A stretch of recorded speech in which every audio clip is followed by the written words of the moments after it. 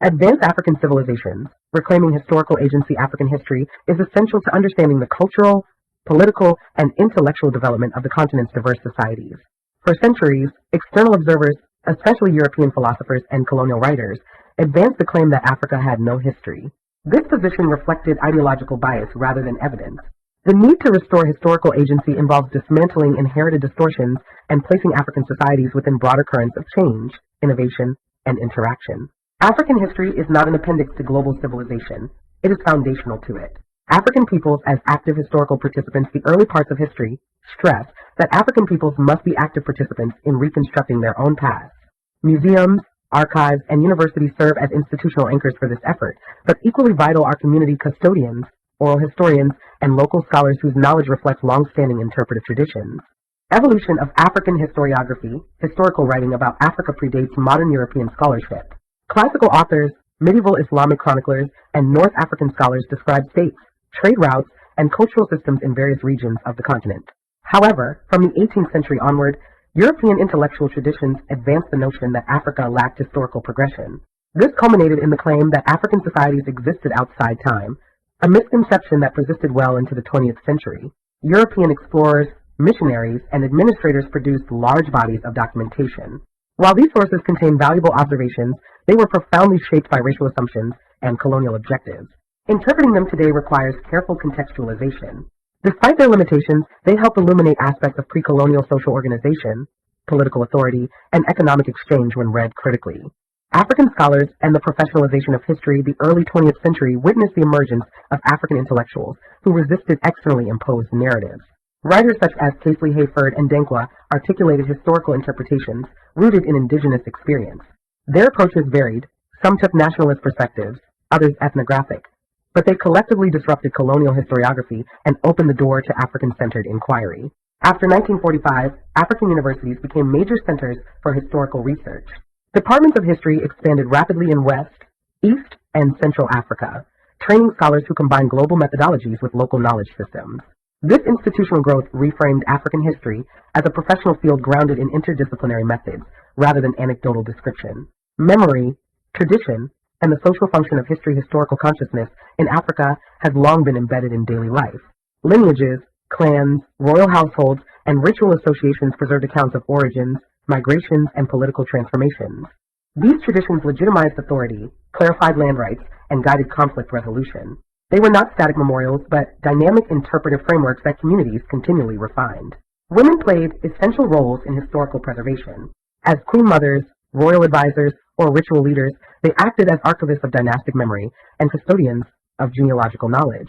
In many areas, women shaped succession politics and maintained institutional continuity during transitions of power. Oral tradition as source and method. Oral tradition remains one of the most important tools for reconstructing African history.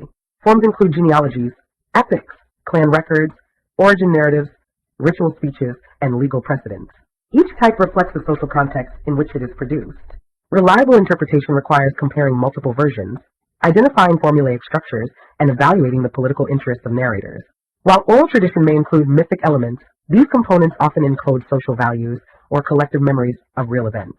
When combined with archaeology, linguistics, and environmental data, oral traditions provide insights unattainable through written documents alone. They are especially important for societies whose histories were transmitted primarily through performance and community memory. Linguistics and long-term historical reconstruction. Linguistic evidence allows historians to trace ancient interactions, migrations, and technological shifts. Africa's language families, Niger-Congo, Afroasiatic, Nilo-Saharan, and Khoisan, reflect deep historical processes stretching back millennia.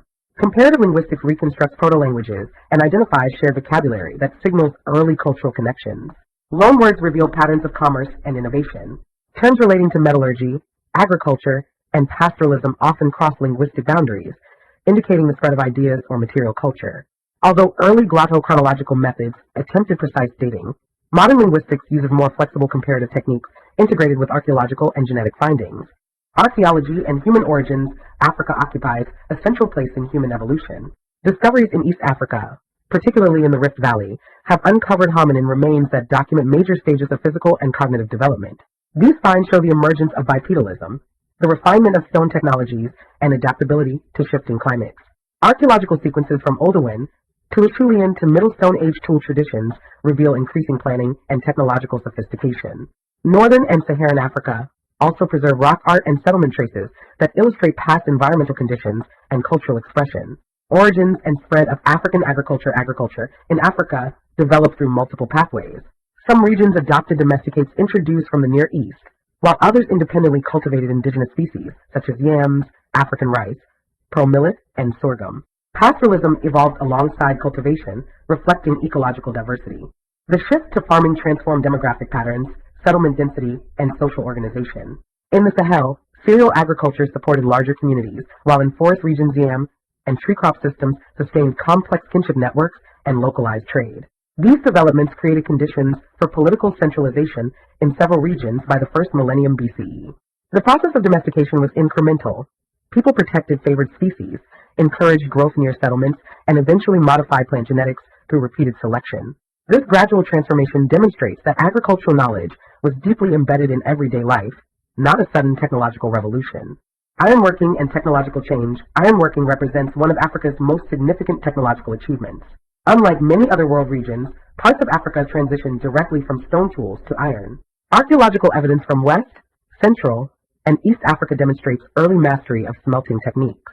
Iron tools increased agricultural productivity, supported craft specialization, and facilitated military organization. Blacksmiths often occupied revered social positions due to the symbolic and ritual significance of smelting. Technological expertise helped shape political authority and contributed to the rise of early states. The arrival of iron across the continent marks a decisive moment in broadening Africa's economic landscape. Regional complexity and trade networks by the first millennium CE. African societies exhibited varied forms of political organization, from centralized kingdoms to segmentary lineage systems. Trade networks across the Sahara linked West African producers with Mediterranean markets, while the Indian Ocean connected East Africa to Arabia and South Asia. Internal trade in salt, metals, textiles, cattle, and agricultural products fostered regional specialization. Environmental diversity encouraged different strategies of adaptation, shaping political institutions and cultural practices across the continent. The integration of diverse evidence, the reconstruction of Africa's deep past, becomes clearest when multiple disciplines illuminate the same historical problems. The text underscores that no single type of evidence, material or oral, can stand alone. Instead, the continent's history is reconstructed through the convergence of archaeology, linguistics, oral tradition, and environmental studies. The foundations for later empires and kingdoms were laid through this complexity. Sedentism, selective cultivation, herding, and ironworking created increasingly complex social landscapes, setting the stage for the emergence of influential states such as Ghana, Kush, and Mero that would flourish in later centuries. It is important to expound on the environmental adaptations, technological innovations, and the intellectual depth of early African societies. Expanding archaeological horizons. Precursors to African civilizations and material in these time frames broadens the archaeological lens, exploring regions where research has accelerated only in recent decades. Excavations across the Sahara, the Sahel, and parts of the Great Lakes region uncover layers of habitation that demonstrate Africa's long-standing diversity. Each zone reveals specialized adaptations. Some communities thrived in river-fed oases, others on grasslands rich in grazing animals, while still others engineered survival along desert fringes. These sites reveal evolving cultural repertoires long before written traditions emerged. Environmental shifts and social reorganization. A recurring theme in this segment is how dramatic environmental change repeatedly reshaped African societies. Once lush stretches of the Sahara supported fishing villages, herding communities, and artistic traditions before eventual desertification forced inhabitants to migrate. Such shifts were not catastrophic endings, but catalysts for reinvention. Groups that once lived near large lakes or wetlands reoriented their economies toward trade, pastoralism, or dryland cultivation when climate changes altered their landscape. These transitions show African societies responding creatively rather than collapsing under pressure. Rock art and the expression of identity. One of the richest bodies of evidence for Africa's deep cultural past comes from rock engravings and paintings. The sections covering this period emphasize how these images, depicting cattle, hunters, ceremonial dances, and symbolic figures, capture the imaginative worlds of early peoples. Rather than simple illustrations, these artworks constitute archives of belief systems, social hierarchies, and intercultural encounters. Their distribution across the Sahara and into southern Africa reveals both local innovations and broader shared artistic conventions. Pastoral innovations and mobility. The data highlights the expansion of pastoral lifestyles across northeastern and northern Africa. As the Sahara dried, herding families migrated along ecological corridors, forming flexible networks that connected distant regions. Livestock became more than a food source. They structured wealth, identity, and marriage alliances. Mobility served as a strategic asset. allowing communities to respond to seasonal variation while maintaining cohesion across dispersed populations. This pastoral framework influenced later political formations and contributed to long-distance exchange routes. Growth of early agricultural zones, early agricultural civilizations continued refining irrigation and cultivation practices, while highland farmers introduced new crops to shifting terrains. The interplay of farming and herding grew increasingly complex. Some groups combined both strategies, others aligned with one or the other depending on environmental constraints. This hybrid economy fostered specialization and boosted population densities in areas that later evolved into significant regional centers. Communities refined their food production strategies, integrating diverse crops suited to specific microclimates. Terracing, water management, and soil enrichment techniques appeared in multiple regions, signaling a growing investment in sustainable cultivation. Emerging patterns of social and political organization evidence from this portion of the text points to increasingly intricate social structures. Burial practices, craft specialization, and clustering of settlements suggest the appearance of hereditary leadership in some areas. In other regions, authority rested in age grades, councils, or lineage alliances rather than kingship. These varied frameworks show that African societies experimented widely with political forms, selecting the systems most compatible with their ecological conditions and cultural traditions. Power shifted frequently, and leadership depended on skill, negotiation, ritual legitimacy, and the ability to manage both internal disputes and external trade relationships. Trade, circulation, and interregional contact, the movement of people and ideas, facilitated the exchange of metal goods, ceramics, and food staples over significant distances. Caravans and intermediary settlements helped connect zones separated by mountains, deserts, or dense forests. These exchanges did more than circulate goods. They transferred ideas, stylistic motifs, technologies, and rituals. The foundations of later trans-Saharan and Indian Ocean networks were already visible in these early interactions. Technological advancements beyond metallurgy. Although iron becomes more dominant in later centuries, this section shows the refinement of many other technologies. Pottery traditions matured, with vessels designed for cooking, storing, brewing, and ceremonial purposes. Fibercraft, leatherwork, and wood carving displayed increasing sophistication. Innovations in fishing equipment, weaving techniques, and building materials reflect how communities adapted to available resources with ingenuity. These technologies, though often overlooked, shaped the daily experience of countless villages and towns. Proto-urban development. While full cities did not yet dominate much of Africa in this time frame, several regions displayed proto-urban characteristics. Dense clusters of households, specialized craft zones, and communal ritual spaces signal a move toward more integrated settlements. These hubs became focal points for trade caravans, local markets, and cultural exchange. The growth of semi-urban centers laid the groundwork for later urban civilizations across the Sahara, the Nile Valley fringe, and parts of West and East Africa. Linguistic evidence and early political memory language clusters expanded, contracted, and intersected in ways that mirror archaeological findings.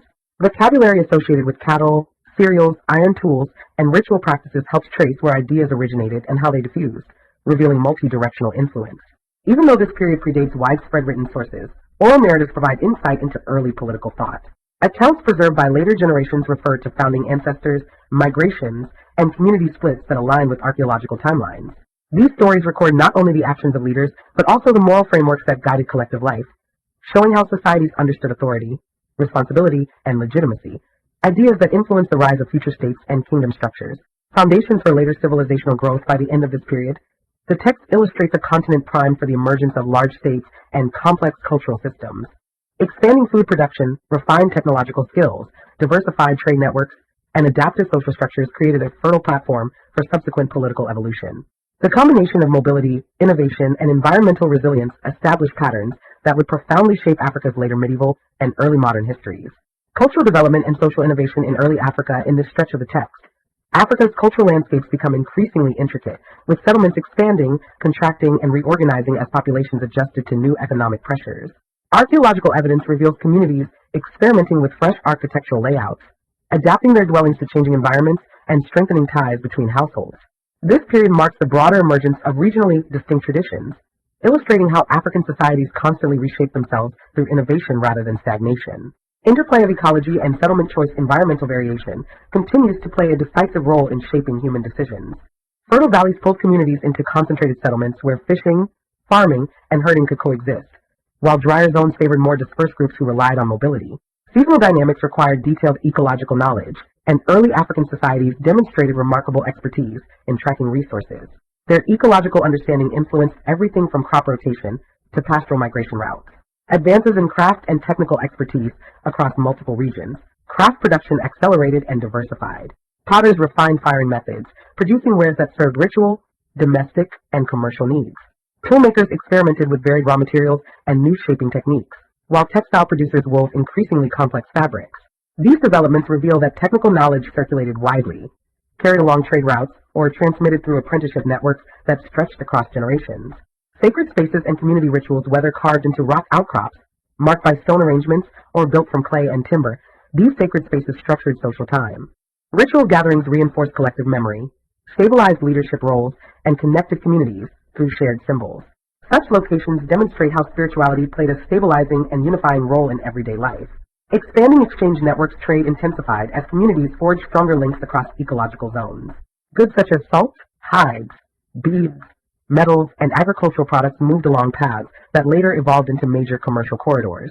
These exchanges also transmitted stories, ritual practices, and artistic motifs, weaving cultural connections across wide territories.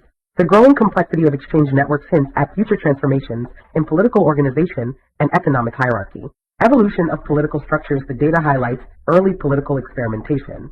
Some regions leaned toward centralized leadership, often anchored in sacred authority, while others used federated councils or lineage-based governance. Power shifted frequently, and leadership depended on skill, negotiation, ritual legitimacy, and the ability to manage both internal disputes and external trade relationships. The political variety observed here is a testament to Africans' capacity to craft tailored solutions to local circumstances. Household economies and gendered labor. The sources examined illustrate how households operated as economic engines. Women managed significant portions of agricultural production, craft manufacture, and local market exchange, while men often handled herding, long-distance trade, and specialized tool production. Labor divisions varied widely, but cooperation within extended families ensured resource security. These household systems served as the foundation for broader social institutions. Agricultural expansion and food security. Communities refined their food production strategies, integrating diverse crops suited to specific microclimates.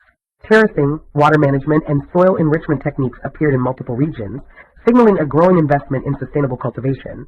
These advances supported population growth and enabled communities to maintain more permanent settlements even in challenging environments.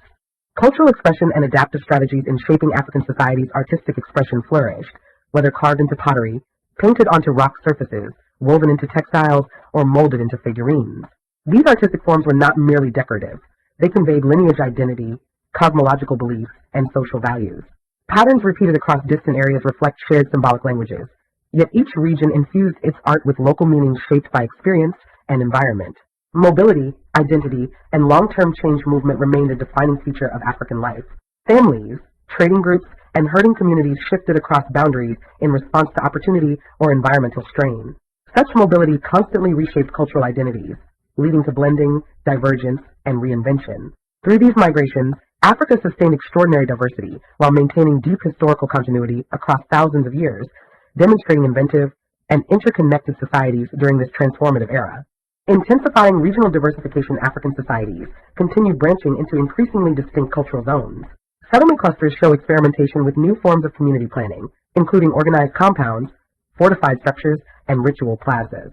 These developments reflect both demographic pressure and emerging socio-political ambitions.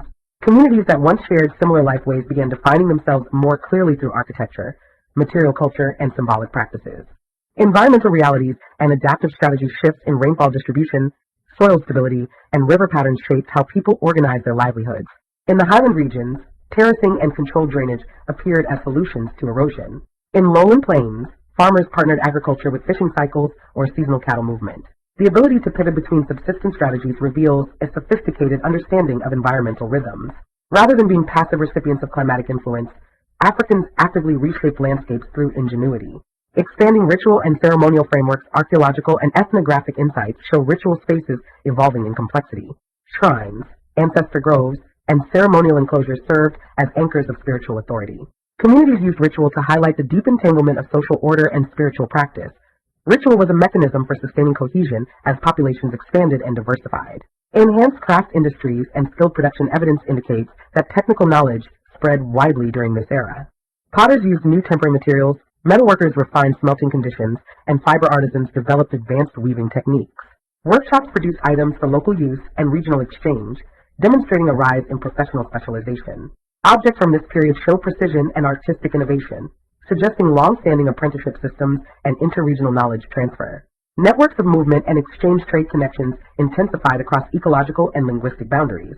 Caravans moved salt, resins, dyes, animal products, grains, and metal goods. Small market hubs grew into regional exchange points. These networks encouraged cultural blending, with ideas about governance, ritual, and technology circulating alongside commodities. By this period, interregional connectivity had become a defining feature of African social life. Social hierarchies and the organization of power archaeological findings, elite burials, prestige goods, and ceremonial regalia point to more formalized leadership roles. In some areas, hereditary authority gained traction. In others, councils and guilds moderated political power. Leadership depended on maintaining balance between economic management, military capability, and spiritual legitimacy. These varied political frameworks laid the foundations for the structured states that would appear in subsequent centuries. Household dynamics and economic roles, households, and extended kin groups remained the central pillars of production. Women played essential roles in agriculture, craft manufacture, and trade markets, while men often supervised livestock, long-distance exchange, or specialized metalwork. This gendered collaboration produced resilient economic systems capable of enduring climatic uncertainty. Domestic organization also shaped property rights, inheritance, and community decision-making. Agriculture, food systems, and ecological expertise communities used their ecological expertise to select crops best suited to varying rainfall regimes, while herders adopted rotational grazing and water storage practices. The increase in food reliability supported population growth and spurred the formation of enduring settlements. These developments created regional food cultures that influenced identity and social structure. Cultural expression and societal adaptation in early Africa, artistic expression, and cultural communication flourished. Artworks from this period, engravings, decorative ceramics, textile motifs, and sculpted figurines reveal the symbolic vocabulary of communities. Themes of ancestry, fertility, protection, and cosmology appear repeatedly, though each region interpreted them differently. Artistic diversity illustrates the rich interplay between local innovation and broader continental traditions. Mobility, adaptation, and historical continuity movement continued to shape Africa's cultural landscape. Families relocated in response to environmental change, political realignments, or trade opportunities. Such mobility ensured the constant exchange of languages, technologies, and beliefs. The interplay between continuity and reinvention emerges as a defining characteristic of Africa's historical trajectory during this era of technological growth, cultural diversification, and enduring adaptive capacity. Expanding regional complexity, African societies exhibit deepening internal variation. Settlements evolve into layered communities where households, craft spaces, and ritual areas coexist in structured layouts. Differences in building materials, mud brick, timber, stone, and wattle, reflect environmental availability as well as cultural preference. These architectural distinctions illuminate diverse concepts of domesticity, privacy, and communal life, demonstrating how Africans continually reshape their environments in response to both necessity and ideology. Ecological interdependence and resource management, the text underscores how communities navigated fluctuating ecological conditions. River systems shifted courses, wetlands expanded or contracted, and forest belts migrated in response to climatic patterns. African farmers and herders responded with flexible methods, diversifying crops, rotating pastures, and integrating wild plants into seasonal diets. These strategies reflect not only technical expertise, but also long-standing ecological stewardship, ensuring resource continuity across generations. Technological refinement and specialized craftwork artifacts from this period reveal increasing sophistication in craft traditions. Blacksmiths enhanced smelting consistency, potters produced more standardized vessel types, and woodcarvers refined symbolic imagery used in social and religious contexts. The presence of specialist workshops indicates rising professionalization, suggesting that artisans held elevated status within their communities. Craft networks also supported exchange systems, providing essential goods for both local and long-distance trade. Religious institutions and cultural integration ritual systems continued to expand, merging spiritual authority with emerging political structures. Shrines, ancestor loci, and communal sanctuaries served as focal points for negotiation, celebration, and conflict resolution. Religious specialists, diviners, healers, and ceremonial leaders played influential roles in mediating relationships between communities and their landscapes. These spiritual practices reinforced social cohesion at a time of population growth and increasing regional interaction. Growth of trade corridors and exchange spheres trade networks illustrated in this portion of African history grew more intricate, linking distant regions through caravans and seasonal markets. Commodities such as iron tools, ceramics, animal products, and plant resources circulated widely. Exchange not only supported economic stability, but also transported ideas, stories, and symbols.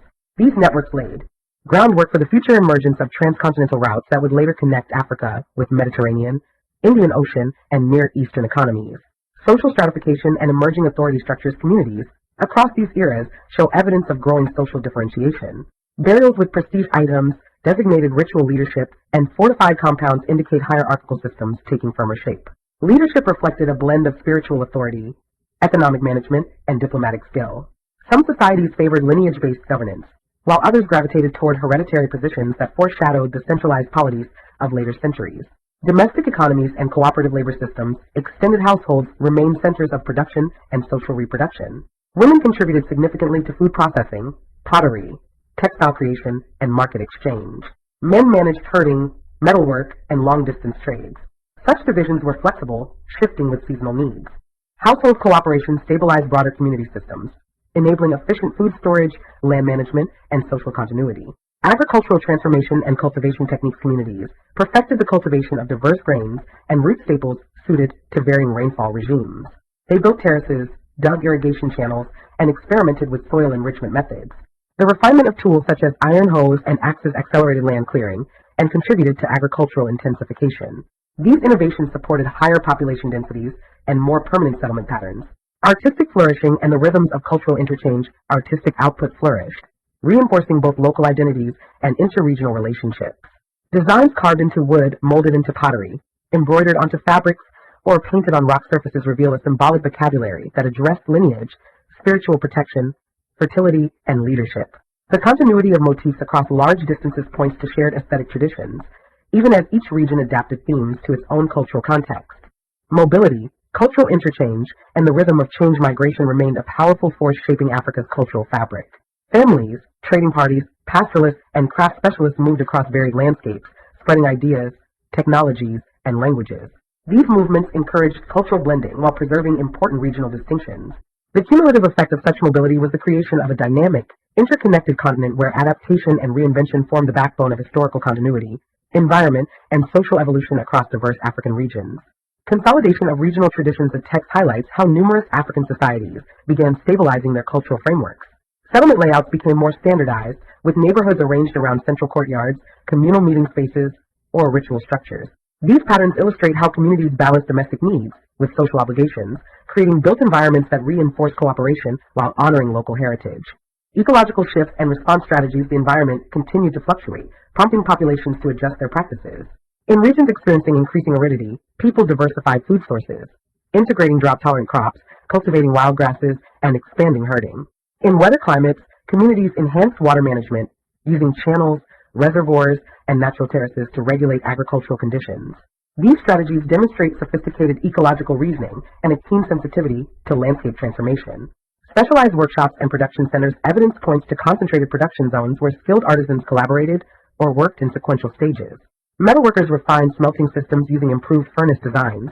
Potters standardized vessel shapes for storage or commerce, and weavers crafted textiles suited for ceremonial exchange. The presence of craft districts suggests increasingly interdependent economic systems capable of supporting larger populations.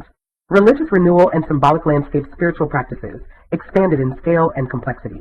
Communities constructed new ritual sites, often aligned with celestial markers, seasonal cycles, or ancestral traditions. Ceremonies grew more elaborate, incorporating music, movement, and symbolic offerings. These ritual landscapes reinforced shared identities and functioned as social anchors, helping communities navigate periods of change or migration. Intensifying trade and movement. Trade circuits in this stretch of the text reveal impressive geographic reach. Goods moved along river corridors, coastal routes, and caravan paths that crossed broad ecological zones. Items such as beads, fine ceramics, minerals, resins, and crafted tools became mediums of cultural dialogue. Exchange also supported diplomatic relationships, linking distant communities through structured partnerships and mutual obligations. Leadership forms and governance adaptation. Political systems continued to diversify. Some areas favored councils of elders or lineage heads, while others elevated ritual specialists who mediated both earthly and spiritual affairs. Leadership often emerged from the ability to manage resources, maintain peace, and guide ritual observances. These flexible approaches to authority underscore Africa's long tradition of political experimentation and social negotiation. Domestic organization and cooperative labor systems. Households remained essential units of production, with tasks distributed according to local custom, age, skill, and season. Women often led food processing, horticulture, and local trade, while men contributed through herding, specialized crafts, and long-distance travel. Children participated in age-appropriate roles that trained them in community responsibilities. This interlocking labor system ensured social stability and efficient use of resources. Agricultural expansion and land shaping practices, farming, continued to intensify. Communities combined indigenous crops with introduced species to diversify food systems. Terraces, irrigation ditches, and drainage features transformed landscapes into reliable agricultural zones. Rotational field systems reduced soil exhaustion and fostered sustainable yields. These land management innovations allowed populations to occupy areas that previously could not support large settlements.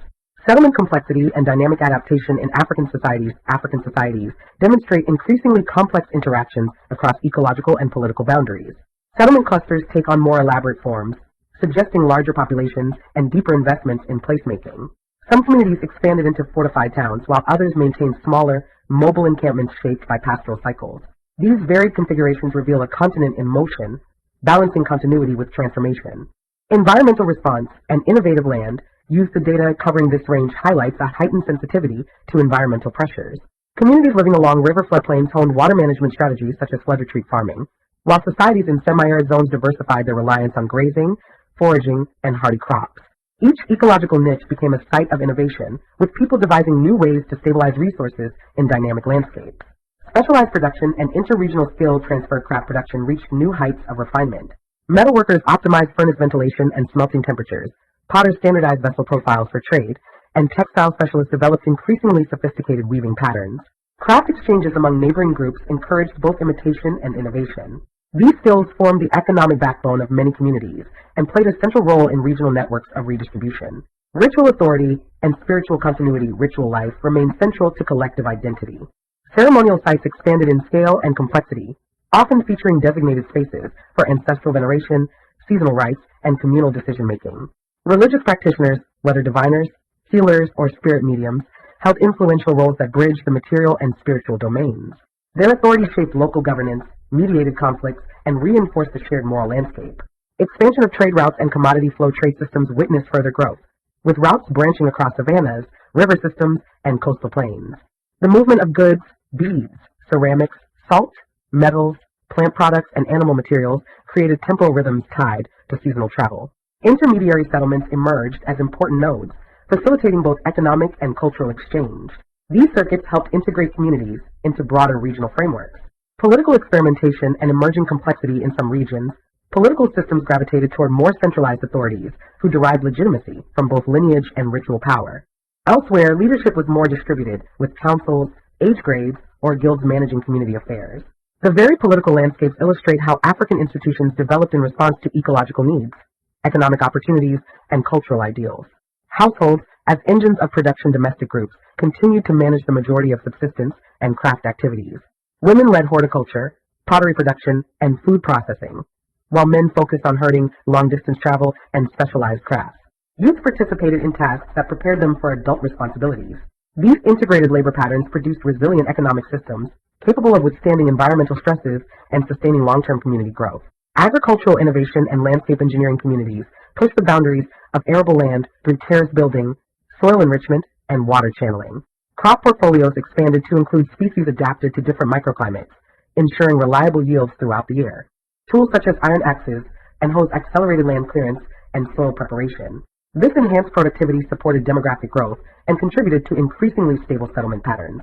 Nile civilizations, landscapes, kingship, and African roots dissection covering environmental corridors highlights how the Nile's annual rhythms shaped the earliest communities along its banks, determining settlement patterns, farming practices, and the emergence of organized cooperation. Floodwaters enriched the soil, and early groups learned to predict, channel, and store water, gradually transforming seasonal abundance into sustained productivity. These innovations laid the groundwork for durable settlements that eventually grew into clustered communities. Over time, these clusters evolved into distinct cultural centers. The necessity of coordinating irrigation and distributing harvests encouraged the rise of leaders, specialists, and the earliest administrative practices.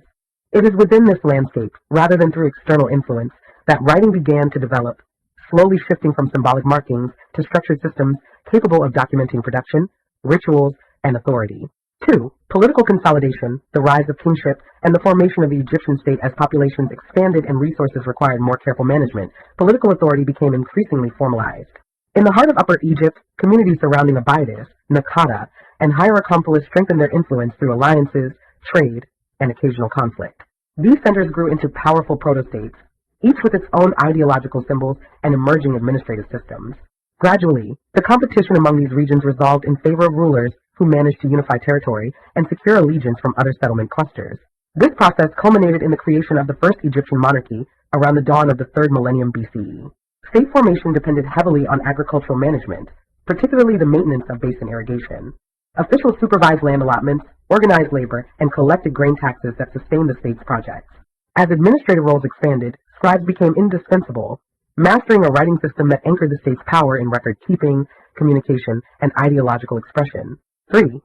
Social hierarchies, cultural stability, and the role of religion. The text also detailed the intricate social structure that characterized early Egypt.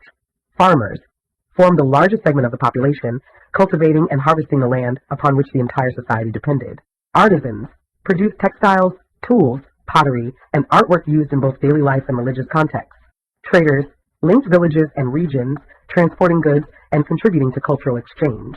Scribes occupied a privileged intellectual class, shaping the ideological foundations of the state. Priests maintained temples, performed rituals, and interpreted the cosmic order that gave divine legitimacy to kingship. Religion unified the varied regions of the Nile Valley by weaving together local deities and traditions into a comprehensive sacred worldview. Funerary customs, metaphors of rebirth, and ritual symbolism persisted with remarkable consistency over long periods, shaping both personal identity and national ideology. While Nubia shared deep historical ties with Egypt, it developed its own cultural traditions shaped by pastoralism, diverse landscapes, and long-distance trade connections. For regional exchange networks and Africa's interconnected history, the text highlights Egypt's position within broader African networks of interaction. Nubia served as a key corridor linking Egypt to the interior of the continent, providing gold, livestock, incense, and other valuable goods. Egyptian expeditions reached areas deep within the Sudanese regions, forming channels through which information, commodities, and cultural practices flowed. Maritime ventures along the Red Sea likewise connected Egypt to other regions, creating opportunities for trade and exploration. Although Egypt also interacted with Mediterranean societies, its cultural foundations remained rooted in African traditions. The text strongly cautions against older theories that attempted to explain African civilizations solely through Egyptian influence. Instead, it argues that the continent contained multiple, mutually reinforcing centers of innovation. Technological expertise and expanding economic systems. Later sections emphasize that African ingenuity extended far beyond the Nile Valley. Early metallurgy, particularly in West Africa, demonstrates an independent mastery of iron smelting techniques that may not have originated from external models.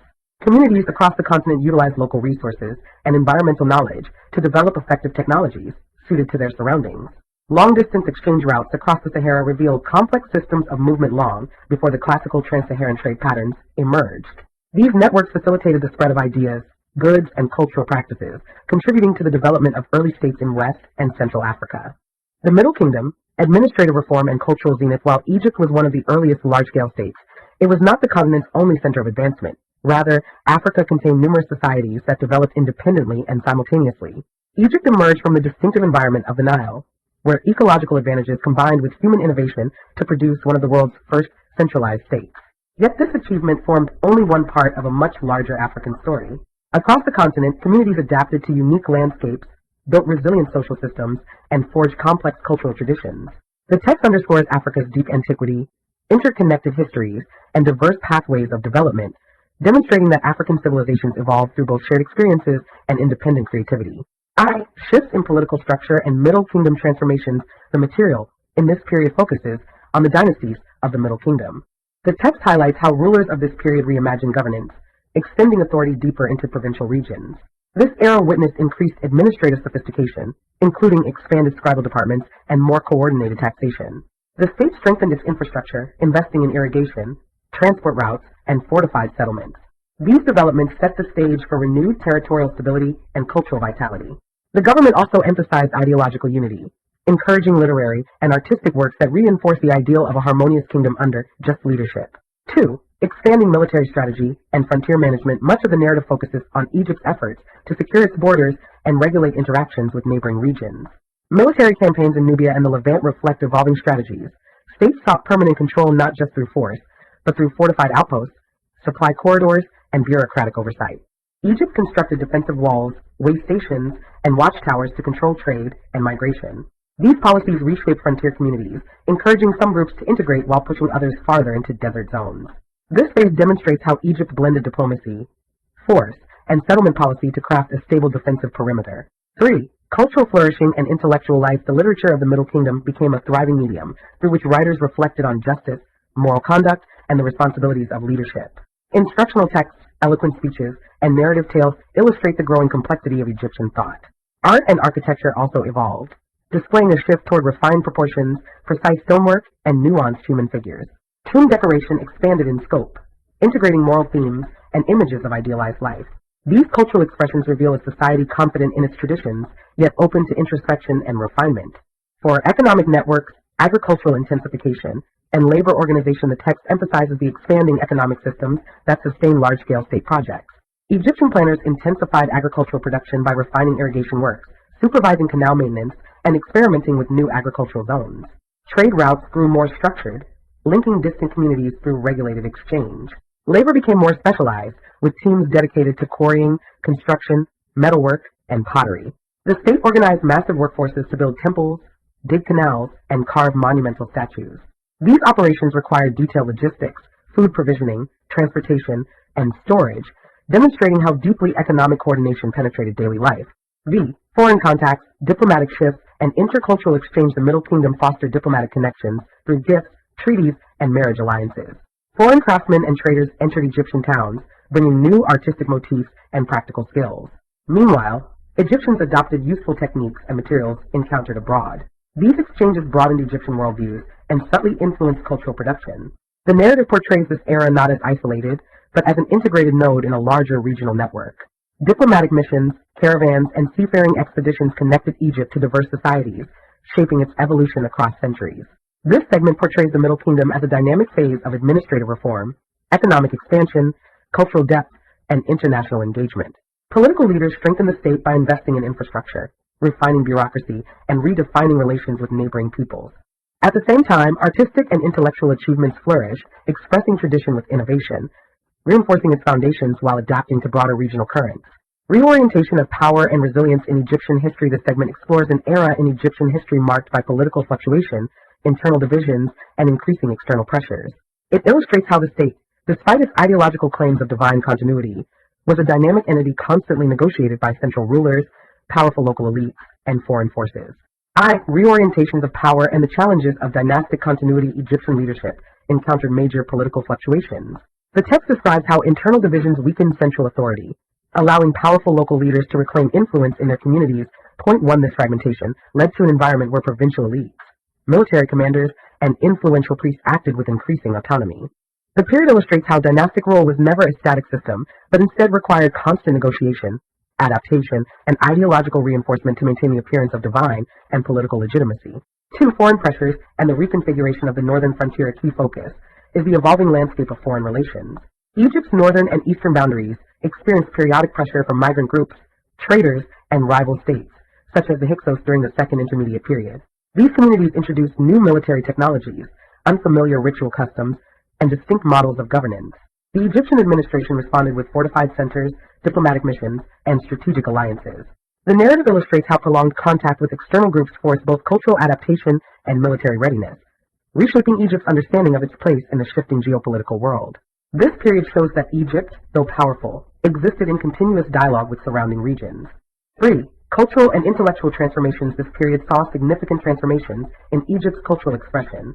Artistic conventions were reevaluated as workshops experimented with new forms, materials, and proportions, reflecting both internal creativity and external influences.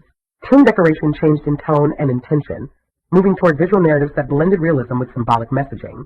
Literature expanded its thematic range, addressing uncertainty, fate, political instability, and the complexities of leadership. Scribes and thinkers articulated philosophical reflections that reveal a society questioning its structures during moments of upheaval. These writings capture a blend of anxiety and aspiration, documenting an intellectual atmosphere grappling with rapid change. For economic realignment, labor systems, and shifting patterns of trade, the management of resources required to achieve large building projects, military campaigns, and administrative reforms placed increasing strain on labor systems. Communities were expected to contribute labor, goods, and specialized skills. At the same time, trade routes across the desert and the Mediterranean increasingly exposed Egyptians to foreign materials and technologies. Point 2. Caravans delivered metals, livestock, timber, and prestige objects, while also carrying Egyptian goods outward. These exchanges created hybrid economic zones where local traditions converged with imported practices. Despite political instability, economic interconnection deepened, reinforcing Egypt's role in interregional commerce. B. Social resilience, local autonomy, and the reemergence of regional identities. The final portion of this stretch examines how ordinary communities maintained stability during uncertain times. Villages reorganized labor, adapted agricultural strategies, and maintained essential rituals even as political authority splintered. Local shrines and community leaders regained importance as people sought familiar structures to navigate new realities. Regional cultures expressed themselves more boldly, producing diverse burial traditions, artistic styles, and social customs. This reassertion of local identity created a mosaic of cultural expression that reveals the flexibility of Egyptian society. Rather than collapsing under political strain, communities absorbed change and reshaped their own internal systems. Resilience and reinvention. Egypt in transition. This period is defined by major transitions, political decentralization, evolving foreign relations, dynamic cultural experimentation, and shifting economic pressures. The narrative shows a civilization learning to navigate uncertainty by adapting its structures, redefining its artistic language, and deepening its connections to neighboring worlds. Rather than depicting decline alone, this era highlights resilience, reinvention, and the emergence of new forms of social organization that laid the groundwork for later periods of revival. Shifts toward imperial ambition and renewed political centralization. The era follows a period of prolonged internal fragmentation. Rulers sought to rebuild unity by reclaiming regional authority, reestablishing taxation systems, and reorganizing the chain of command. These efforts reflect a conscious attempt to restore confidence in kingship after periods of weakened rule.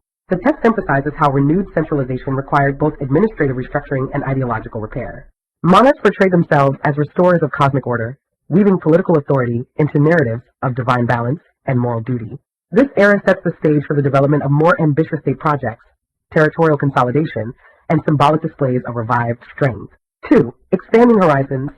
Foreign intrusion, migration, and technological exchange. A major theme in this section is the growing presence of foreign populations within Egyptian territory and along its borders. Groups from Western Asia, for instance, introduced unfamiliar weapons, transportation methods, and forms of governance. Their arrival gradually reshaped military strategies and contributed to the diversification of local cultures. Instead of presenting foreign influence as purely destructive, the text describes a complex process of adaptation in which Egypt assimilated, repurposed, or reinterpreted external ideas. Migrants participated in local economies, settled in strategic districts, and established new patterns of interaction, demonstrating how cultures continuously reshaped one another. 3. Cultural synthesis, artistic variation, and shifting ideologies of kingship. As Egypt encountered new peoples and new pressures, its cultural landscape reflected these interactions. Artists experimented with hybrid motifs, blending long-established traditions with newly imported styles. Monumental art took on fresh proportions, while funerary works incorporated imagery that conveyed heightened concerns about protection, stability, and the afterlife. The ideology of kingship itself evolved. Rulers combined older claims of divine descent with depictions of themselves as military protectors and cultural unifiers. These shifts reveal a civilization negotiating its identity during a time of both vulnerability and creativity. Literature from this period likewise addressed themes of leadership, crisis, collective destiny, and moral responsibility. 4. Agricultural strain, reorganized labor systems, and resource management. Economic life during this era was marked by tension between ambitious state objectives and the realities of limited resources. Agricultural zones experienced fluctuations that required more efficient water management and more deliberate planning. In response, leaders reorganized the distribution of labor, assigning workers to specific agricultural, military, or construction roles. Trade routes continued to function, but at times became unstable due to conflict or shifting political alliances. Caravans brought timber, metals, livestock, and other goods that supplemented local production. These challenges and adaptations demonstrate how deeply economic health shapes political stability and social organization. Social change, migration patterns, and new community structures. The final parts of this time span highlights how ordinary people adapted to shifting conditions. Migration, both internal and external, reshaped the demographic makeup of many towns and villages. Some communities blended multiple cultural traditions, creating eclectic artistic expressions and modified ritual practices. Local leaders often gained influence as they mediated between state demands and community needs. Religious traditions incorporated protective deities and foreign symbols, reflecting a desire to navigate uncertainty. These adaptations show how resilience, creativity, and flexibility enabled communities to endure despite regional instability and political transitions. A civilization in motion, revival and transformation. This period portrays a civilization in motion, politically, culturally, and socially. Egypt confronted foreign pressures, internal restructuring, and economic challenges. Yet these disruptions stimulated new forms of cultural expression, administrative practice, and community identity. Rather than depicting uninterrupted decline, the narrative reveals a society continually reinventing itself in response to new circumstances, laying the foundation for later epochs of consolidation and expansion. Reassertion of national power and the rise of a new political order. These data points of this era describe a significant transformation in Egyptian political life, marked by the emergence of leaders committed to rebuilding unity after prolonged instability. The rulers of this era adopted expansive military strategies and invested in administrative repair. Their programs focused on restoring the authority of the crown, recovering lost territories, and stabilizing internal divisions. By reorganizing bureaucratic offices and renewing ideological narratives of divine kingship, the state worked to reestablish coherence. This period signals a turning point in which leadership, once fragmented, began to redefine its role as guardian of national order and territorial integrity. 2. Military innovation and foreign interaction. Foreign elites settled within the Nile Valley, sometimes integrating through marriage, military service, or economic cooperation. They brought new weapons, horse-based technologies, and tactical innovations that reshaped Egypt's military strategies. The army became more mobile, better equipped, and increasingly reliant on specialized units. Egypt's relationship with neighboring states fluctuated between conflict, negotiation, and alliance building, reflecting a diplomatic environment that was far more fluid than in earlier centuries. Warfare itself became a major tool of political legitimation, as rulers portrayed their victories as signs of divine favor. 3. Blossoming artistic expression, monumental building, and new forms of royal imagery. This segment highlights a cultural renaissance fueled by political ambition. Rulers commissioned large-scale monuments, refined temple complexes, and introduced architectural designs intended to symbolize national revival. Artistic workshops experimented with bolder expressions of royal identity, blending realism with idealization. Sculptures portrayed rulers with heightened physical vigor, while wall reliefs emphasized order triumphing over chaos. Literary works echoed these themes, celebrating renewed prosperity and heroic kingship. This era shows how art, architecture, and writing collaborated to project an image of unity and strength, even when historical conditions remained unpredictable. For expanding economic ambitions, resource mobilization, and trade frontiers, economic life in this period was defined by large coordinated projects that required vast labor forces. The state expanded agricultural production by reclaiming land, strengthening irrigation networks, and encouraging settlement in frontier zones. Mining expeditions and quarry missions multiplied, supplying precious metals and stone for both artistic and military use. Trade routes stretching into Southwest Asia, Nubia, and the Mediterranean carried goods that enriched royal treasuries. Merchants exchanged metals, timber, incense, livestock, and crafted objects. These exchanges reflected a widening sphere of economic influence, driven by rulers eager to broadcast power and accumulate prestige resources. Social and imperial transformation. The New Kingdom consolidated. This segment portrays a civilization in motion, politically, culturally, and socially. Egypt confronted foreign pressures, internal restructuring, and economic challenges, yet these disruptions stimulated new forms of cultural expression, administrative practice, and community identity. The society that emerges from these timeframes is both adaptive and inventive, reshaping institutions, beliefs, and economic strategies to navigate a dynamic historical landscape. Social transformation, movement of peoples, and local adaptation. The timeline of this part of history focuses on how large-scale political and economic changes affected communities throughout Egypt. Population movements, whether through forced relocation, economic migration, or military recruitment, reshaped the demographics of towns and agricultural districts. Some villages grew into regional hubs, specializing in crafts, transport, or administration. Religious practices likewise evolved. Temples multiplied. Protective deities rose in prominence, and local cults blended with official state ideology. People responded to change with resilience, adjusting their daily routines, work rhythms, and social networks. These adaptations underscore the flexibility of Egyptian society, even during periods of rapid transformation. Imperial ambition consolidated. Expansion, order, and the projection of power. The data follows the consolidation of the New Kingdom, where rulers asserted their hold on both internal and external domains. The state projected its authority through military expeditions that targeted distant lands, establishing fortified stations and demanding tribute from conquered peoples. When these operations were not solely about warfare, they reinforced the political ideology in which kings embodied cosmic balance and divine justice. Rulers also invested heavily in administrative refinement, ensuring that provincial officials, military commanders, and temple authorities aligned with centralized objectives. The overall picture is one of a state determined to broadcast stability, order, and expansionist confidence. 2. New patterns of diplomacy, influence, and international prestige. Egypt's foreign relations during this era moved beyond simple dominance. Diplomatic exchanges with major Near Eastern and African kingdoms became routine, reflecting a world of rising political complexity. Point two, envoys carried luxury goods, royal messages, and symbolic gifts that formalized alliances or eased tensions. The text emphasizes that diplomacy was not merely ceremonial. It helped secure trade corridors, establish mutual protection agreements, and integrate foreign elites into Egyptian political culture. These interactions bound Egypt into a broader diplomatic community in which prestige, ritual exchange, and political interdependence shaped international relations. 3. Artistic synthesis, monumental culture, and ideological reinforcement. Egyptian artistic and architectural traditions underwent noticeable evolution. Point 3. Temples and monuments grew more elaborate, with inscriptions celebrating military victories, divine patronage, and the restoration of universal harmony. Sculptors and painters adopted greater dynamism, finer detailing, and a more expansive visual vocabulary. Artistic workshops incorporated motifs from neighboring civilizations, blending foreign innovations with older traditions to express a confident and cosmopolitan identity.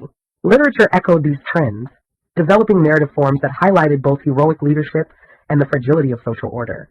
These parts of history present Egyptian culture as both stable and adaptable, integrating influences while preserving its historical memory. 4. Economic structuring, state resources, and the coordination of labor. The economic narrative reveals a sophisticated, centrally coordinated system that mobilized vast resources. Agricultural estates attached to temples and palaces produced grain, livestock, and specialized goods. Expeditions to mines, quarries, and distant trade stations enriched royal treasuries and supplied vital materials for construction projects. Labor organization grew increasingly structured. Teams were assigned seasonal tasks, transport networks expanded, and administrative offices monitored production quotas. Trade links extended deep into Africa and outward into the eastern Mediterranean, moving metals, incense, oils, and crafted goods that were redistributed by administrative and military bodies. V. Community life, religious practice, and social adaptation. The final section discusses how ordinary Egyptians experienced this era of large-scale state activity. Local communities maintained religious traditions while also absorbing new symbols introduced through diplomacy and migration. Temples became focal points of both devotion and economic management, shaping agricultural cycles, labor obligations, and civic identity. Daily life adapted to shifting political rhythms. Populations relocated for work projects, artisans moved between temple workshops, and soldiers circulated across expanding frontiers. Despite the immense power of the state, local customs remained resilient, preserving unique cultural expressions even while aligning with official ideology. Imperial zenith, authority, interconnection, and adaptation. This segment depicts a civilization at the height of imperial authority, expansive, interconnected, and ambitious. Egypt strengthened its internal structures, deepened its foreign relations, invested in monumental culture, and operated a complex economic system that relied on coordination across vast distances. This era emphasizes a society simultaneously grounded in tradition and transformed by its engagement with a rapidly changing international world. Renewed shift in royal authority and the evolution of statecraft. This period was marked by fluctuating political control, as rulers sought to maintain sovereignty amid both internal strain and foreign pressures. The state relied increasingly on strategic appointments, reorganized councils, and strengthened palace institutions. Royal authority became tied more closely to demonstrations of administrative capability and diplomatic acumen. This shift reflects a transition from older, more static models of kingship to a dynamic, performance-based legitimacy in which rulers continually prove their competence through political, economic, and ceremonial activity. 2. Changing military structures and frontier policies. Military institutions underwent significant changes during this era.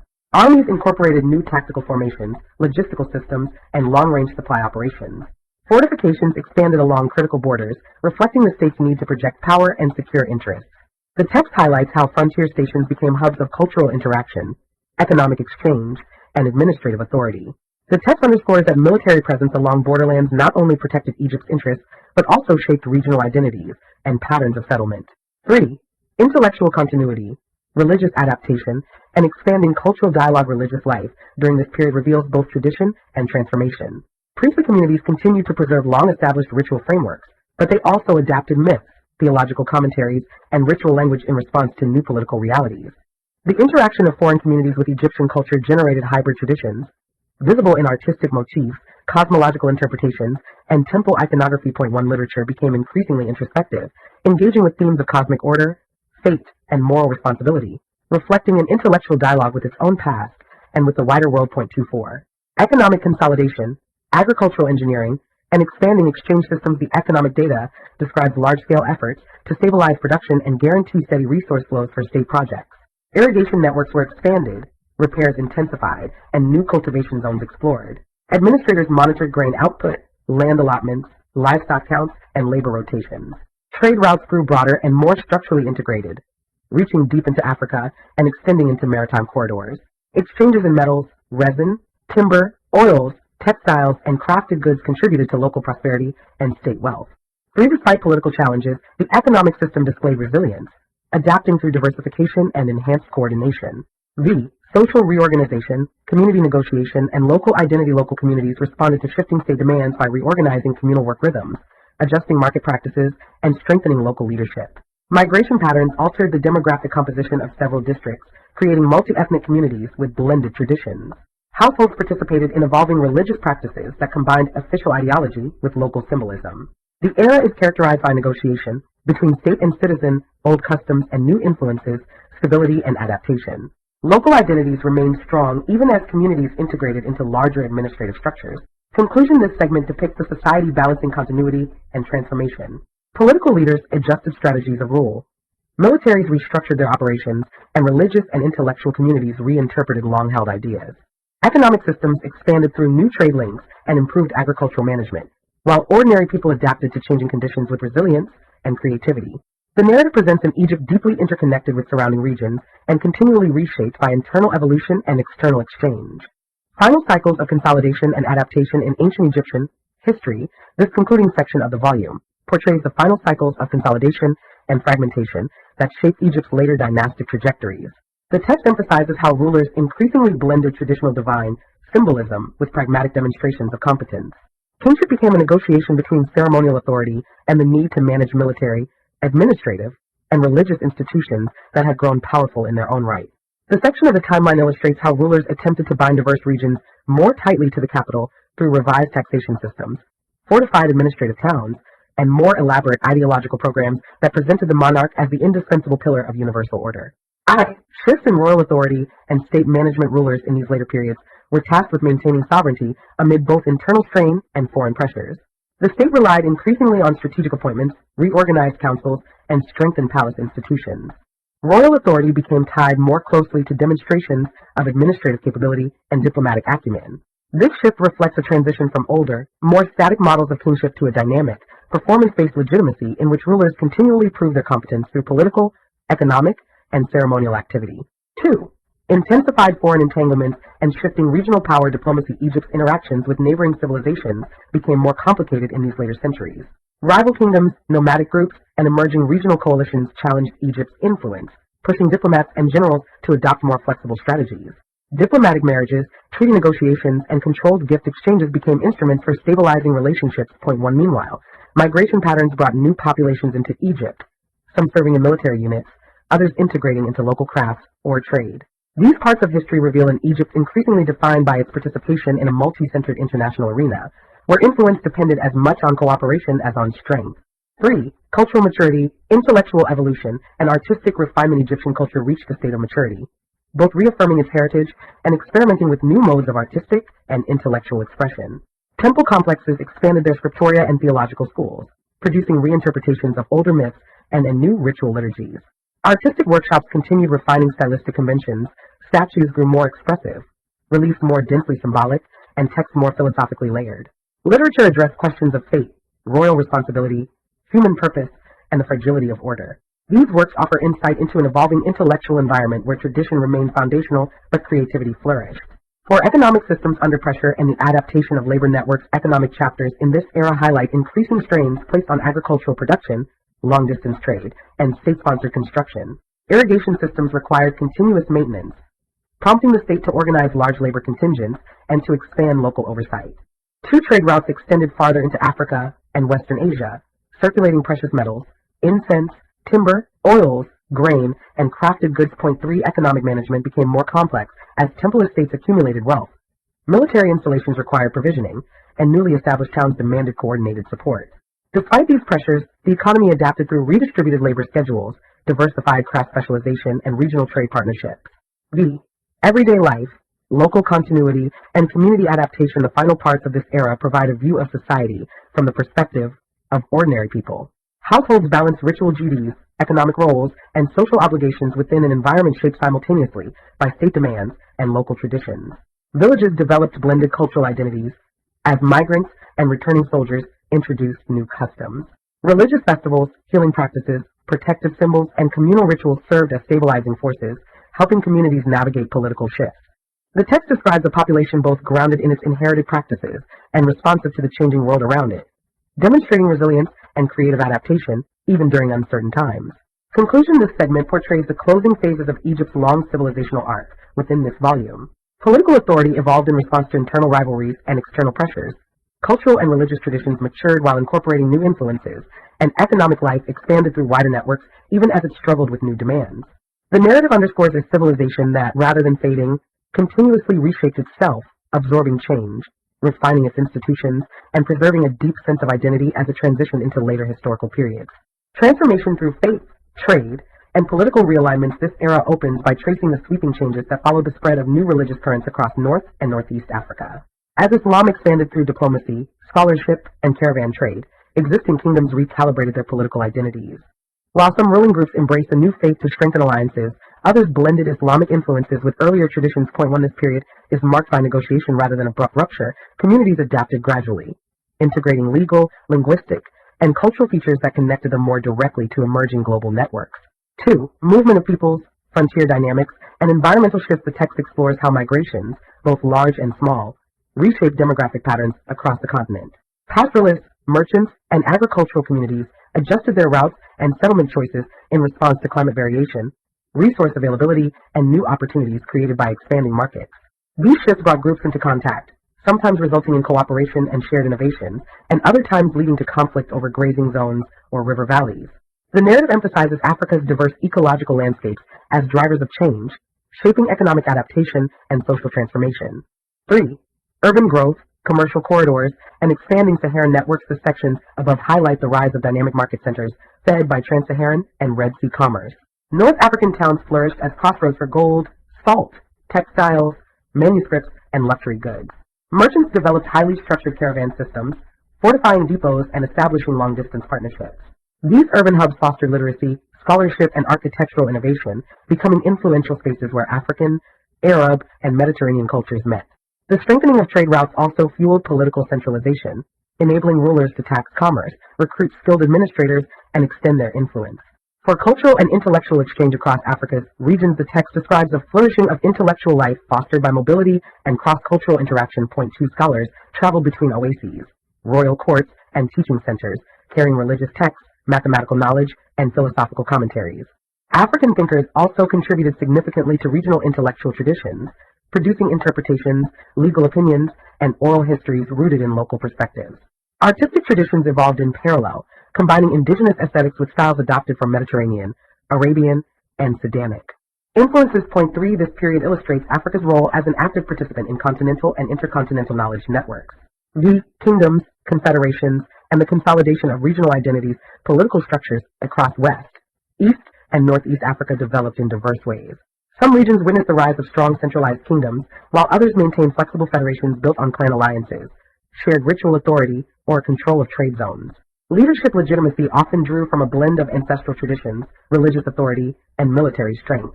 The data shows a continent in dynamic motion. States formed, dissolved, and reorganized in response to new economic opportunities, diplomatic relationships, and internal social pressures. Despite this complexity, each region forged distinct political identities that would shape later centuries. This presents Africa between the 7th and 11th centuries as a continent of vibrant interaction. Religious change, expanding trade, intellectual mobility, and political restructuring created an interconnected landscape. Rather than depicting isolated societies, the text reveals networks of exchange and adaptation linking Africa's regions to one another and to the broader Afro-Eurasian world. Africa in motion, faith, commerce, and the layered political landscape. This segment examines the dramatic political shifts driven by the spread of Islam across North and Northeast Africa. Rather than a swift transformation, the process unfolded through negotiation. Local rulers calculated how conversion or strategic alliance might strengthen their standing. Newly Islamic polities adjusted legal systems, taxation, and diplomatic communication, while others adopted selective elements without fully restructuring earlier traditions. The result was a layered political landscape. 2. Sahara, Sahel, and the deepening interplay of nomadic and settled societies. The narrative highlights the dynamic interactions between mobile pastoralist groups and settled farming communities throughout the Sahel and Sahara. Caravans and seasonal migrations created interdependence. Nomads facilitated long-distance commerce, while agriculturalists provided grain, textiles, and local services. Environmental shifts encouraged new migration patterns and sometimes triggered conflict over wells and grazing routes. Yet these tensions often produce negotiated, mutually beneficial systems. 3. Commercial intensification and the rise of wealth-generating networks. The sections above emphasize that Africa's internal and external commercial worlds grew increasingly sophisticated. New trading towns emerged, linking West Africa, the Maghreb, and the Nile Valley. Merchants refined systems of credit, risk-sharing, and caravan management, enabling long-distance circulation of gold, salt, copper, cloth, manuscripts, and enslaved captives. The emergence of well-organized trade diasporas connected distant communities, spreading both goods and cultural ideas. As commercial corridors strengthened, they often catalyzed political centralization.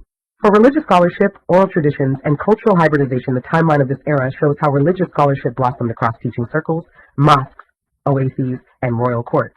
Text traveled widely, but so did orally transmitted histories, genealogies, legal opinions, and moral instruction. African scholars participated actively in the intellectual world of the early Islamic centuries, shaping interpretations to suit regional concerns. Artistic practices likewise blended influences. Architectural motifs, pottery styles, metalwork techniques, and textile patterns combined indigenous aesthetics with new styles. D. State formation, kingdom expansion, and regional power centers. The final segment in this block surveys the formation and consolidation of polities across West Africa, the Nile Valley, and the Horn of Africa. Some regions saw the rise of strong centralized kingdoms grounded in military capacity, religious authority, or control of trade highways. Others maintained looser federations anchored in clan networks or ritual leadership. The text depicts Africa not as a set of isolated territories, but as an interconnected political environment. Rivalries, alliances, and shifting economic opportunities drove constant political restructuring. This portrays a continent linked by movement of merchants, scholars, artisans, herders, and rulers who reshaped Africa between the 7th and 11th centuries.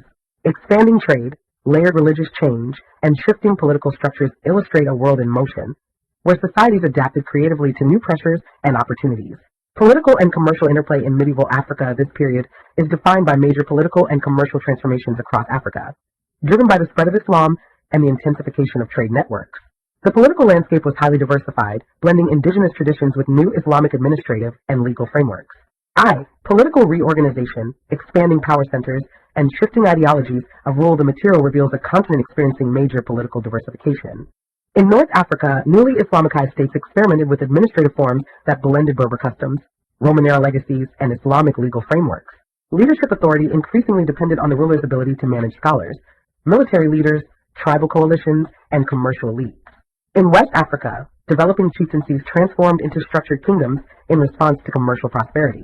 Hybrid governing models, Islamic institutions interlocked with pre-existing norms. Rulers claimed religious legitimacy while still relying on indigenous social structures.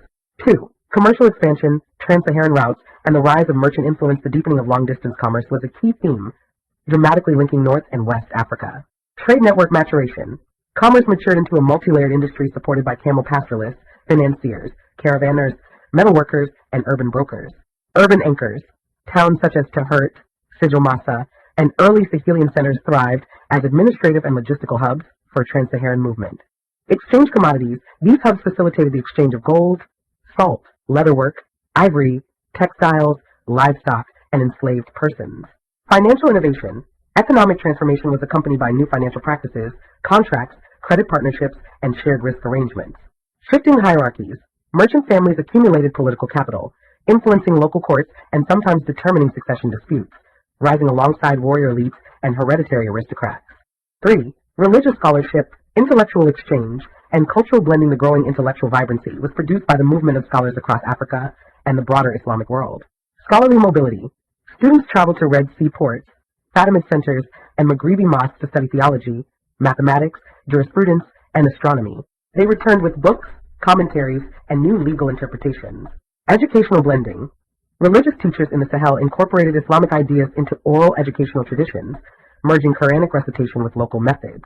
Continuous negotiation. Indigenous spiritual systems remained deeply influential, resulting in a continuous negotiation between traditions.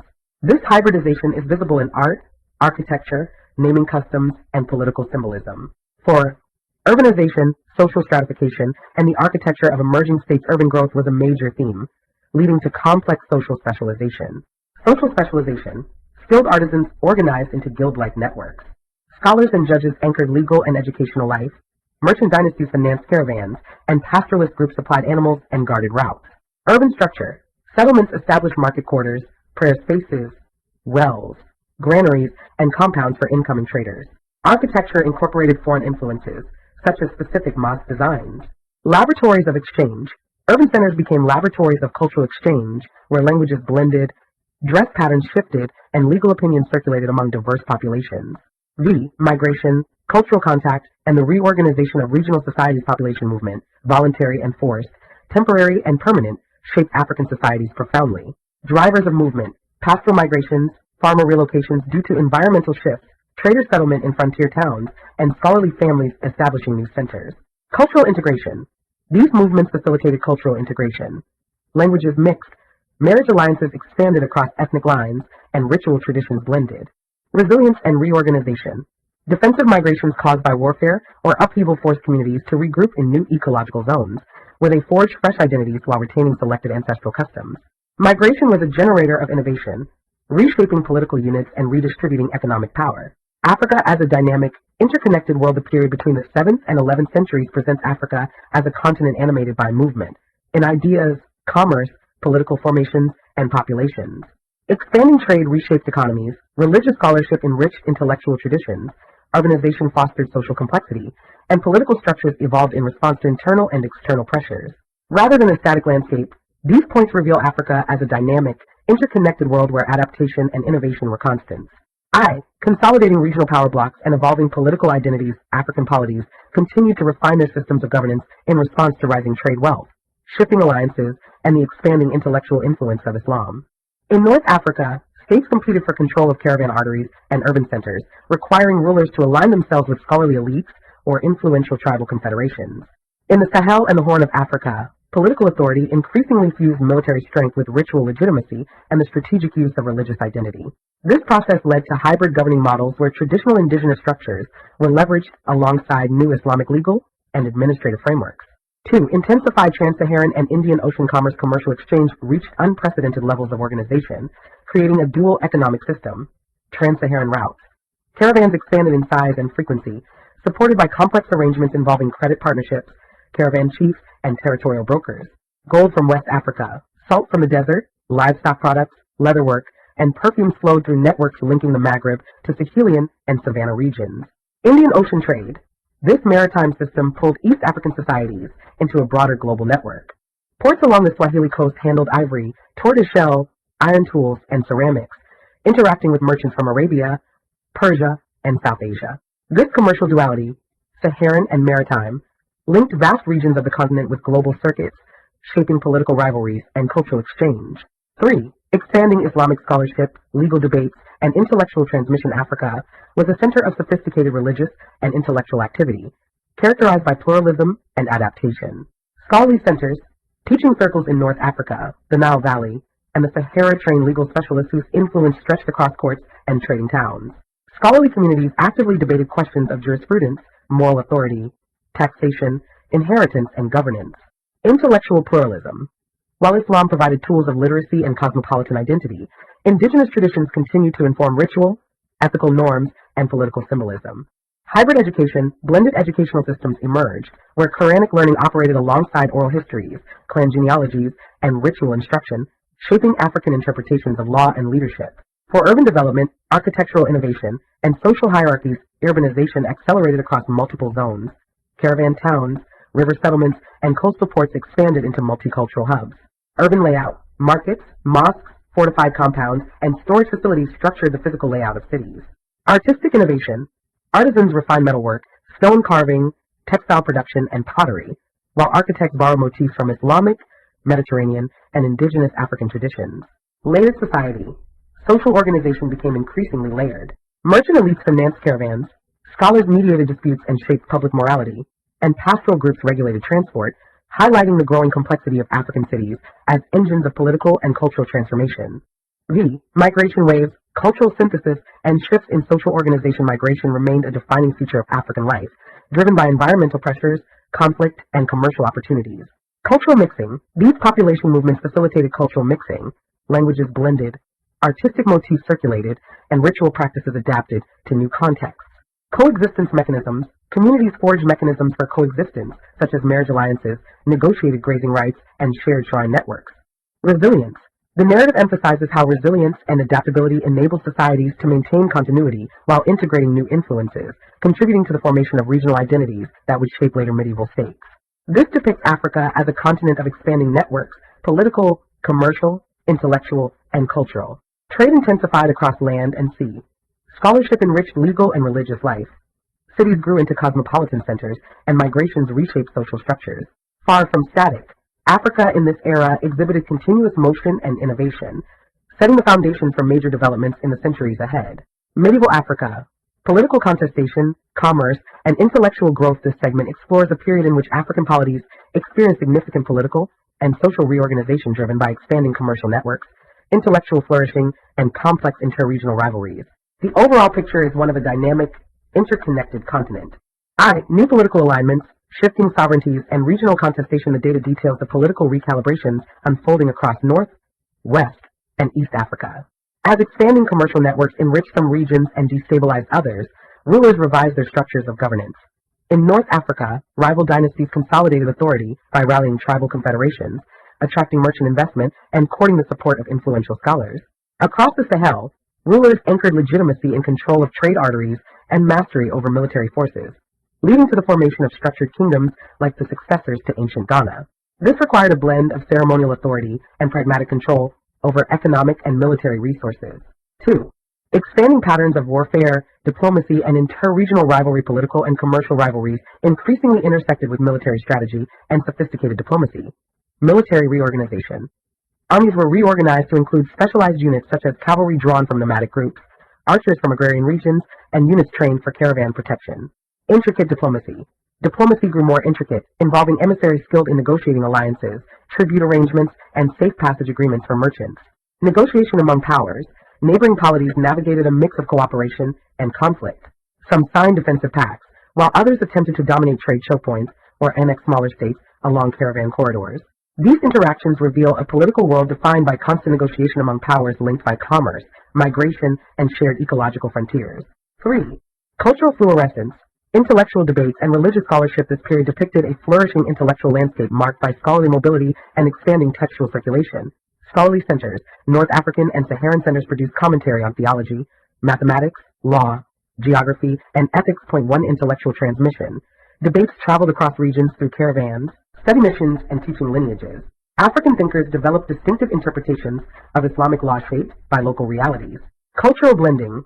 Older religious traditions persisted in various forms, influencing ritual, healing practices, and community festivals. Artistic production, architecture, metalwork, pottery, manuscript illumination reflected these intercultural exchanges, blending motifs from across Africa, the Mediterranean, and the broader Islamic world. 4. Urban growth, social hierarchies, and economic specialization. Urban centers expanded dramatically and became engines of transformation.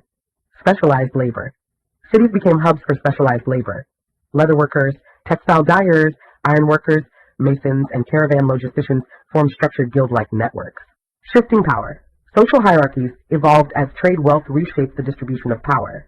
Merchant families gained political leverage, scholarly lineages influenced legal decision-making, and pastoral elites continued to dominate long-distance transport. Urban function.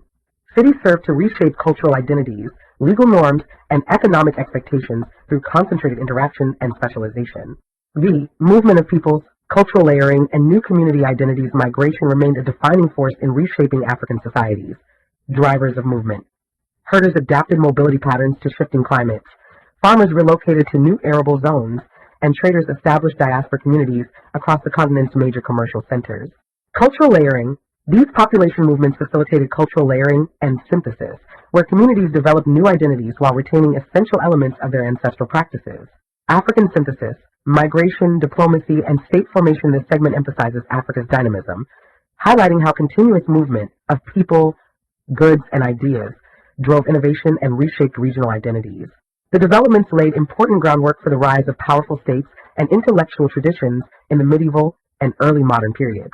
The movement of peoples, cultural layering, and new community identities. Migrants carry languages, rituals, artistic styles, and legal practices with them, contributing to a complex mosaic of cultural blending. Communities forged systems to navigate diversity, shared markets, cross-lineage marriages, negotiated grazing rights, and multi-ethnic councils. Some groups preserved strong ancestral identities, while others integrated fully into multicultural urban environments.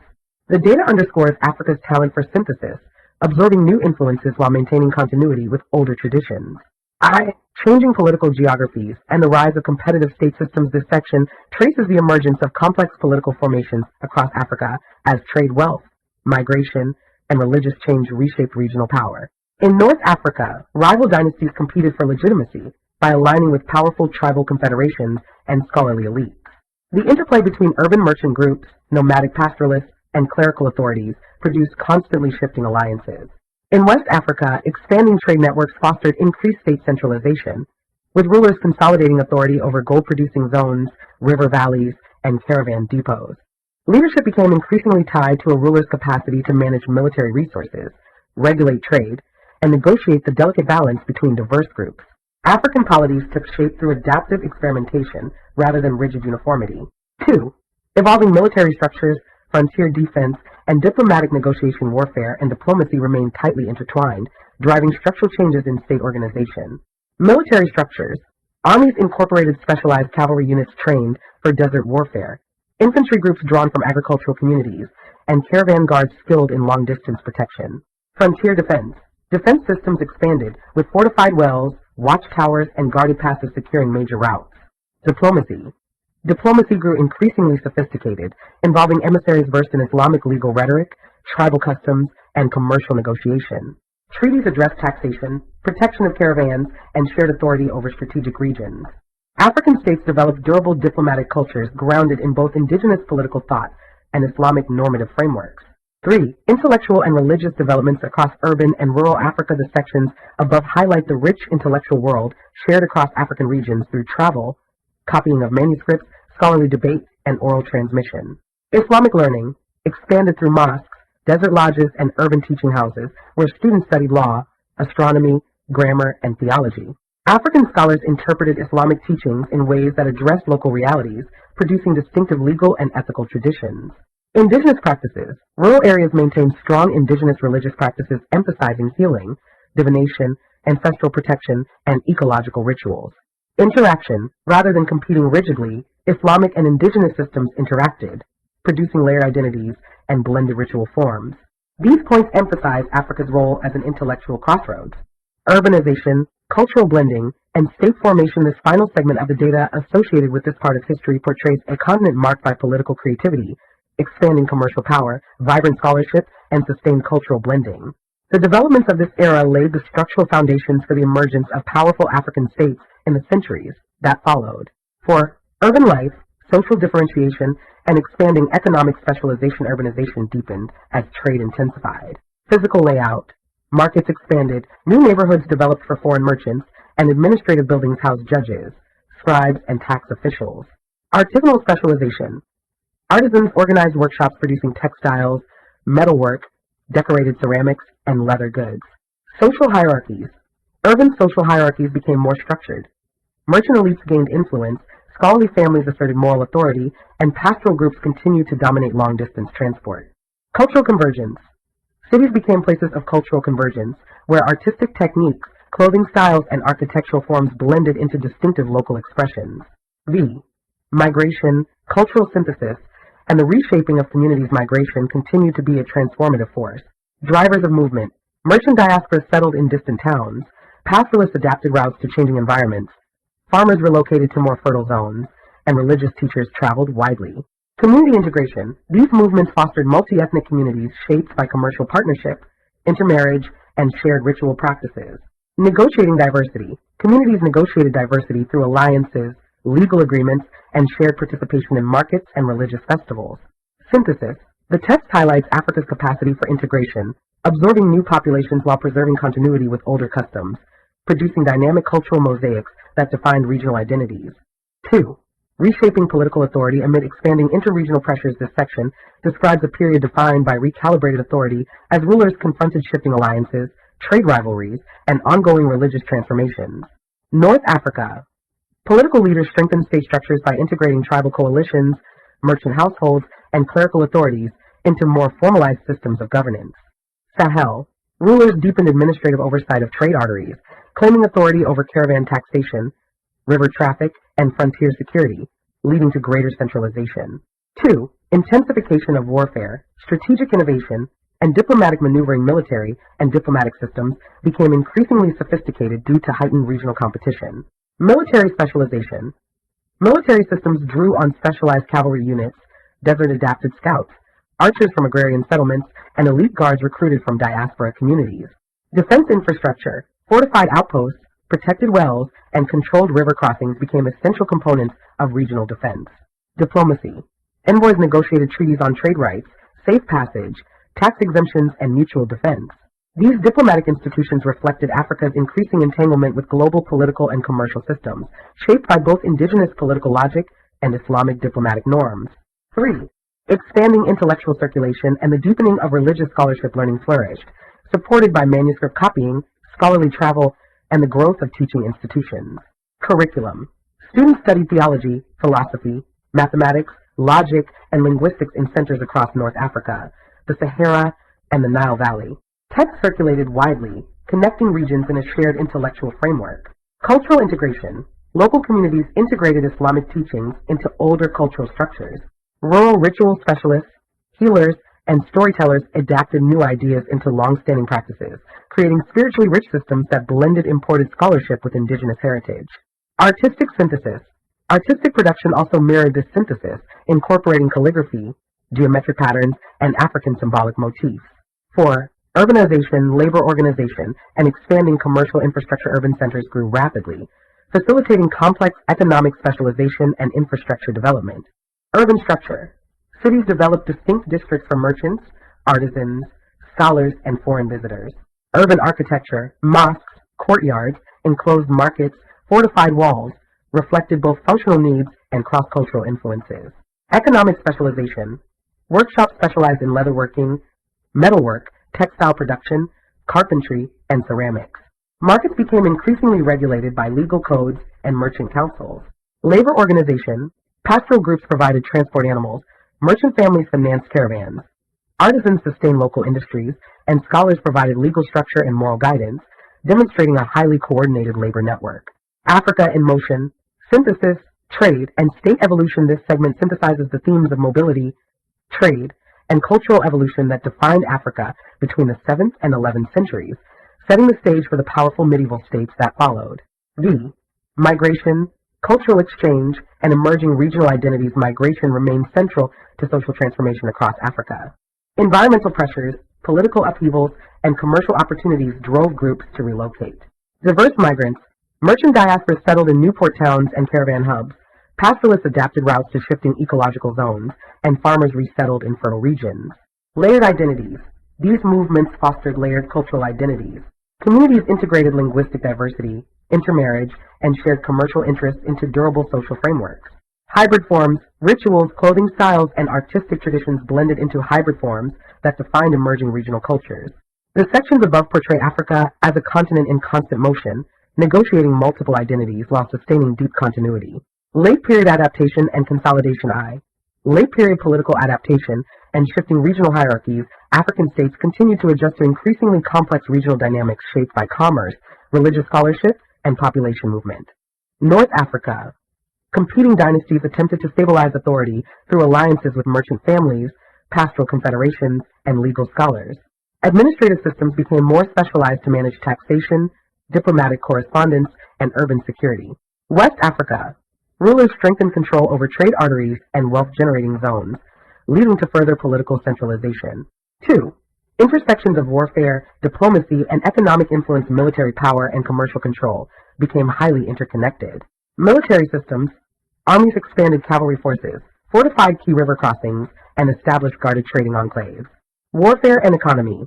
Conflict frequently emerged from disputes over tribute, caravan routes, or resource-rich frontiers. Diplomacy. Diplomacy matured as a powerful counterweight, with envoys negotiating treaties that balanced military realities with long-term commercial interests. Exchanges of scholars, artisans, and merchants reinforced ties, revealing African polities as active participants in the broader Afro-Eurasian system of negotiation. 3. Expanding intellectual circulation and the deepening of religious scholarship. This era was marked by intellectual vitality and the synthesis of traditions. Scholarly networks. Scholars traveled widely, creating networks that connected the Maghreb, Sahara, Nile Valley, and Western Sahel. Manuscripts circulated through these routes, spreading religious commentary, scientific knowledge, and historical narratives. Cultural synthesis. Teaching traditions blended Quranic instruction with oral histories, genealogies, and local moral codes. Enduring indigenous influence. Indigenous spiritual systems remain deeply influential, shaping ceremonies, healing traditions, and community ethics. They interacted creatively with Islamic scholarship, generating rich hybrid forms of belief, ritual, and artistic expression. 4. Expanding urban economies. Specialized labor and architectural transformation. Urban centers grew increasingly complex, reflecting the demands of long-distance trade. Regulated markets. Markets grew into regulated institutions, with merchant associations enforcing standards, weights, and credit arrangements. Economic specialization. Cities developed specialized districts for metalworking, pottery, textile dyeing, book production, and livestock exchange. Urban identity. Architecture reflected functional needs and cultural exchange. Urban society featured layered identities, merchant dynasties, scholarly families, craft guilds, pastoral elites, each essential to growth and governance. V. Migration, cultural mixing, and the shaping of regional identities. Migration continued to be a defining social force, creating culturally layered societies. Diaspora and mobility. Merchant diasporas established themselves in strategic towns. Pastoral groups adjusted mobility patterns in response to climate shifts, and farming communities relocated along fertile valleys. Adaptive mechanisms. Communities responded to diversity through kinship alliances, shared economic institutions, and religious cooperation, ensuring long-term social stability. This section presents Africa as a continent deeply integrated into global networks through trade, scholarship, diplomacy, and migration. Political systems remained flexible, cities flourished as multicultural hubs, and cultural synthesis defined everyday life, setting the stage for the powerful medieval states that followed. Transformation amidst expanding regional networks. These points explore how African political systems entered a transformative era driven by heightened mobility, intensified commerce, and shifting spiritual landscapes. This period showcases the dynamic interaction between established African traditions and the forces of expanding global networks, leading to robust cultural and political synthesis. I. The reshaping of African polities amid expanding regional networks. Ruling dynasties across North and Northeast Africa reconfigured their systems of administration in response to rising urban influence, the spread of new religious scholarship, and increased contact with Mediterranean and Middle Eastern states. Political balance. Emerging political formations balanced traditional sources of legitimacy, ancestral authority, and ritual power with new pragmatic needs, such as managing complex urban economies and integrating scholarly elites. Administrative response. Rulers instituted reforms, creating offices responsible for trade regulation, taxation, judicial mediation, infrastructure, and security to manage the growing complexity of their polities. 2. Expanding commerce across Sahara, Savannah, and coastal regions. Commercial systems experienced explosive growth, creating a dual commercial engine that integrated African regions into a vast transcontinental economic world. Caravan complexity. Trans-Saharan caravans evolved into complex institutions supported by financiers, camel masters, merchant guilds, and specialized craftsmen. 1. Gold, cola, salt, iron, cloth, manuscripts, and luxury goods circulated along routes spanning thousands of kilometers. Maritime trade. Coastal commerce flourished as East African ports strengthened ties with Arabia, Persia, and India. Maritime merchants exchanged ceramics, glassware, spices, and textiles for African ivory, timber, iron tools, and agricultural surplus. 3. Cultural fluorescence, expanding literacy, and religious scholarship. This period emphasizes the intellectual richness of the era, driven by the circulation of scholars and texts. Intellectual networks. Scholars circulated between teaching centers, courts, and caravan towns, transmitting legal commentary, philosophical ideas, astronomical observations, and geographical knowledge. Learning centers. Cities developed specialized learning districts with manuscript workshops, libraries, and teaching courts. Hybrid cultures. Islamic scholarship spread widely but interacted creatively with deeply rooted indigenous traditions, oral histories, ritual practices, healing systems, and symbolic arts, producing rich hybrid intellectual cultures. African scholars actively adapted new knowledge to local concerns, animating theological debate, legal innovation, and artistic creativity. 4. Urban transformation, social hierarchies, and administrative innovation. Urban centers expanded into complex political, commercial, and cultural magnets. Urban landscape. Cities developed monumental architecture, mosques, audience halls, merchant courts, granaries, and fortified walls. Specialization. Specialized districts emerged for metalworkers, carpenters, textile dyers, masons, and traders from foreign diasporas. Layered society. Urban social structures grew more layered. Merchant dynasties wielded increasing influence, scholarly lineages shaped legal practice, and pastoral elites controlled long-distance transport. Migration, cultural synthesis, and formation of new regional identities. The movement of people played a central role in shaping these centuries, fostering dynamic cultural synthesis. Diverse relocation. Merchant families founded diaspora communities, pastoral migrations responded to climate shifts, and agriculturalists relocated along river valleys and oases. Cultural integration. These movements fostered layered cultural identities. Communities integrated linguistic diversity, intermarriage, and shared commercial interests into durable social frameworks. Hybrid forms, rituals, clothing styles, and artistic traditions blended into hybrid forms that defined emerging regional cultures, underscoring Africa's capacity for synthesis. Profound dynamism. Africa from the 12th to the 16th century, the period between the 12th and 16th centuries, was one of profound dynamism in Africa. Expanding trade systems reshaped political and social landscapes. Scholarship flourished across diverse intellectual traditions. Urban centers grew into engines of cultural transformation, and migration wove together complex communal identities. Africa emerges as an interconnected, innovative, and increasingly globalized world. Migration, cultural exchange, and emerging regional identities. Migration remains central to social transformation across Africa. Environmental pressures, political upheavals, and commercial opportunities drove groups to relocate. Diverse relocation. Merchant diasporas settled in new port towns and caravan hubs. Pastoralists adapted routes to shifting ecological zones. And farmers resettled in fertile regions. Cultural fusion. Cultural fusion emerged from these contacts. Languages blended, architectural styles hybridized, ritual practices merged, and artistic forms incorporated multiple influences. Resiliency. These migrations produced vibrant, multi-ethnic societies that defined regional identities, illustrating Africa's resiliency and adaptability in sustaining continuity while integrating new ideas. African states deepened their organizational structures as commercial opportunities and cultural exchanges intensified. Sahelian kingdoms. Emerging kingdoms expanded bureaucratic offices to manage taxation, agriculture, and long-distance markets. Rulers sought legitimacy through a combination of hereditary claims, religious authority, and command over trade-rich zones. North African dynasties. Dynasties merged tribal, urban, and clerical constituencies to reinforce political stability. Layered leadership. Leadership structures became more layered, with local chiefs coordinating regional affairs, councils advising monarchs, and specialized military units protecting commercial arteries. African polities are presented as adaptive coalitions. 2. Expansion of trade networks, commodity systems, and economic interdependence. The 12th to 16th centuries witnessed vast integration of African economies, driven by two primary networks. Trans-Saharan commerce. Caravans increased in scale, transporting gold, salt, textiles, copper, manuscripts, and agricultural goods. Merchant guilds established standardized weights, credit systems, and contracts to regulate long-distance commerce.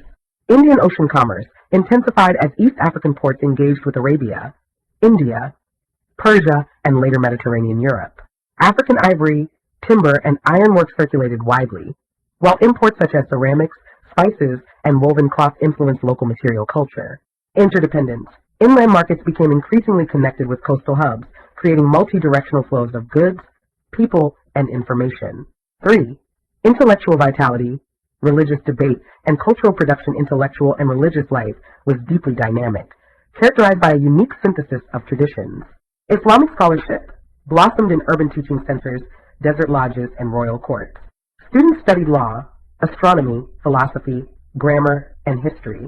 The diffusion of manuscripts supported scholarly networks linking the Maghreb, Sahara, and Sahel. Indigenous traditions remained powerful, with healing practices, spirit mediation, initiation rites, and ancestral veneration shaping daily life. Hybrid landscapes. Rather than competing, these systems interacted, producing hybrid religious landscapes. Art, music, and oral literature reflected these entanglements, blending cosmopolitan influences with local symbolism. 4. Expanding urban cultures. Administrative innovation and social differentiation. Urbanization accelerated as trade and scholarship expanded, making cities engines of innovation. Urban structures. Cities developed administrative districts, market complexes, mosques, courtrooms, and fortified compounds. Specialized labor, metal workers, masons, merchants, scribes, and pastoral suppliers formed the backbone of urban economies. Intricate social hierarchies. Merchant dynasties gained political authority. Scholarly families shaped judicial norms, and artisans formed influential guild networks. Urban life encouraged cultural blending. Languages mixed, architectural styles merged, and new artistic forms emerged. Late medieval Africa. Integration, refinement, and synthesis. This period portrays a continent marked by expanding trade, political refinement, intellectual dynamism, and cultural synthesis. States adapted to new pressures, commerce deepened interregional ties. Cities flourished as cultural crossroads, and migrating communities reshaped social landscapes. Africa in this era emerges as a world of innovation and interconnected transformation. V. Migration, cultural integration, and the formation of new social landscapes. Migration continued to transform African societies. Diverse movers, merchants established diaspora communities across caravan towns. Pastoralists shifted routes in response to climate and conflict, and farmers relocated to fertile river plains and forest margins. Hybrid identities. These movements fostered hybrid identities defined by intermarriage, shared rituals, and bilingual or multilingual communities. Social stability. Cultural integration became foundational to social stability. Communities combined imported ideas with ancestral norms, producing new regional identities. Resilience. Sections above demonstrate that migration was not disruptive alone.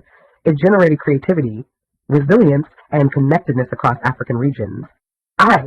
Strengthening state systems, administrative expansion, and political adaptability. African states refined their administrative structures to accommodate growing economic, demographic, and military demands. Sahel centralization. Rulers reinforced centralized authority by appointing regional governors, creating tax collection offices, and expanding judicial institutions rooted in both Islamic jurisprudence and customary law. North African balance. Dynasties navigated the competing interests of tribal elites, merchant families, and scholarly communities to hold power. Refinement. The overall period shows political systems growing more adaptive and specialized in their governance. 2. The intensification of trade, merchant expansion, and integrated regional economies. African markets have become intricately connected by this period, forming a truly globalized economic system. Trans-Saharan anchor. Gold from West Africa continued to anchor trans-Saharan commerce, while salt, iron tools, woven cloth, agricultural goods, and manuscripts circulated along caravan routes managed by experienced commercial guilds. Caravans grew larger and were supported by complex financial partnerships that spread risk among multiple investors. Indian Ocean zenith. East African ports hosted communities from Arabia, Persia, India, and the Mediterranean world. African exports, ivory, beads, timber, spices, and metalwork traveled across vast maritime routes, while imported textiles, ceramics, and luxury goods influenced local culture. Integrated markets. Inland and coastal markets operated together, effectively linking hinterlands with global trade circuits. 13. Expanding intellectual life, scholarship, and cultural innovation. This era documented the extraordinary intellectual flowering driven by synthesis and strong scholarly networks. Learning centers. Urban learning centers attracted students from across Africa, offering instruction in legal theory, astronomy, mathematics, linguistics, and historical writing. Scholarship networks. Scholars exchanged commentaries, produced new legal interpretations, and maintained correspondence networks that span deserts, coasts, and river valleys. Manuscript culture thrived. Cultural fusion. Local traditions remained deeply influential. Ritual healers, oral historians, poets, and custodians of initiation systems preserved cultural memory. African intellectual culture fused Islamic scholarship with indigenous knowledge systems, producing original literary, philosophical, and artistic developments. 4. Urban development, social diversification, and economic organization. Urban growth accelerated, creating complex, stratified, and culturally diverse centers. Urban infrastructure. Cities developed distinct merchant quarters, artisan districts, granaries, and defensive walls. Specialized production. Artisans produced textiles, pottery, iron tools, architectural ornamentation, and luxury goods for both domestic and commercial use. Stratification. Urban society grew increasingly stratified and specialized. Merchants dominated political councils, scholars influenced judicial ethics, pastoral networks supplied transport animals, and craft guilds regulated production standards. Cultural magnets. Cities acted as magnets for migrants, generating culturally diverse populations whose interactions shaped new linguistic, artistic, and social norms. V. Migration, cultural synthesis, and the formation of regional identities. Migration continued to drive cultural change. Merchant diasporas established communities. Pastoralist groups responded to ecological shifts, and farming communities adapted settlement patterns. These movements blended ethnic groups, languages, and ritual systems into new cultural constellations. Communities developed mechanisms for coexistence, underscoring Africa's talent for synthesizing diverse influences while preserving continuity with ancestral traditions, resulting in the emergence of distinctive regional identities. Dynamic Africa. Political evolution and global integration. This segment describes a period in which African political systems were in active transformation, commerce fostered profound economic interdependence, and intellectual life was deeply generative. Africa between the 12th and 16th centuries emerges as a vibrant, interconnected region deeply engaged in global systems of exchange and knowledge.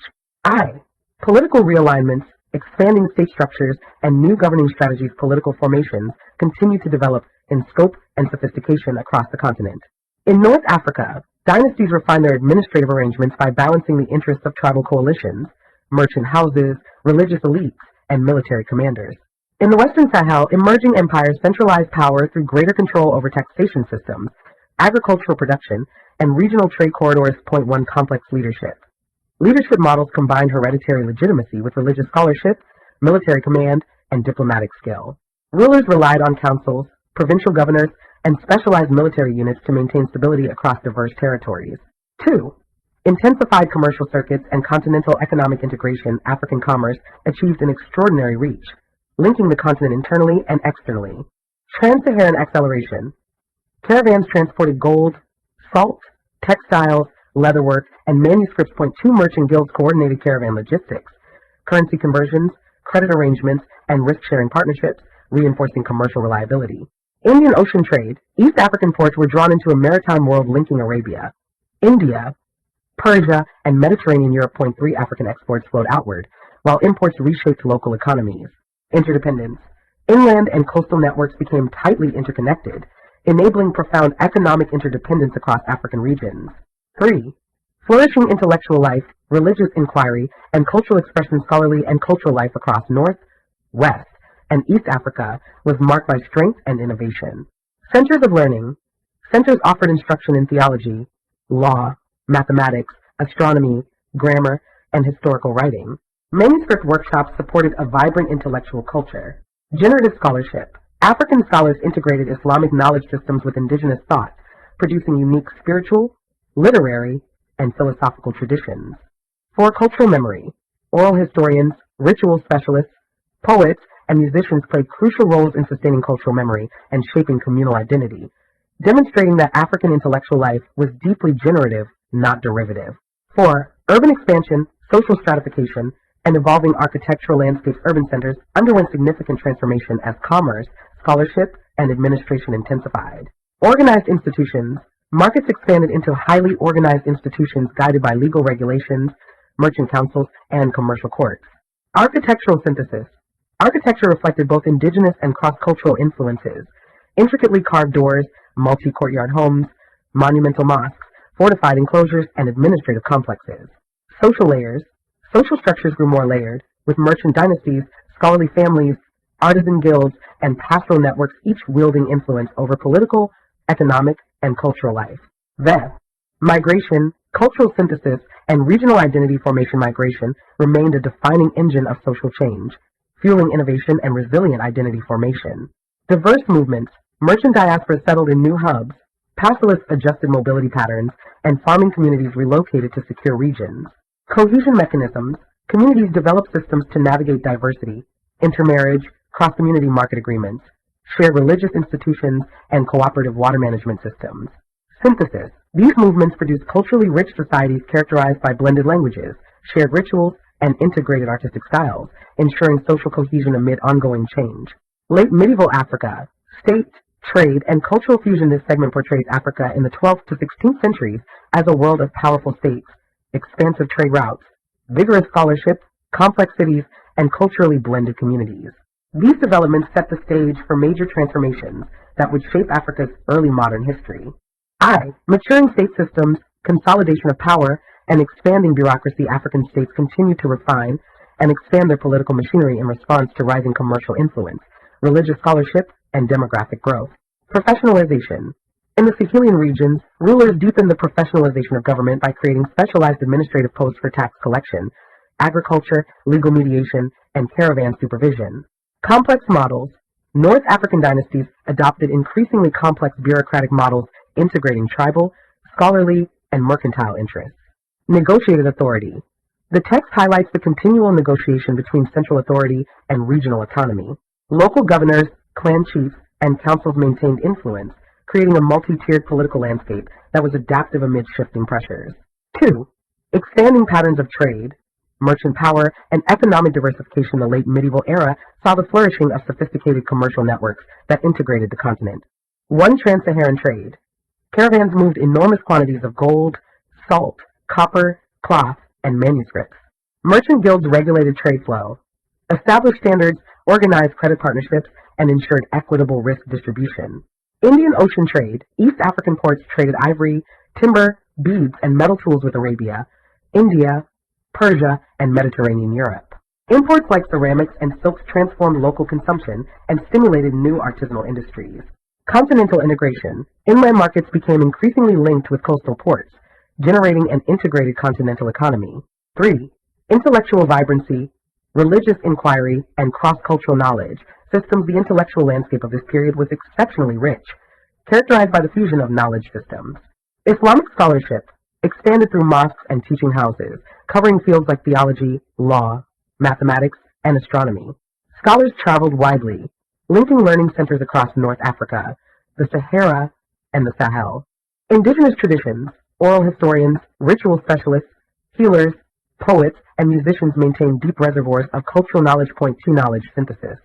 The fusion of knowledge systems, Islamic, indigenous, and intercultural, produced innovative contributions in law, spirituality, literature, architecture, and science, positioning Africa as a dynamic contributor to the intellectual world. For urban growth, labor systems and architectural expression, cities expanded dramatically and became centers of specialized labor and artistic synthesis. Urban functions. Centers featured administrative courts, merchant quarters, artisan districts, fortified walls, and caravan depots. Specialized labor. Specialized labor networks emerged, with metalworkers, weavers, book producers, and agricultural suppliers sustaining urban life. Architectural synthesis. Architecture reflected both local and global artistic influences, featuring elaborately carved facades, multi-courtyard homes, monumental mosques, and styles adapted from Mediterranean, Arabian, and indigenous African traditions. 3. Social complexity. Urban social structures grew increasingly complex, with merchant elites, scholarly families, craft guilds, and pastoral networks shaping daily governance. V. Migration, cultural transformation, and the formation of new social worlds. Migration continued to shape Africa's cultural and demographic landscapes, driving resilience and collective identity formation. Hybrid zones. Movement created hybrid cultural zones defined by blended languages, intermarriage, shared markets, and layered ritual traditions. Social cohesion. Communities developed mechanisms to maintain cohesion amid diversity. Interclan alliances, religious festivals, trade partnerships, and shared governance councils. Africa at peak integration. Late medieval transformation. This segment depicts Africa at a moment of profound integration, politically organized, commercially interconnected, intellectually vibrant, and culturally dynamic. Expanding trade routes, scholarly networks, urban growth, and migration shaped a continent deeply engaged with global systems of exchange and governance. Late period statecraft, administrative deepening, and expanding political complexity. African governing systems entered a mature phase marked by highly structured administrative institutions. Centralized authority. Rulers across the Sahel strengthened central authority by developing specialized offices for land management, taxation enforcement, diplomatic coordination, and legal arbitration. Influential councils. Councils composed of scholars, merchants, and military leaders increasingly influenced political decision-making. North African balance. Dynasties balanced tribal alliances with growing urban constituencies and specialized bureaucratic oversight, resulting in complex and adaptive governing structures. 2. Continental trade networks. At peak integration, African commerce was more interconnected than ever before, demonstrating sophisticated logistics and vast reach. Trans-Saharan scale. Caravans transported massive quantities of gold, salt, hides, textiles, and manuscripts. Logistics relied on risk-sharing partnerships, credit pooling, and commercial arbitration handled by merchant guilds. Indian Ocean intensity. East African ports exchanged ivory, timber, spices, and iron goods with merchants from Arabia, India, and Persia. Imports reshaped local markets and artistic expression. Integrated systems. Inland trade routes tied river valleys, savannas, and forest regions to coastal markets, creating integrated economic systems that stretched across thousands of kilometers. 3. Scholarly mobility, religious debate, and cultural innovation. The intellectual vibrancy of African societies during this era was exceptional, marked by synthesis and specialized learning. Learning centers. Centers produced scholars trained in law, philosophy, mathematics, astronomy, medicine, and literary arts. Manuscript copying houses multiplied, enabling the widespread circulation of specialized texts. Indigenous influence. Ritual specialists, oral historians, and caretakers of initiation traditions shaped local understandings of ethics and social memory. Cultural synthesis. Indigenous traditions actively interacted with Islamic scholarship. The resulting synthesis generated distinctive schools of thought that contributed significantly to Africa's intellectual heritage. For expanding cities, specialized labor and distinctive architectural forms, urban life flourished, serving as critical centers for governance, commerce, and culture. Urban structure. Cities developed highly organized administrative districts, artisan quarters, merchant compounds, and monumental religious structures. Specialized labor, skilled labor, metalworkers, masons, textile producers, formed the backbone of urban economies, which were regulated by merchant councils and legal specialists. Architectural synthesis. Architecture reflected the blending of African, Mediterranean, Arabian, and Indian Ocean influences. Buildings featured geometric ornamentation, elaborately carved doors, multi-courtyard layouts, and monumental mosques. Stratification. Urban societies became increasingly stratified, with merchant dynasties, scholarly families, and artisan guilds sharing influence. V. Migration, social adaptation, and the formation of new cultural landscapes. Migration remained a defining engine of change, fueling social cohesion and identity formation. Diverse relocation. Merchant diasporas established themselves in bustling hubs, pastoralists shifted grazing routes, and agricultural communities relocated along fertile plains. Social layering. These movements produced socially layered communities where languages blended, ritual traditions fused, and artistic styles mixed. Cohesion mechanisms. Intermarriage, shared markets, and cooperative water management practices help maintain harmony in multi-ethnic settings, demonstrating how movement created innovation while preserving continuity. Africa at the apex. Sophistication, integration, and creativity. This segment reveals a continent that had achieved high levels of political sophistication, commercial integration, intellectual productivity, and cultural synthesis. The structures and ideas forged in this period would shape Africa's trajectory into the early modern world, underscoring the continent's enduring creativity and interconnectedness. I. Advanced political formations and the restructuring of governance. The later development of political institutions across Africa was marked by administrative refinement. North Africa. Dynasties consolidated administrative hierarchies with specialized ministries dedicated to justice, finance, and taxation. Western Sahel. Expanding empires refined their military organization, fortifying frontier zones and establishing regional command structures to ensure caravan security and agricultural productivity. Legitimacy and dialogue. Rulers increasingly drew on Islamic jurisprudence and clerical authority to legitimize governance, while retaining traditional mechanisms of consultation and kinship negotiation. This created a political world built on the dialogue between centralizing ambition and local autonomy, sustaining regional stability. 2. Intensified interregional commerce and the evolution of market economies. African trade systems reached their peak of sophistication, integrating the continent both internally and globally. Trans-Saharan commerce. Caravans moved vast quantities of gold, salt, textiles, and manuscripts with remarkable precision. 1. Merchant guilds formalized regulations governing contracts, weights, and risk management, transforming long-distance commerce into a stable institution. 2. East African maritime trade thrived through exchanges with Arabia, India, Persia, and Southeast Asia. Ports like Kilwa, Mombasa, and Mogadishu became cosmopolitan cities linking Africa to the Indian Ocean world. 3. Economic impact.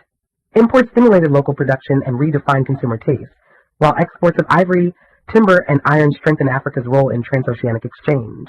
3. Flourishing scholarship, spiritual renewal, and cultural creativity. The intellectual and religious life of this era was extraordinary in its range and depth. Learning centers. Urban schools and desert lodges offered training in law, grammar, astronomy, history, and philosophy. African scholars contributed original interpretations to Islamic thought. Intellectual ecology. Manuscripts multiplied, spreading texts across regions and generations. Indigenous traditions coexisted with Islamic learning, with ritual healing, oral ethics, dance, and music thriving alongside scholarly debate. Synthesis, the interaction between written scholarship and oral creativity, generated a vibrant intellectual ecology unique to Africa, blending reason, memory, and art in dynamic harmony. For expanding urban worlds, economic specialization and artistic flourishing urban centers expanded dramatically, serving as both engines of trade and cultural crucibles of urban organization. Cities featured new architectural forms, administrative buildings, mosques, and public spaces. Markets became the social and economic heart. Specialization. Labor specialization intensified. Metalwork, weaving, construction, ceramics, and manuscript illumination became organized into guilds with inherited skills. Artistic aesthetics. Artistic life flourished. Decorative motifs blended local symbolism with Mediterranean and Arabian geometric styles. Urban architecture fused African materials with imported design ideas, producing distinctive regional aesthetics. Migration, cultural convergence, and social innovation. Migration remained a transformative force, driving social cohesion and innovation. Diverse movers. Merchants settled permanently. Pastoralists shifted territories, and agriculturalists established new settlements near fertile zones. Polyethnic societies. These movements created polyethnic societies characterized by linguistic exchange, intermarriage, and shared ritual practice. Adaptation. Communities managed diversity through systems of reciprocity, cross-community governance, and inclusive religious institutions. The blending of peoples gave rise to composite cultural forms that reflected Africa's unparalleled capacity for adaptation and innovation. Africa in the 16th century. Active navigation and profound change. Africa now enters the 16th century as a period defined by intensifying currents of change. African societies were actively navigating, negotiating, and redirecting the expanding webs of commerce, layering new forms of political legitimacy atop inherited foundations, and experiencing profound shifts in social structure and cultural life. Transformations in regional power, economic orientation, and political identity. African political resilience during this era depended on flexibility and the ability to balance multiple sources of authority. Sahelian kingdoms adapted administrative structures to manage caravan trade, consolidate taxation, and mediate interregional relations. Forest Belt saw leadership evolve through lineage alliances, ritual authority, and strategic control of market centers. Layered legitimacy. Adaptations did not erase older political frameworks, but layered new forms of legitimacy atop inherited cultural foundations. 2. The expansion of long-distance trade and complex commercial ecologies. The era saw the expansion of trans-Saharan, Red Sea, Indian Ocean, and Atlantic trade routes, all shaped by African initiative. Caravans moved gold and salt alongside textiles, manuscripts, livestock, leather goods, and skilled labor. 1 Merchant guilds developed sophisticated systems of contract enforcement, credit extension, and risk-sharing partnerships, ensuring both economic continuity and social prestige. Coastal commerce. East African ports gave rise to bustling entrepôts with multilingual populations, connecting African hinterlands to Arabian, Persian, Gujarati, and later European markets. Autonomy. In West Africa, Atlantic trade drew European attention, but African rulers and merchants retained decisive control over inland routes and commodity flow, demonstrating clear autonomy in pricing, negotiation, and regulation. 3. Shifting social hierarchies, labor systems, and the expanding scale of human mobility. Social structures exhibited remarkable regional diversity and were continually reconfigured by mobility. 2 Diverse structures range from hierarchical states with complex courtly life to decentralized communities governed by lineage elders. Critical roles. Caste-based craft groups retained critical roles in religious and political systems. Servitude and slavery. Practiced in various forms before European arrival, became enmeshed in expanding commercial circuits. 3. These differed sharply from the racialized chattel systems emerging in the Atlantic world.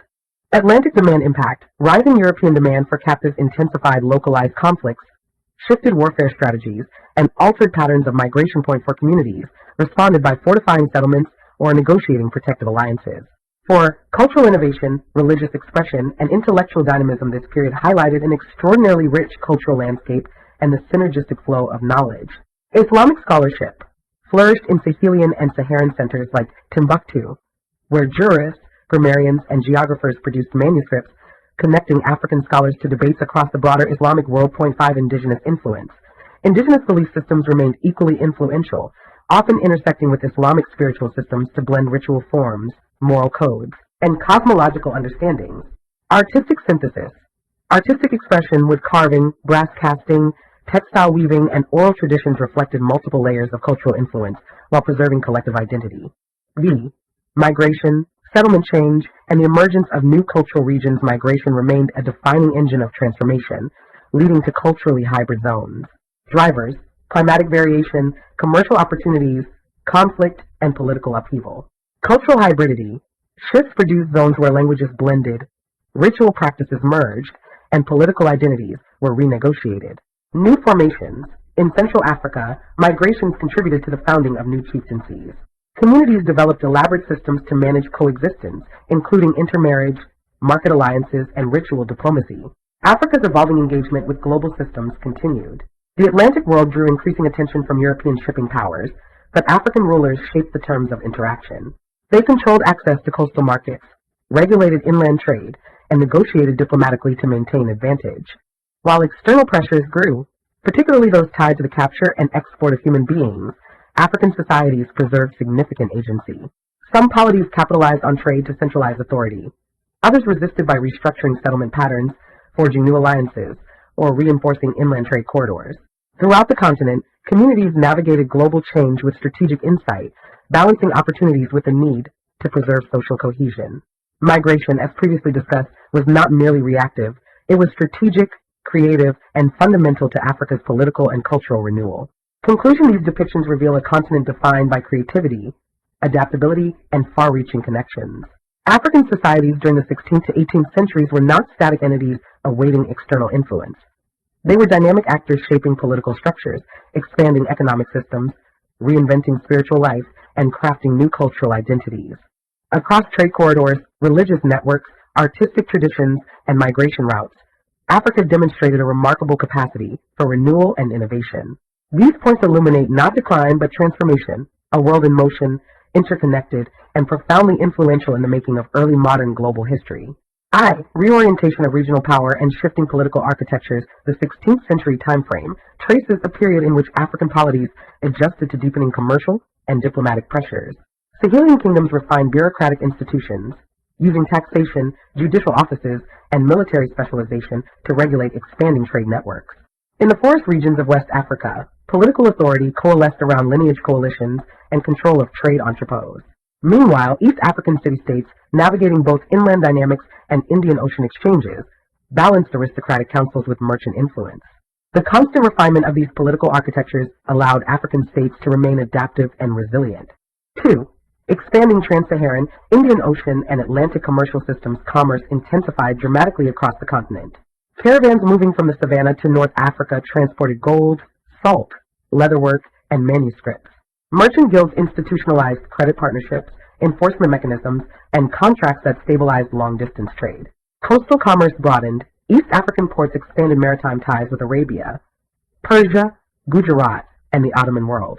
In West and West Central Africa, the Atlantic coast began to draw increasing European attention, marking a critical new dimension to the continent's already massive trade networks. 3. Social hierarchies, labor systems, and the expanding scale of captivity. Social organization grew more elaborate as commercial and political pressures evolved. Hierarchies included ruling families, merchant lineages, clerical elites, and craft specialists. Labor systems took diverse forms: household dependents, agricultural retainers, skilled artisan slaves, and military slaves. Crucially, the expanding Atlantic demand for enslaved people interacted unevenly with internal African systems. Some states militarized to capture rivals, shifting the nature and scale of conflict.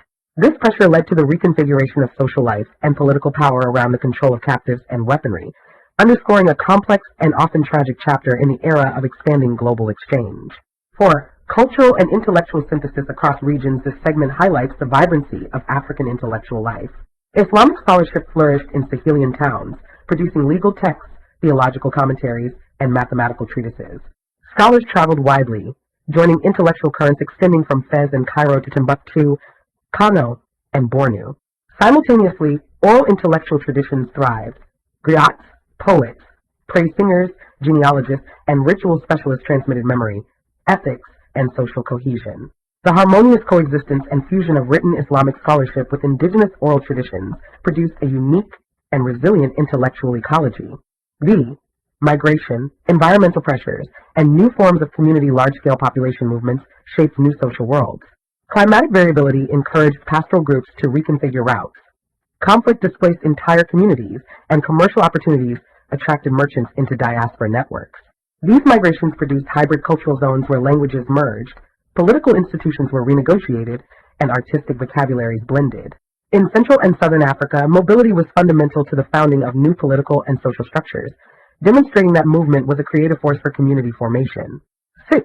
Africa and expanding global systems of exchange. African rulers dictated terms of engagement with European merchants, regulating coastal access, enforcing trading protocols, and leveraging inland routes to maintain bargaining power. Diplomatic negotiations expanded, with African envoys engaging foreign agents on questions of tribute, trade, and warfare. While Atlantic pressures intensified competition and conflict, Africa preserved significant autonomy in regulating its internal economic and political life. Conclusion: these points depict a continent continually reshaping itself through negotiation, adaptation, and innovation. Trade networks grew in scale and complexity. States restructured institutions to manage internal and external pressures. Cultural production thrived in written, oral, and artistic forms. Africa emerges as a landscape of dynamic experimentation, balancing continuity with far-reaching transformation. Structural transformation. Africa in a changing global world. This segment reveals Africa as a continent undergoing profound structural transformation, strengthening states, diversifying economies, extending intellectual life, and generating cultural forms that blended memory, adaptation, and innovation. These developments laid the groundwork for even greater political and commercial shifts in the century to follow, illustrating Africa's continuous reinvention in a rapidly changing world. Political realignments, expanding militarization, and the remaking of authority. A century marked by heightened political experimentation saw many states recalibrate their governing systems in response to intensifying commercial competition and shifting geopolitical landscapes. Militarization. In West Africa, rulers strengthened military hierarchies, professionalizing cavalry and infantry units and expanding systems of fortification. Administrative growth. Administrative offices multiplied, coordinating taxation, record-keeping, arbitration, and diplomatic negotiation. Centralization. Some states sought greater centralization, layering new bureaucratic power atop existing lineage and communal structures. 2. Continental trade systems under pressure and reinvention. Commerce evolved into a multi-layered continental and intercontinental system linking interior communities to desert, coastal, and oceanic markets. Trans-Saharan logistics. Caravans crossing the Sahara increased in size and logistical complexity, transporting gold, hides, textiles, cola nuts, weapons, manuscripts, and captives. Financial innovation. Merchant networks refined their credit systems, creating contractual partnerships that allowed caravans to operate over vast distances with shared risk. East African trade. In East Africa, Indian Ocean trade flourished, connecting ports like Kilwa and Mombasa to Asian and Arabian markets. 3. Social complexity, labor regimes, and corporate identities. The social landscape expanded in diversity and scale, marked by rising influence of new elites and changing labor systems. New elites. Lineage systems continue to anchor political legitimacy, while new elite groups, merchant dynasties, military officers, clerical families asserted rising influence. Labor variability. Labor systems became increasingly variable. Agricultural communities organized into cooperative work parties, craft guilds transmitted specialized skills, and serval labor systems adapted to new commercial demands. Atlantic intensification. The Atlantic trade's growth intensified internal tensions, dramatically altering existing systems of servitude and increasing the scale of forced migration. 4. Cultural productivity, intellectual cross-currents, and religious pluralism. The continent was overflowing with intellectual and artistic creativity, marked by cross-regional exchange. Scholarly output. Scholars in Sahelian and Saharan towns composed treatises on law, language, astronomy, medicine, and political ethics. Manuscript copying houses flourished, and traveling scholars carried texts across thousands of kilometers. Interpretive traditions. Regional schools developed distinct interpretive traditions shaped by local history and spiritual practice. Pluralism. Alongside written scholarship, oral traditions, ritual practices, music, and art thrived, ensuring that the intellectual world was far from uniform but characterized by rich religious pluralism. Migration, frontier societies, and the making of hybrid cultural zones movement, voluntary and forced, played a decisive role in shaping the societies described, creating hybrid cultural zones. Drivers of movement. Pastoral communities adjusted herd routes due to environmental factors. Merchant families established new diasporas, and refugee populations displaced by conflict founded new lineages. Hybridity. These movements produced frontier societies characterized by hybridization, blended languages, merged political affiliations, and shared ritual spaces. 6. African agency in expanding global exchanges. Africans played a central role in managing, regulating and negotiating global commercial relations. Control and negotiation. African rulers set terms for trade, controlled inland access, and imposed tariffs, weights, and measures on foreign merchants. Diplomatic autonomy.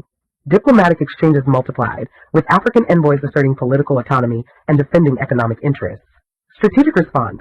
European incursions along the Atlantic intensified conflict in some regions, yet also inspired strategic innovation, fortifying centers, shifting trade corridors, and forging new military alliances to preserve agency. The 16th to 18th centuries saw Africa navigating intense global transition with strategic clarity. Political consolidation, commercial adaptation, intellectual productivity, and cultural innovation shaped a complex social world. Despite rising pressures from expanding global markets, African societies retained agency, reorganizing institutions and cultural life in ways that forged durable regional identities and expanding spheres of influence. Consolidation of regional political orders and strategic statecraft. African polities employed strategic maneuvers to sustain authority amid intensifying global interactions. In West Africa, leadership patterns evolved as courts strengthened hereditary offices, reorganized taxation, and extended military command structures. In the Sahel, cavalry-based armies expanded frontier oversight, ensuring safe passage along trade arteries while asserting control over key agricultural basins. Elsewhere, Central African kingdoms refined hierarchies linking village chiefs, provincial authorities, and central courts. The success of these states lay in their ability to layer new forms of legitimacy atop inherited cultural foundations. 2. Continental commercial systems in transition. Saharan, Atlantic, and Indian Ocean worlds, a continental commercial system grew more complex and globally significant, characterized by the coexistence and sometimes competition of different trade corridors. Saharan routes. Caravans retain their importance, transporting gold, textiles, leather goods, grains, and captives. Maritime competition. These Saharan routes increasingly coexisted and sometimes competed with maritime pathways. Atlantic corridor. The Atlantic corridor drew new trading groups to the coast, prompting inland states to redirect commercial energies toward ports controlled by African rulers. Indian Ocean. Along the Indian Ocean, East African cities maintained robust exchange with Arabia, Persia, and India, demonstrating the multi-vector nature of African global engagement. 3. Evolving social hierarchies, labor institutions, and expanding captive network social configurations expanded dramatically in scale and diversity, defining broader systems of production and governance. Diverse elites. Court officials, merchant dynasties, scholarly elites, and traveling clerics asserted distinct roles alongside specialized artisans and agrarian communities. Labor structures. Labor was extensive, including cooperative agricultural labor, caste-linked craft specialization, and multiple forms of slavery and servitude. Atlantic pressure. The Atlantic slave trade exerted uneven pressure, intensifying localized conflict and altering internal labor systems, though the forms of servitude within Africa remain distinct from the emerging racialized chattel slavery in the Americas. 4. Religious life, intellectual exchange, and cultural innovation. Africa overflowed with extraordinary intellectual and cultural dynamism. Scholarly networks. Scholarly networks in the Sahel and Sahara produced new legal codes, historical narratives, linguistic works, and theological commentaries. Traveling scholars linked remote communities into shared debates on ethical governance, commerce, and spiritual authority. Manuscript production. Manuscript production intensified, enabling the preservation and circulation of African intellectual traditions. Oral creativity. Oral creativity. Storytelling, epics, praise poetry continued to thrive, blending memory, reason, and art alongside written scholarship. Migration, frontier dynamics, and the formation of new social landscapes. Migration, driven by opportunity, environmental pressures, commerce, and conflict, remained a defining force, generating complex social worlds. Diverse movers, merchant communities established diaspora settlements. Pastoralists adjusted grazing routes, and refugee populations forged new political affiliations. Hybrid societies. These shifts generated frontier societies characterized by fluid identities, mixed ritual practices, multilingualism, and innovative political forms. Central and Southern African migrations were particularly key to creating and refining new polities and cultural spheres. 6. Diplomacy, negotiation, and African agency in expanding world systems. African diplomatic sophistication was central to maintaining sovereignty amidst global expansion. Regulation and control. African rulers regulated access to trade corridors, enforced port fees, imposed quality standards, and controlled inland routes. Negotiations with European merchants often favored African interests, with rulers setting prices, limiting foreign settlement, and manipulating competition among rival European powers. Sovereignty. African states employed diplomacy, military deterrence, and economic regulation to maintain their sovereignty and agency, even as global demand intensified pressure on their societies. Africa in transformation, state, trade, and society. This segment describes a period in which African polities demonstrated great sophistication in adjusting to intensifying internal and external pressures, while trade remained the connective tissue of social and political life. Intellectual traditions flourished, and migration drove significant social and spatial reorganization. Expanding state systems, evolving governance, and shifting political geographies. African polities adjusted to intensifying internal and external pressures by refining their governing systems.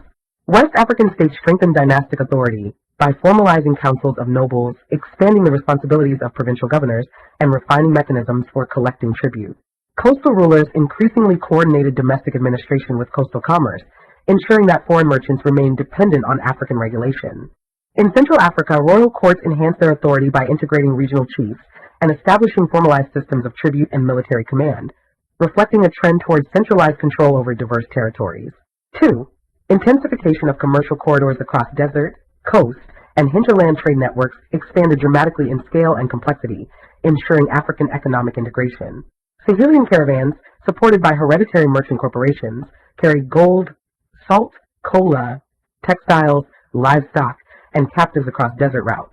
Caravan leaders adopted expanded credit-sharing systems, formalized brokerage roles, and introduced new conflict resolution mechanisms that stabilized trade across hundreds of kilometers. These sophisticated inland networks demonstrated the resilience and financial ingenuity of African merchant communities, allowing them to effectively manage risk and logistics in a challenging environment. 3. Social reorganization, expanding labor systems, and shifting notions of dependency. The social fabric of African societies grew increasingly multilayered as labor systems diversified. Economic specialization. Agricultural communities produced food surpluses for growing towns. Craft guilds maintained the production of iron tools, refined textiles and metal ornaments, and merchant-sponsored apprenticeships that linked families into broad commercial alliances. Dependency systems. Systems of dependency and servitude expanded in multiple directions. Domestic slavery persisted as a long-standing institution, while the demands of external trade intensified the scale and nature of servitude, leading to complex and varied systems of social obligation and economic dependence across regions. For intellectual production, oral scholarship, and continental religious pluralism, African intellectual traditions flourished with renewed vigor, marked by sophisticated production and exchange. Islamic learning. Centers of Islamic learning produced legal commentaries, historical chronicles, ethical treatises, and advanced works on mathematics and astronomy. Intellectual circuits. Scholars traveled widely, forming intellectual circuits that tied desert lodges, Sahelian capitals, and coastal towns to the Mediterranean and the wider Islamic world. Vibrant orality. Oral scholarship remained equally vibrant. Genealogists safeguarded dynastic history, poets transmitted ethical lessons, and ritual specialists preserved spiritual knowledge, demonstrating a powerful synthesis of written and oral traditions. Patterns of migration, spatial reorganization, and the formation of new identities. Migration had a far-reaching impact as communities moved in search of safety, economic opportunity, or access to new ecological zones. Diverse movers, merchant families created permanent diaspora enclaves, pastoralists shifted routes to adapt to political pressures and changing rainfall patterns, and agrarian communities expanded into lightly populated lands.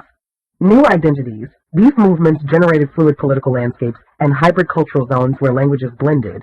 Political affiliations were forged, and new communal identities emerged, underscoring migration as a powerful creative force for social renewal.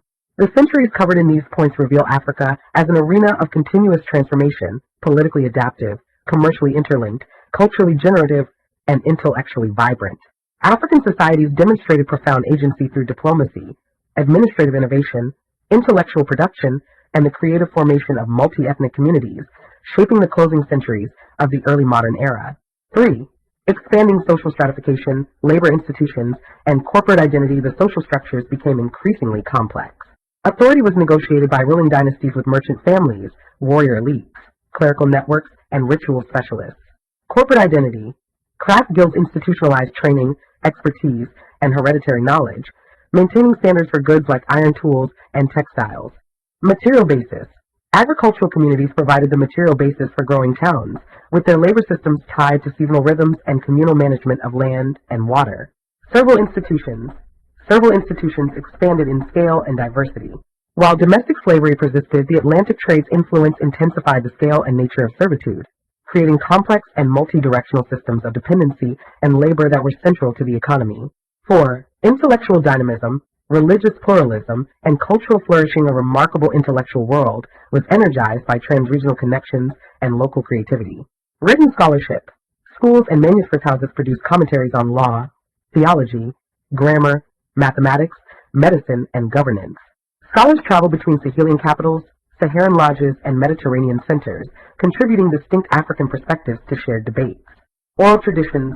Indigenous intellectual traditions thrived in parallel. Oral historians preserved genealogies and political memory, while ritual specialists maintained knowledge of healing and ethics.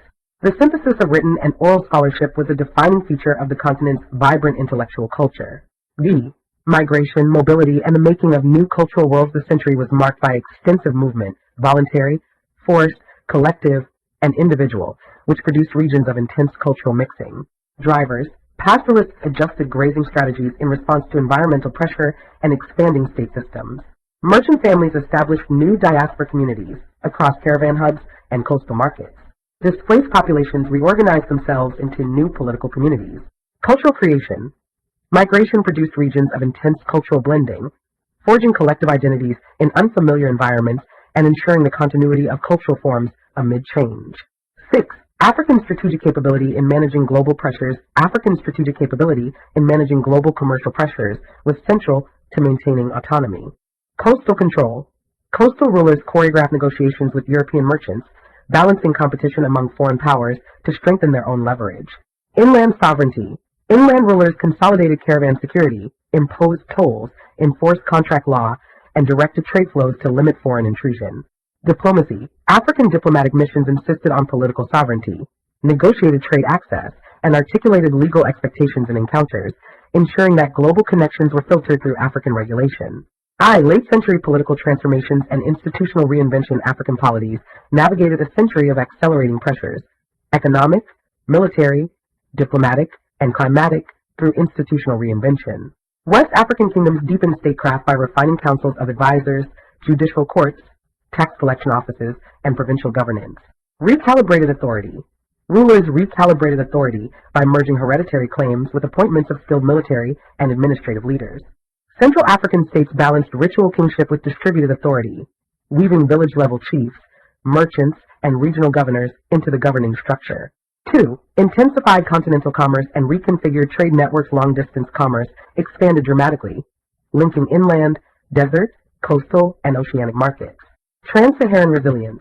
Trans-Saharan routes remained central, carrying gold, salt, textiles, hides, and an increasing volume of coerced labor. Merchant families enhanced contract law, credit systems, and risk-sharing partnerships, stabilizing vast enterprises. Maritime growth. Maritime commerce grew equally significant. East African ports intensified exchanges with merchants from Arabia, Persia, and the Ottoman world, solidifying their role as global hubs. 3. Expanding social stratification, labor complexity, and shifting status systems. The social architecture became more layered and dynamic. Key actors, aristocratic households, merchant dynasties, scholarly families, military elites, pastoral clans, and artisan guilds each contributed distinct functions to local and regional governance. Social mobility. While lineage remained a foundational organizing principle, new social pathways, military advancement, commercial patronage, clerical learning, expanded mobility for select groups. Labor evolution. Labor systems evolved to meet economic demand, with agricultural communities adapting to new pressures and the expansion of complex, often coercive, servile institutions. 4. Intellectual energy, cultural innovation, and religious multiplicity. This section highlights a flourishing intellectual landscape. Manuscript culture. Manuscript production increased across the Sahel and Sahara, with institutions copying works on theology, jurisprudence, arithmetic, medicine, history, and political ethics. Intellectual exchange. Scholars traveled, maintaining lively debates over legal method, governance, and moral conduct, tying African centers to the Mediterranean. Oral vigueur, oral intellectual traditions thrived. Storytellers, praise singers, and genealogists preserved cultural memory, demonstrating a religious multiplicity where written and oral knowledge systems coexisted and enriched each other. V. Migration, environmental pressure, and the formation of new cultural regions. Migration remained a central mechanism of change, driven by environmental and economic factors. Drivers, variable rainfall encouraged pastoralists to redirect grazing networks. Agricultural communities relocated to more fertile zones. Merchant families built diaspora enclaves along trade routes. Hybrid zones. These migrations produced hybrid social zones marked by blended languages, renegotiated political boundaries, and the synthesis of cultural practices, demonstrating migration's creative force. 6. African statecraft. In accelerating global systems, African states strategically navigated a world increasingly tied together by commerce and imperial competition. Deliberate regulation. Coastal rulers managed European presence through deliberate regulation, controlling port access, establishing quality standards, negotiating prices, and initiating or limiting diplomatic ties. Inland defense. Inland rulers defended sovereignty by maintaining control of caravan routes, calibrating military readiness, and manipulating the flow of commerce to retain leverage. Agency. African societies demonstrated agency through diplomacy, administrative innovation, and the creative formation of multi-ethnic communities, shaping the global systems rather than simply reacting to them. Africa in the late early modern era was a continent defined by strategic governance, commercial sophistication, cultural innovation, and adaptive resilience. States refined political systems, trade integrated vast regions, intellectual life flourished across written and oral traditions, and migration reshaped identities and alliances. Despite mounting global pressures, African societies retained agency, shaping internal and external dynamics with remarkable creativity and durability. Transforming political landscapes. In the late early modern period, African polities navigated a century of intensified regional competition, expanding commercial incentives and shifting geopolitical pressures through strategic governance. Administrative refinement. West African courts refined administrative hierarchies by structuring ministries dedicated to finance, legal arbitration, military provisioning, agricultural coordination, and diplomatic exchange. Strategic appointments. Leaders combined hereditary legitimacy with strategic appointments, empowering capable generals, provincial governors, merchant advisors, and scholars to manage complex affairs, ensuring the state's capacity remained high. 2. Expanding continental and intercontinental trade networks. Trade remained the backbone of regional interaction, with commercial networks extending their reach, volume, and specialization. Saharan resilience. Saharan caravan systems thrived, transporting gold, salt, textiles, livestock products, and coerced labor. Financial sophistication. Merchant corporations enhanced credit systems, long-distance brokerage, and debt-clearing mechanisms, stabilizing commercial partnerships over immense distances. Atlantic integration. Along the Atlantic seaboard, coastal polities refined their control over port access and trade regulation, becoming key nodes in the growing intercontinental system. 3. Social structures, labor diversity, and shifting hierarchies. A richly layered social world was shaped by lineage, profession, spiritual authority, and access to commercial opportunity. Elite influence. Aristocratic households presided over complex networks of administrators, clerics, and military personnel. Merchant families consolidated influence through wide-reaching diaspora communities and interregional credit partnerships. Labor specialization. Labor institutions expanded in scale and differentiation. Agricultural labor systems were tied to seasonal rhythms and reciprocal obligations, while servile institutions expanded in scale and diversity, reflecting the complex and often coercive demands of both internal and external commerce. 4. Intellectual productivity, cultural expression, and religious multiplicity. African societies were characterized by extraordinary intellectual energy, driven by both written and oral traditions. Scholarly output. Centers of Islamic learning produced advanced commentaries on jurisprudence, theology, mathematics, and medicine. Scholars traveled between major African cities and Mediterranean centers, maintaining debates while shaping local interpretations. Oral vitality. Parallel to written scholarship, oral intellectual traditions flourished. Genealogists safeguarded dynastic memory. Storytellers transmitted moral lessons, and ritual specialists preserved communal ethics, creating a dynamic religious pluralism. Vet. Migration, environmental variability, and the formation of hybrid cultural zones. Migration, both voluntary and forced, continued to reorganize demographic and political landscapes, generating frontier societies. Drivers. Pastoral populations adjusted transhumance routes in response to rainfall variability. Merchant families established diaspora outposts along trade routes. Displaced groups established new social formations in distant regions. Hybridity. These movements generated frontier societies where languages blended, rituals merged, and political structures adapted to diverse influences, fueling cultural and political adaptation. 6.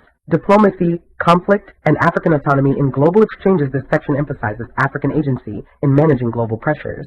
Diplomatic control.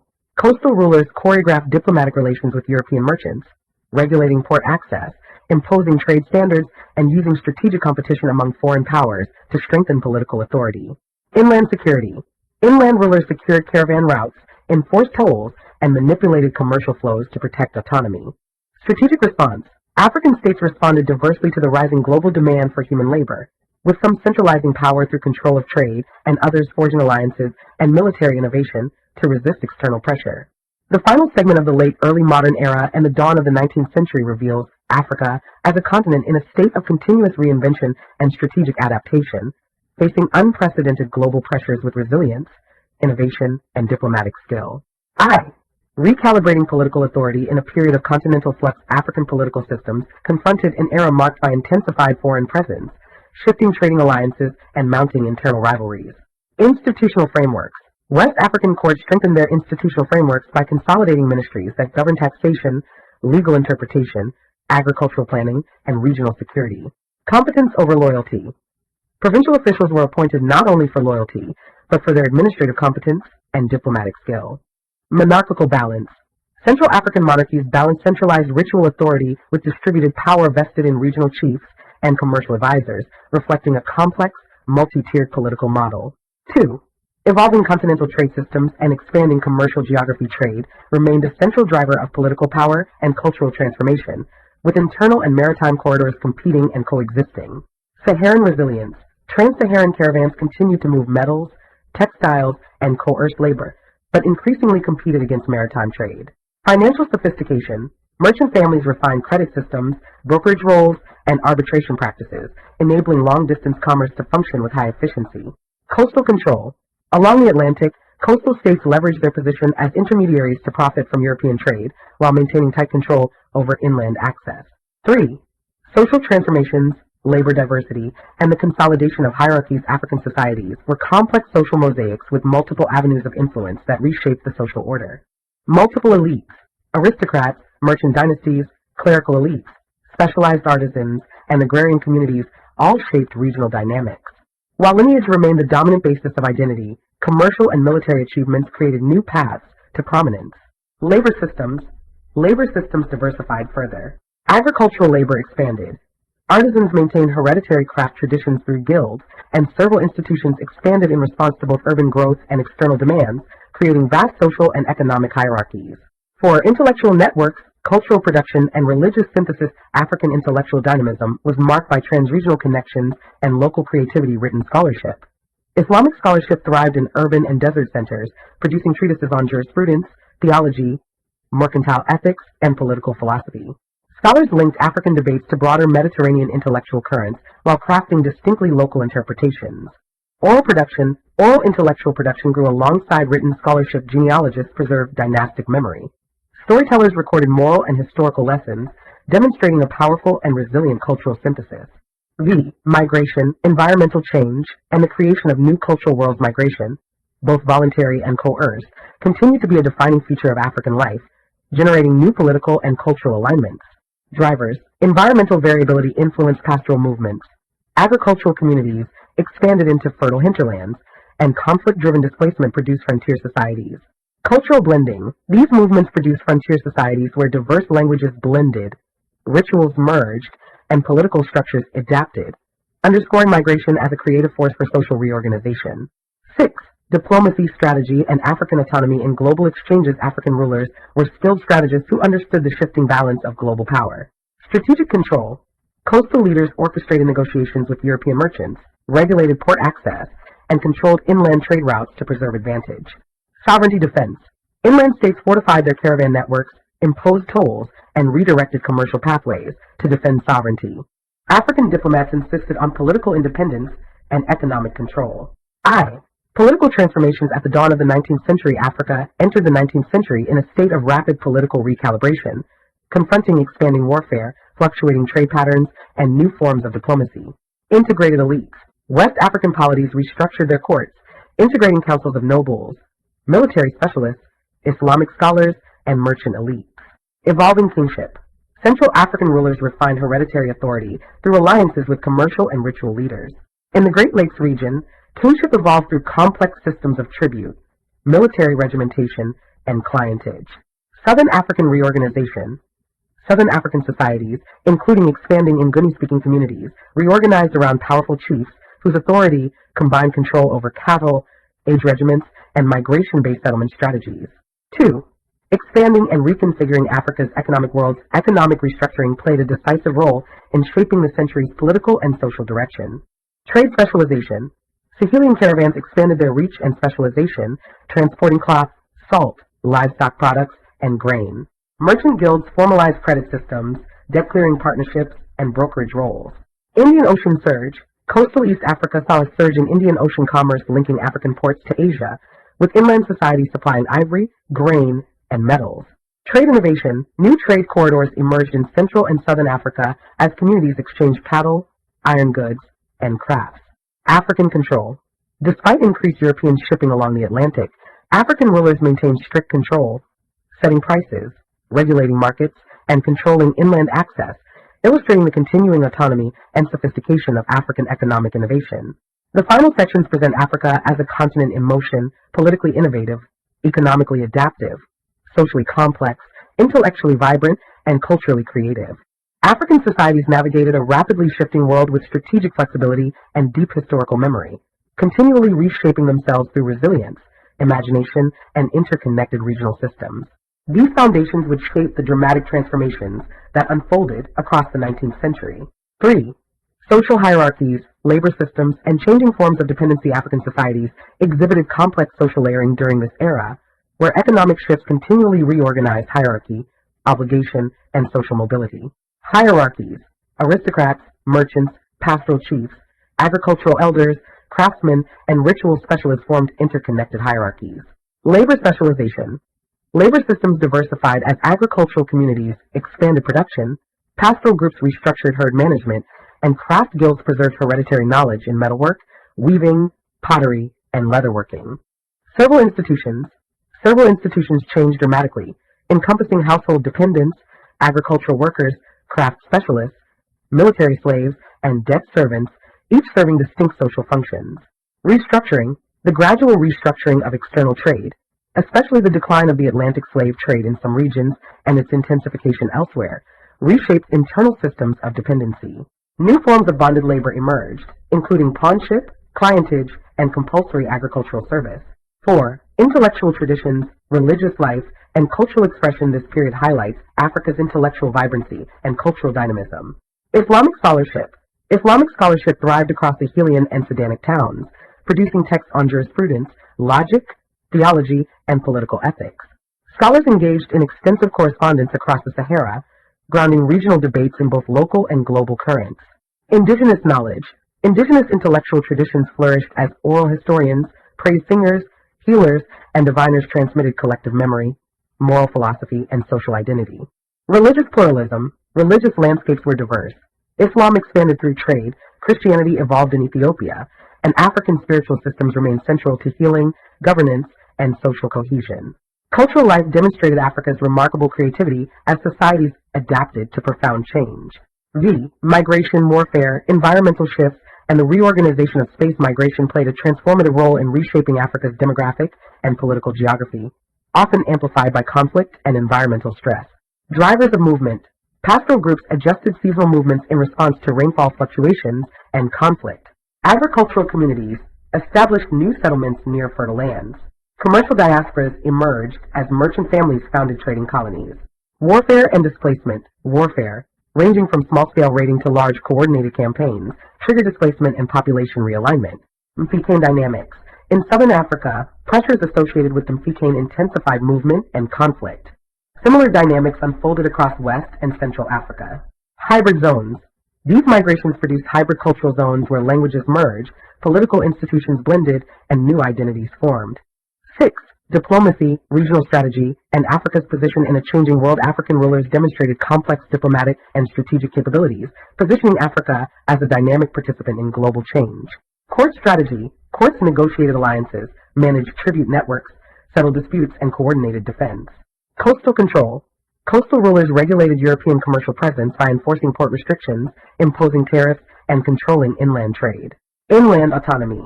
Inland states used military deterrence, territorial expansion, and trade monopolies to maintain autonomy. Global engagement. Diplomatic envoys travel between African states and across the Sahara, negotiating regional order and resisting external domination. Their strategies highlight Africa as continually reinterpreting its place in an interconnected world. Africa as a continent is one of deep internal transformation, socially complex, culturally innovative, politically adaptive, and economically interconnected. State systems developed new forms of authority. Trade expanded across multiple ecological zones. Intellectual life flourished, and diplomacy enabled rulers to maintain autonomy within increasingly global networks. Political expansions, state reorganization, and emerging centers of power. Africa underwent major political restructuring at the dawn of the 19th century, with regional states strengthening institutions and consolidating power in response to shifting realities. Islamic reform. In West Africa, rising Islamic reform movements reshaped governance and legal systems, tying political legitimacy to religious scholarship and moral discipline. Administrative refinement. Courts reorganized administrative responsibilities, refining ministries for finance, legal arbitration, and military provisioning. Central African response. Central African kingdoms confronted expanding warfare and new trade pressures by strengthening military forces and refining systems of tribute and alliances to maintain regional control. 2. Expanding commercial corridors and shifting regional economies. Trade intensified across the continent as older systems adapted and new commercial routes emerged, expanding the volume and specialization of exchange. Sahelian resilience. Sahelian caravans expanded in scale, transporting salt, cloth, copper, cola, iron tools, and manuscripts. Financial sophistication. Merchant houses formalized credit arrangements, long-distance brokerage, and debt arbitration, ensuring the reliability of trade over vast distances. Maritime hubs. Coastal East Africa integrated deeper into Indian Ocean commerce, with ivory, timber, and cloth flowing through key ports like Kilwa, Mombasa, and Zanzibar. Atlantic trade. Atlantic commerce intensified, although African rulers maintained control over coastal market access and pricing, demonstrating economic autonomy. 3. Changing social structures, labor systems, and economic roles. African societies exhibited increasing social complexity, with diverse elites and expanding labor systems. Interconnected roles. Aristocratic lineages wielded political authority, but merchant elites, scholars, pastoral leaders, and artisans played equally critical roles in the social and economic fabric. Agricultural adaptation. Agricultural communities extended cultivation by creating new settlements and forming cooperative labor groups. Pastoral reorganization. Pastoralists reorganized grazing territories in response to climate variability and conflict. Labor diversification. Labor systems diversified. Domestic servitude persisted, while the demands of external markets amplified the scale of forced labor and gave rise to complex debt and clientage relationships. 4. Intellectual traditions, cultural innovation, and religious change. The expansion of intellectual life was a defining feature of the era, marked by a blend of written and oral traditions. Written scholarship. Centers of Islamic learning produced extensive works of law, theology, ethics, and political theory. Scholars traveled widely, linking African intellectual communities to the broader Islamic world. Oral preservation. Manuscript copying houses flourished, while rural communities preserved knowledge through oral genealogies, praised poetry, ritual specialists, and historical epics. Religious diversity. Religious life became more diverse. Islam expanded through scholarship, while indigenous spiritual systems remained central to healing and governance. Migration, conflict, and the remaking of regional geography. Migration remained one of the century's most transformative forces, remaking the demographic and political landscape. Drivers. Entire communities relocated due to drought, military campaigns, or the search for fertile lands. Merchant families created trading diasporas stretching across multiple hubs. Conflict and identity. Conflict-driven displacement reshaped ethnic identities, producing hybrid frontier societies where languages, rituals, and political structures blended. Boundary redrawing. Pastoral migrations redrew territorial boundaries in response to shifting ecological and political pressures, demonstrating the fluidity of regional geography. 6. Diplomacy, regional negotiation, and African autonomy. African diplomatic sophistication was critical to maintaining autonomy within increasingly global networks. Internal management. Rulers managed complex alliances, navigated succession disputes, and negotiated peace settlements between rival groups. External regulation. Coastal leaders regulated European trade by imposing tariffs, restricting settlement, and controlling port access. Inland authority. Inland states asserted authority over caravan routes through taxation, military patrols, and legal oversight. Strategic negotiation.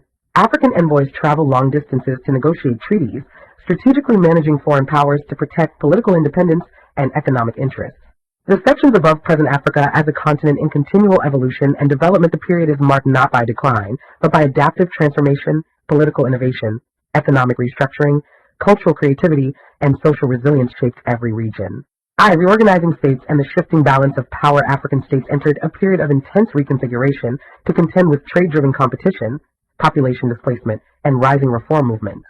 West African polities expanded administrative layers, with councils gaining new oversight roles in taxation, judiciary matters, military logistics, and religious adjudication. Central African kingdoms balanced inherited systems of ritual authority with practical governance demands by empowering provincial chiefs and enforcing tribute obligations. The overall trend was toward institutional sophistication to manage increasingly complex internal and external pressures. 2. Continental trade systems under transformation. Trade across desert, savanna, forest, and coastal routes intensified, tightening Africa's economic integration. Saharan caravans transported textiles, grains, metals, livestock products, and various forms of labor. Merchant guilds expanded credit partnerships and refined commercial arbitration practices. East African ports, Lamu, Mombasa, Zanzibar, Kilwa, deepened ties to Arabian and Indian Ocean markets, exporting ivory, timber, grain, beads, and cloth while importing metal goods and ceramics. The integration of these multiple corridors cemented Africa's role as a key actor in global commerce. 3. Social stratification, labor evolution, and community adaptation. This segment highlights increasingly complex social formations with diverse hierarchies and labor systems. Elite dynamics. Merchant families consolidated wealth and influence. Aristocratic lineages worked alongside literate clerics, military retainers, and craft guilds. Rural adaptation. Rural agricultural communities expanded cultivation with cooperative labor systems and irrigation works. Pastoral societies restructured herd management strategies, adjusting movement patterns to ecological fluctuations. Labor systems. Labor systems were extensive, encompassing domestic, agricultural, craft, and military servitude, which continually evolved in scale and function in response to shifting economic and political demands. For intellectual life, religious reform, and cultural production, the continent's intellectual vibrancy was sustained by robust scholarly networks and oral traditions. Scholarly circulation. Islamic scholarly centers produced commentaries on law, logic, astronomy, and moral philosophy. Scholars traveled widely, carrying manuscripts and sustaining debates that merged local concerns with global Islamic thought. Oral intellectual traditions flourished.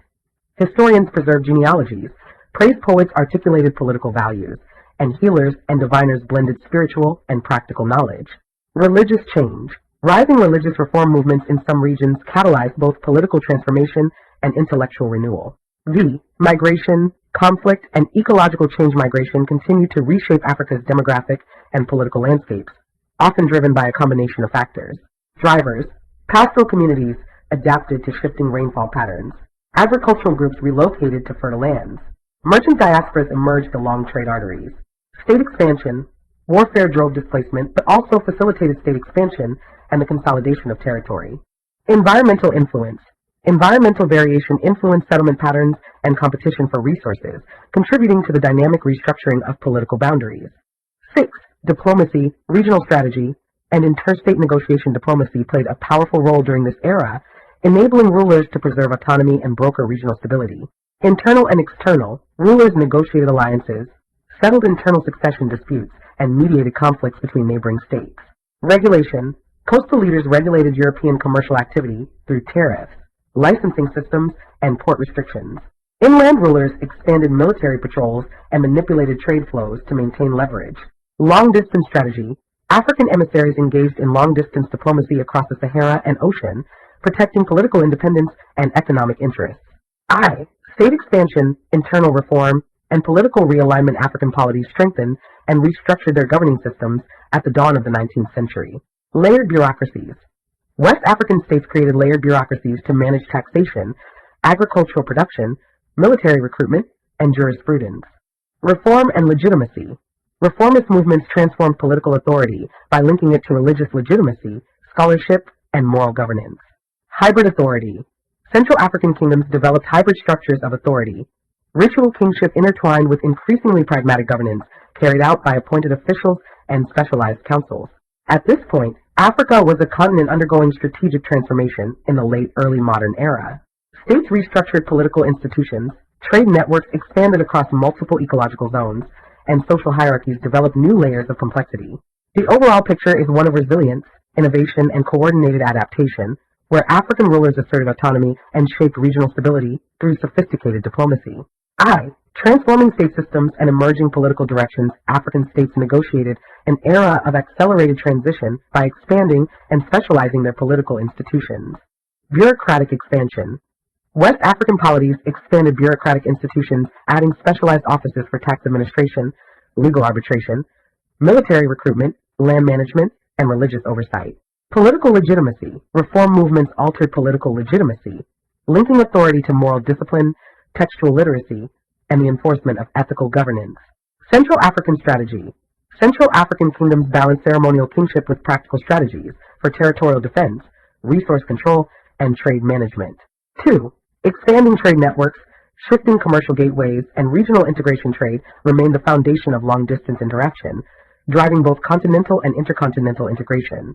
Saharan infrastructure. Across the Sahara, caravans carried textiles, metal goods, livestock products, and coerced labor. Merchant guilds enhanced commercial infrastructure by refining credit partnerships, brokerage systems, market arbitration, and long-distance communication. Indian Ocean ties. Along the Indian Ocean, East African ports strengthened ties with merchants from Arabia, Persia, India, and beyond, exporting raw materials and importing finished goods. Atlantic competition. The growing Atlantic trade introduced new competition, but also spurred inland states to reorient their commercial energies toward coastal gateways, demonstrating adaptive economic strategy. 3. Social reordering, labor systems, and expanding economic roles. This segment illustrates increasingly intricate social structures defined by specialization and complex dependencies. Elite networks. Aristocratic families reinforced authority through networks of administrators, soldiers, and scholars. Merchant lineages gained influence by controlling inland routes and maintaining diaspora settlements. Artisan guilds. Artisans organized hereditary guilds entrusted with the preservation of skills in metalwork, weaving, pottery, and architecture. Labor diversity. Labor systems diversified. Agricultural communities adapted to supply growing urban populations, while serval labor systems expanded and changed in form to meet the demands of both internal production and external markets. For religious expression, intellectual productivity, and cultural synthesis, Africa was a center of intellectual innovation sustained by robust written and oral traditions. Scholarly circuits.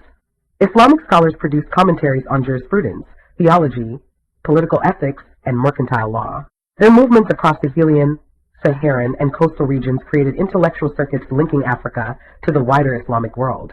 Oral intellectual traditions thrived. Genealogists preserved dynastic knowledge. Storytellers integrated moral and historical lessons, and ritual specialists maintained communal memory, demonstrating a powerful cultural synthesis.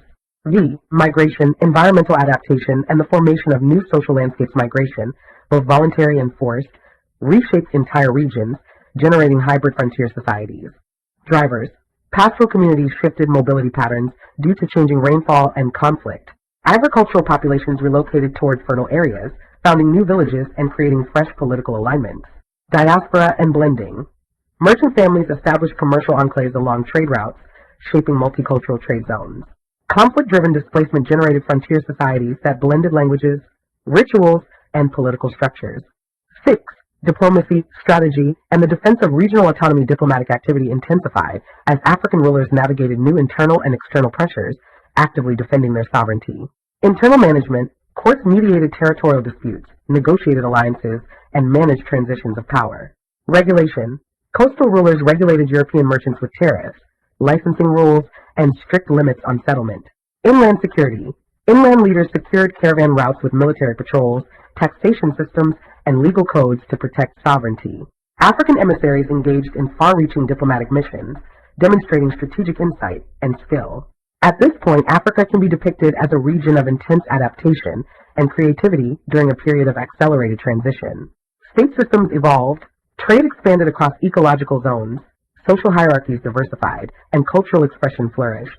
This era reflects Africa's capacity for reinvention and strategic resilience amid complex global entanglement. The reorientation of African political systems in a shifting Regency. African states were confronted with an era marked by intensified foreign presence, shifting trading alliances, and mounting internal rivalries, leading to significant political realignment. Bureaucratic depth. West African states strengthened bureaucratic depth by formalizing ministries for treasury oversight, judicial administration, military mobilization, agricultural planning, and clerical governance. Legitimacy shift. Reformist movements continued to challenge older political orders, insisting that legitimacy stemmed from moral discipline and the guardianship of religious law. Monarchical balance. Central African monarchies balanced enduring systems of ritual authority with pragmatic strategies for territorial control and resource management. 2. Expanding interregional trade and the reconfiguration of commercial gateways trade across the continent intensified, driving structural change in regional economies and strengthening commercial stability. Saharan stability. Trans-Saharan caravans remained essential, transporting salt, cloth, livestock products, and coerced labor. Merchant guilds formalized systems of rotating credit, long-distance brokerage, and market arbitration, ensuring commercial stability across vast territories. Indian Ocean integration. On the Indian Ocean coast, East African ports integrated further into global maritime networks, solidifying their role as hubs for luxury and bulk goods. 3. Social complexity, labor diversification, and new forms of economic integration. African societies exhibited increasing social stratification and occupational specialization. Wielding influence. Aristocratic households remained centers of authority, but merchant families, clerical elites, and military officers wielded expanding influence. Specialized skills. Craft guilds maintained hereditary control over specialized skills essential to regional economies: ironworking, weaving, leathercraft, and architecture. Elaborate labor. Labor systems became more elaborate and expansive. Agricultural work was organized through communal effort, while specialized and servile labor systems adapted to the growing demands of both local markets and intercontinental commerce. 4. Intellectual productivity, cultural expression, and religious plurality. This period illuminates a flourishing intellectual landscape fueled by cross-regional connection and local interpretation. Scholarly exchange. Islamic scholarly centers generated a steady stream of legal, theological, and historical works. Traveling scholars facilitated intellectual exchange across desert and coastal networks, carrying manuscripts and encouraging cross-regional debates. Guardians of ideals. Schools, mosques, and manuscript houses operated as guardians of shared moral and political ideals. Oral tradition. Parallel to written institutions, oral traditions, from genealogists preserving history to healers advising on health, thrived, demonstrating a rich religious plurality. V. Mobility, environmental adjustment, and the reorganization of communal space migration, driven by climate variation, conflict, commerce, and opportunity, redefined entire regions. Recalibrated strategies. Pastoral peoples recalibrated grazing circuits in response to shifting rainfall and the territorial ambitions of expanding states. New settlements. Agricultural communities expanded into fertile basins and forest margins, generating new settlements and transforming political geographies. Diaspora enclaves. Merchant families established enduring diaspora enclaves that linked distant markets, shaping multicultural trade zones. 6. Diplomacy, strategic autonomy, and the management of foreign pressure diplomacy played a decisive role in shaping Africa's political environment during this century, maintaining sovereignty amid global entanglement. Regional stability, rulers negotiated alliances, meditated succession disputes, and resolved interstate conflicts to maintain regional stability. Regulation. Coastal leaders regulated European commercial access by imposing tariffs, restricting settlement, and controlling port entrances. Jurisdiction. Inland states secured caravan routes through taxation, patrol networks, and legal jurisdiction. African diplomats undertook long-distance missions to negotiate treaties, asserting political and economic control. I. States in transition. Administrative expansion and emerging political realities. African governance was in accelerated transition, refining political institutions in response to diverse pressures. Bureaucratic specialization. West African polities expanded bureaucratic offices dedicated to law, taxation, agriculture, defense, and religious oversight. Ideological currents. Reformist currents, rooted in Islamic revivalism and moral critique, reshapes political legitimacy, requiring rulers to adhere to scholarly and ethical standards. Adaptive strategy. States across West, Central, East, and Southern Africa refined their institutions to meet changing military demands, environmental stresses, economic shifts, and ideological movements. 2. Continental and intercontinental commerce at peak intensification trade networks reached new levels of complexity, solidifying Africa's economic integration. Sophisticated systems. Trans-Saharan caravans transported diverse goods, including coerced labor. Merchant corporations refined credit systems, brokerage roles, and dispute settlement institutions, enabling trade to function across vast geographies. Indian Ocean flourish. Indian Ocean exchange flourished as East African ports, Lamu, Mombasa, Pate, Zanzibar, Kilwa exported ivory, timber, grains, and other goods, cementing their status as key global exporters. Africa was politically innovative, commercially interconnected, socially layered, and intellectually vibrant.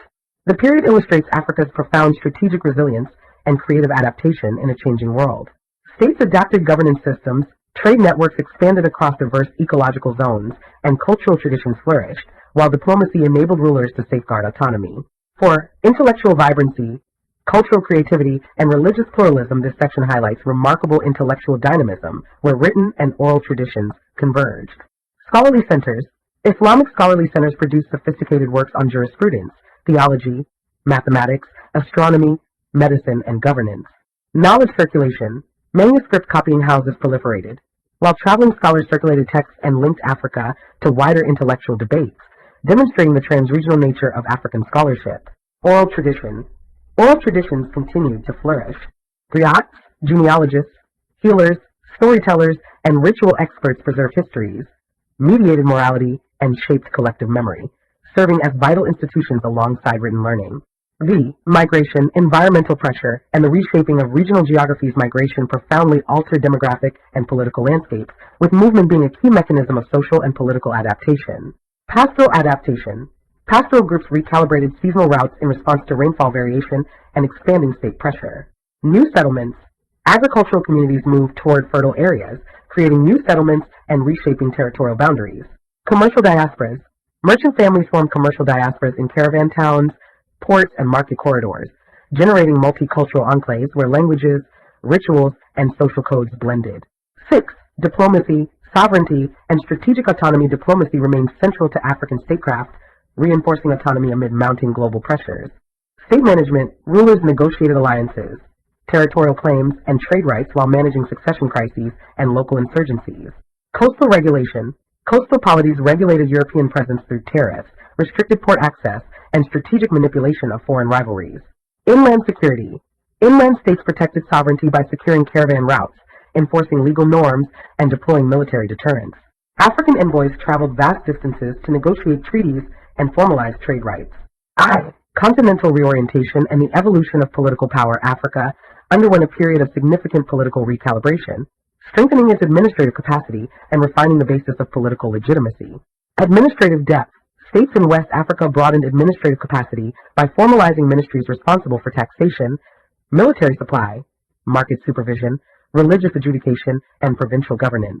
Ethical legitimacy. Reformist movements influenced political legitimacy, pushing rulers to justify authority through ethical conduct, scholarship, and defense of communal welfare. Hereditary adaptation. Central African kingdoms adapted hereditary systems to increasing demands for centralized control over resources and trade. 2. Expanding trade systems and shifting commercial nodes. Long-distance commerce intensified across the continent, strengthening connections between diverse ecological zones. Trade specialization. Saharan caravans transported a wide array of goods, including coerced labor. Financial innovation. Merchant corporations developed sophisticated credit instruments, rotating capital partnerships, and interregional arbitration to manage the risks of long-distance trade. Maritime depth. Along the Indian Ocean rim, East African ports deepened connections with Arabian, Persian, Indian, and Southeast Asian merchants, exporting key commodities like ivory. 3. Social transformation, labor roles, and new economic structures. African societies displayed growing social complexity and specialization. Power dynamics. Aristocratic households still grounded political culture, but power was increasingly shared with merchant dynasties, clerical elites, military captains, and specialized craft guilds. Urban growth.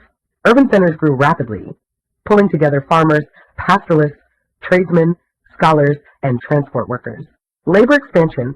Labor systems expanded. Agriculture diversified with new cropping strategies. Pastoralists developed rotational grazing techniques.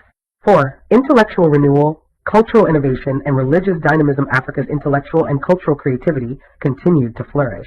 Scholarly circulation.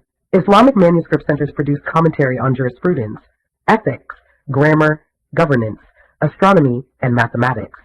Scholars traveled widely, circulating manuscripts and connecting African discourse to broader intellectual worlds. Oral vitality. Oral traditions remained a major force. Praise poets articulated civic values, genealogists safeguarded lineages, and ritual specialists maintained moral order. Migration, ecological adjustment, and the formation of new social landscapes. Migration shaped new demographic, economic, and political frontiers, driven by environmental and political pressures. Transhumance. Pastoral communities modified transhumance routes as rainfall patterns fluctuated. Settlement. Agricultural groups moved toward fertile plains, founding new settlements and creating complex political identities. Frontier societies. Conflict-related displacement produced frontier societies that blended languages, rituals, and political structures. 6. Diplomacy, sovereignty, and the management of foreign pressures. Diplomacy played a central role in sustaining African autonomy against foreign pressures. Strategic regulation. Coastal leaders regulated European commercial access by using tariffs, port restrictions, and competitive diplomacy among rival foreign powers. Internal security. Inland rulers secured caravan pathways by enforcing taxation, legal codes, and military patrols. Sovereignty. African diplomatic envoys traveled widely to preserve sovereignty, negotiate treaties, and defend economic rights. Hallmarks of highly developed African civilizations. The passage highlights the significant technological, political, and cultural achievements of highly developed African civilizations, often comparing them favorably to their Eurasian contemporaries. These accomplishments demonstrate the continent's long history of innovation, complex statecraft, and sophisticated urban life. Major technological and cultural achievements. The civilizations across the continent were responsible for breakthroughs in various fields: metallurgy and engineering, high-quality steel and iron forges, sélection surgicale technique, boat manufacturing and shipbuilding, architecture and urban planning, cities and architecture designed using fractal geometry and highly intentional spatial planning, mortarless stone architecture, massive defensive walls and water channel engineering, multi-story architecture, science and innovation, antibiotic beer, glass bead invention, binary code invention, astronomical devices and sophisticated observation, governance and knowledge, sophisticated governments with highly organized administrative structures, writing systems, highly advanced African civilizations. The text names over a dozen historically significant and strikingly advanced sub-Saharan African polities spanning Nilo-Saharan, Niger-Congo, and selected Afro-Asiatic language groups. Cities and architecture designed using fractal geometry and highly intentional spatial planning, mortarless stone architecture, massive defensive walls and water channel engineering, multi-story architecture, science and innovation, antibiotic beer, glass bead invention, binary code invention, astronomical devices and sophisticated observation, governance and knowledge, sophisticated governments with highly organized administrative structures, writing systems, highly advanced African civilizations. The text names over a dozen historically significant and strikingly advanced sub-Saharan African polities spanning Nilo-Saharan, Niger-Congo, and selected Afro-Asiatic language groups. When it comes to sub-Saharan Africa, others include the Sokoto Caliphate, Oyo Empire, Wolof Empire, Kerma Kingdom, Kingdom of Bichwa, Rosby Kingdom, Mapungubwe, Kami City, Kingdom of Dahomey, Luba State, and many more. Ancient cities include Kerma, Dakijel, Dar Tikit, Congo City, Benin City, Timbuktu, Jinjino, Kano, and more. The sheer number and complexity of these independent polities challenge simplistic narratives of African history and underscore the continent's enduring contributions to global development. When they arrived in the Gulf of Guinea and landed at Vaida, the captains were astonished to find the streets well cared for, bordered for several leagues in length by 2 rows of trees. For many days they passed through a country of magnificent fields, a country inhabited by men clad in brilliant costumes, the stuff of which they had woven themselves. More to the south in the Kingdom of Congo, a swarming crowd dressed in silk and velvet, great states well ordered, and even to the smallest details, powerful sovereigns, rich industries, civilized to the marrow of their bones. And the condition of the countries on the eastern coast, Mozambique, for example, was quite the same. As for me, I have seen in no part of Africa the Negroes worshipping a fetish. The idea of the barbarous Negro is a European invention which has consequently prevailed in Europe until the beginning of this century. The revelations of 15th and 17th century navigators furnish us with certain proof that Negro Africa, which extended south of the Sahara Desert Zone, was still in full bloom, in the full brilliance of harmonious and well-formed civilizations. In the last century, the superstition ruled that all high culture of Africa came from Islam. Since then we have learned much, and we know today that the beautiful turbans and clothes of the Sudanese folk were already used in Africa, before Islam was even born, or before Ethiopian culture reached Inner Africa. Since then we have learned that the peculiar organization of the Sudanese states existed long before Islam, and that all of the art of building and education, of city organization and handwork in Negro Africa, were thousands of years older than those of Middle Europe. Leo Frobenius on how advanced Africa was in the eyes of European explorers of the Middle Ages. While much of the history of early invention is shrouded in darkness, it seems likely that at a time when the European was still satisfied with rude stone tools, the African had invented or adopted the act of smelting iron. Franz Boas on how ancient Africa had advanced to the Iron Age via the invention of the first iron mining systems, while the rest of the world was in the Middle Stone Age and Bronze Age.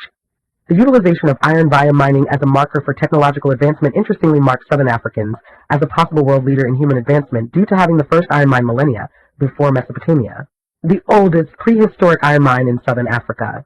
Dating back to the Stone Age period, with ancient tools, was found at Bamboo Ridge in Swaziland. Southern list of African achievements.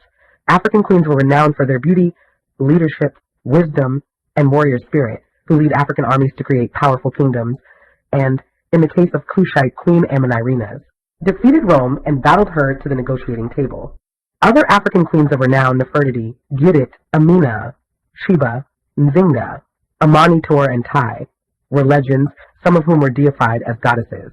Master Fire, first evidence of civilization, Adam's calendar, father's civilization, and first calculator mathematicians. The Lubombo bone and Ishengo bone were early math instruments. Ishengo bone, notch marks for lunar calendar, and a series of rows. First row equals calculations based on number 10. Second row equals prime numbers from 10 minus 20. Third row equals multiplication table. Math in ancient Africa used for architecture, city planning, and building.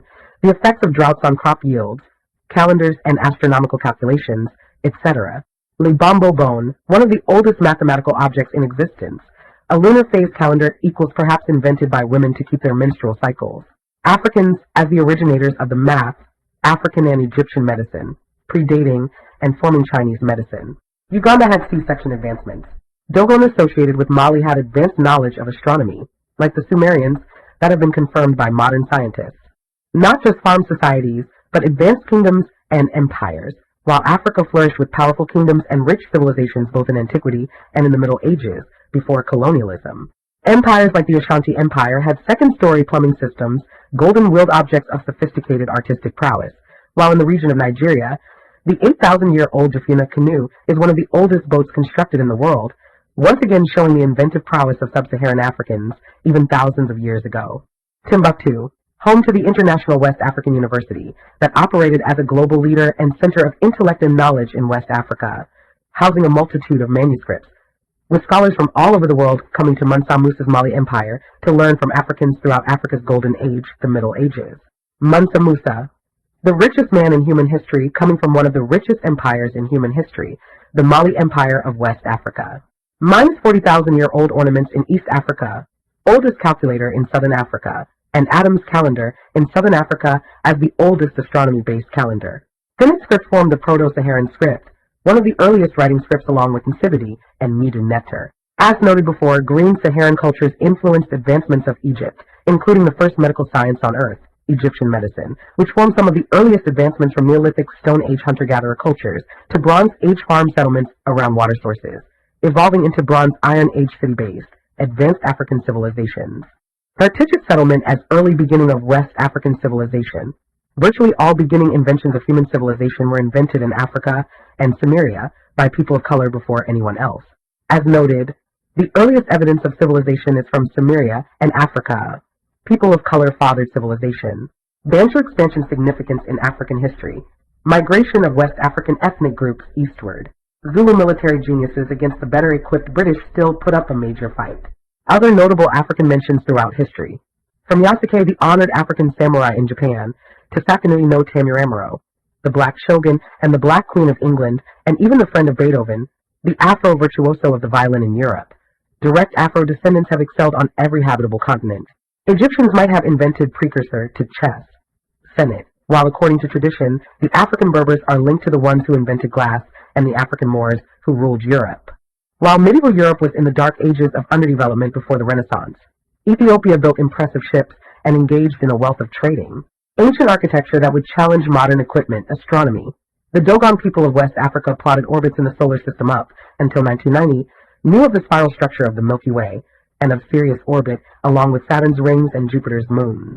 There are also many astronomy-based calendar sites in Africa that showed the ancient African understanding of astronomy, and the Egyptians understood the movement of the sun and constellations and of the moon, while making clocks and dividing the year into 12 parts. Medicine. Numerous medical procedures were practiced in medieval Africa when such practices had yet to emerge fully in Europe, including surgery, inoculation, mummification, surgery, C-section, anesthesia, antibiotic use, and the use of antiseptics for surgeries. Astronomy, Egyptian medicine, Chinese medicine, versus Pythagorean theorem and Hippocrates. The notion that science of antiquity was not science due to superstition is silly. Evolution was steeped in superstition, as was alchemy during the Middle Ages, yet no one disputes whether they were science, and ancient astronomy was well developed and was obviously science, while existing far before the Greeks. Math. Distances and angles, as well as the geometry of the circle and other shapes, was understood by the Egyptians, and while algebra was invented by Arabs during the Islamic Golden Age, basic equations were used by the Egyptians to predict the flooding of the Nile. Thousands of years ago, modern Congo peoples developed a numeration system, as did the Yoruba of ancient Nigeria, based on 120. The real Wakanda in history can be compared to the Shona Great Zimbabwe-based Rosby and Matapa Empire, headed by the ancient BP-like figure, Changameyer Dombo. The empire, 1, was rich in resources 2, successfully fought off foreigners trying to steal African wealth 3, was characterized by incredible architecture and advancements 4, was headed by a warrior dynastic leader who led the fight against Europeans and helped establish the ultra-advanced African civilization.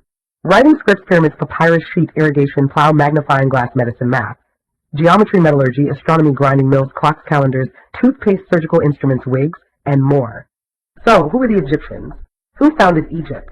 Regarding the latter, there are 3 different hypotheses of Egypt's founding. 1.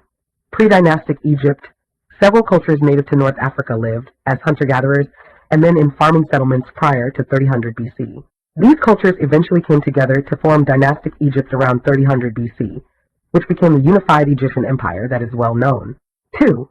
The Cushitic birthplace of Egyptian civilization. Palaces were found, along with the deity Haru, Midu Neter aka hieroglyphs, and even the crown of the south, known to be on the heads of a dozen pharaohs, was found prior to the first pharaoh of Kemet. First writing ever discovered in Nile region linked to Tesseti, the supposed state of Egypt linked to a Kushite society. Interestingly, this hypothesis agrees with the biblical narrative of the first advanced city-based civilization of Shinar Sumer being founded by Nimrod the Kushite. Genesis 10 verse 8. Cush was the father of Nimrod, who became a mighty hunter before you. That is why it is said, like Nimrod, a mighty hunter before you. The first centers of his kingdom were Babylon, Uruk, Akkad, and Calneh in Shinar. From that land, he went to Assyria, where he built Nineveh, Rehoboth-ir, Kala, and Rezin, which is between Nineveh and Kali, which is the great city. Dark-skinned foreigners, Sumerians, credited with the first evidence of writing, were Kushites who spread throughout the region and began human civilization. Pharaoh A's dynasty that began Egyptian civilization and Proto-Egyptian hieroglyphics being founded and created by Kushites. As noted in a New York Times article, Nubian monarchy called oldest, evidence of the oldest recognizable monarchy in human history, preceding the rise of the earliest Egyptian kings by several generations, has been discovered in artifacts from ancient Nubia. The first kings of Tafeti may well have ruled about 5900 BC. Interesting that Sudan has many more pyramids, though clearly the African Egyptians mastered the maths and sciences to a greater degree. 3. Kushites existed as a coexisting civilization state with pre-dynastic Egypt and helped fashion the Egyptian civilization alongside the Naqada and other culture societies of that time in Egypt, 5000 BC 4.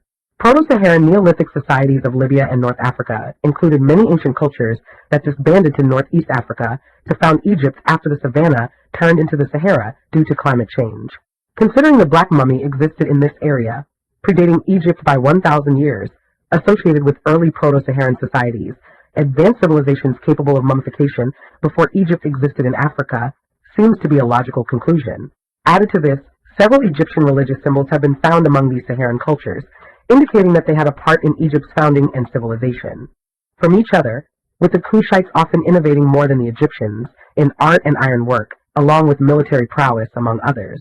Sumerians, while not as known as the Egyptian Empire, the Sumerians are credited with creating the first urban-based, advanced civilization on Earth prior to the Egyptians, around 4000 BC, in Mesopotamia, the cradle of civilization. The Sumerians were brilliant scientists who invented much of the tools and aspects associated with the foundation of every society and civilization after them, including sailboat, chariot wheels, plow, metallurgy, cuneiform, calendar, advanced astronomy, math systems, kilns, hammers, seals, board games, government systems, textile mills, irrigation, hydraulic engineering, pottery, and more. As the seat of what would become Babylon, Sumer was associated with several powerful city-states, such as Ur, Nippur, Lagash, and Kish, the last of which is interesting and must be noted. So who were the Sumerians? Several theories abound. One theory, based on the history recorded in the Hebrew Bible, is that some of the original inhabitants and major founders of the civilization were Cushites, as it says that Cushites in Shinar were the rulers, which was noted to be recorded in Genesis 10 to 11. Additionally, John D. Baldwin, author of Prehistoric Nations, wrote, "It is now admitted that a people of the Cushite, or Ethiopian race, sometimes called Hamites, were the first civilizers and builders throughout Western Asia, and they are traced by the remains of their language, their architecture, and the influence of their civilization on both shores of the Mediterranean, in eastern Africa and the Nile Valley, in Hindustan, and in the islands of the Indian Seas. As the master inventors of most of the frequently used tools today, the Sumerians were called Senjaga black-headed faced ones, and were called foreigners with dark skin before it became predominantly Semitic Babylon. Aksumite Empire and Abyssinian Empire the kingdom created and used their own currency, and had a strong navy that helped them control several seas.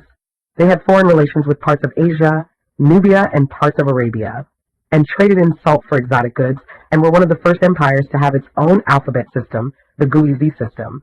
When it comes to architecture, Aksum had large amounts of obelisks created to mark the spot of an emperor's tomb. While Ethiopian was used to denote Cushites by the Greeks, it was the first king to convert to Christianity, King Izana, who used Ethiopia to denote the modern Ethiopia, and as an empire, it stretched from regions south of the Roman Empire to the outskirts of the Sahara to parts of the Arabian Desert in the east. As a naval power, Aksum was a force to be reckoned with in the ancient world, as they also invented and built numerous sea vessels. The Abyssinian Ethiopian Empire existed from the 13th century CE as a kingdom-turned-empire until the 20th century, and ruled the region as a Christian power whose leaders claimed a Solomonid dynastic line from King Solomon of Israel. Between Aksum and Abyssinia was the Kingdom of Zagwe, with its capital in Roa, south of Aksum, which was founded in 1137 CE. The kingdom expanded due to its powerful military and continued the Christian traditions from the Aksumite Empire. Who are the Ethiopians? Not that this needs to be asked, but the Ethiopians were a mixture of different ethnic groups and peoples, including sub-Saharan Negroids and Caucasoids from the Mediterranean, and are regarded by most to be black people, as modern genetic evidence shows their sub-Saharan genetic lineage. Kingdom of Zimbabwe during Africa's Golden Age. Southern African civilizations became extremely advanced and complex kingdoms and empires.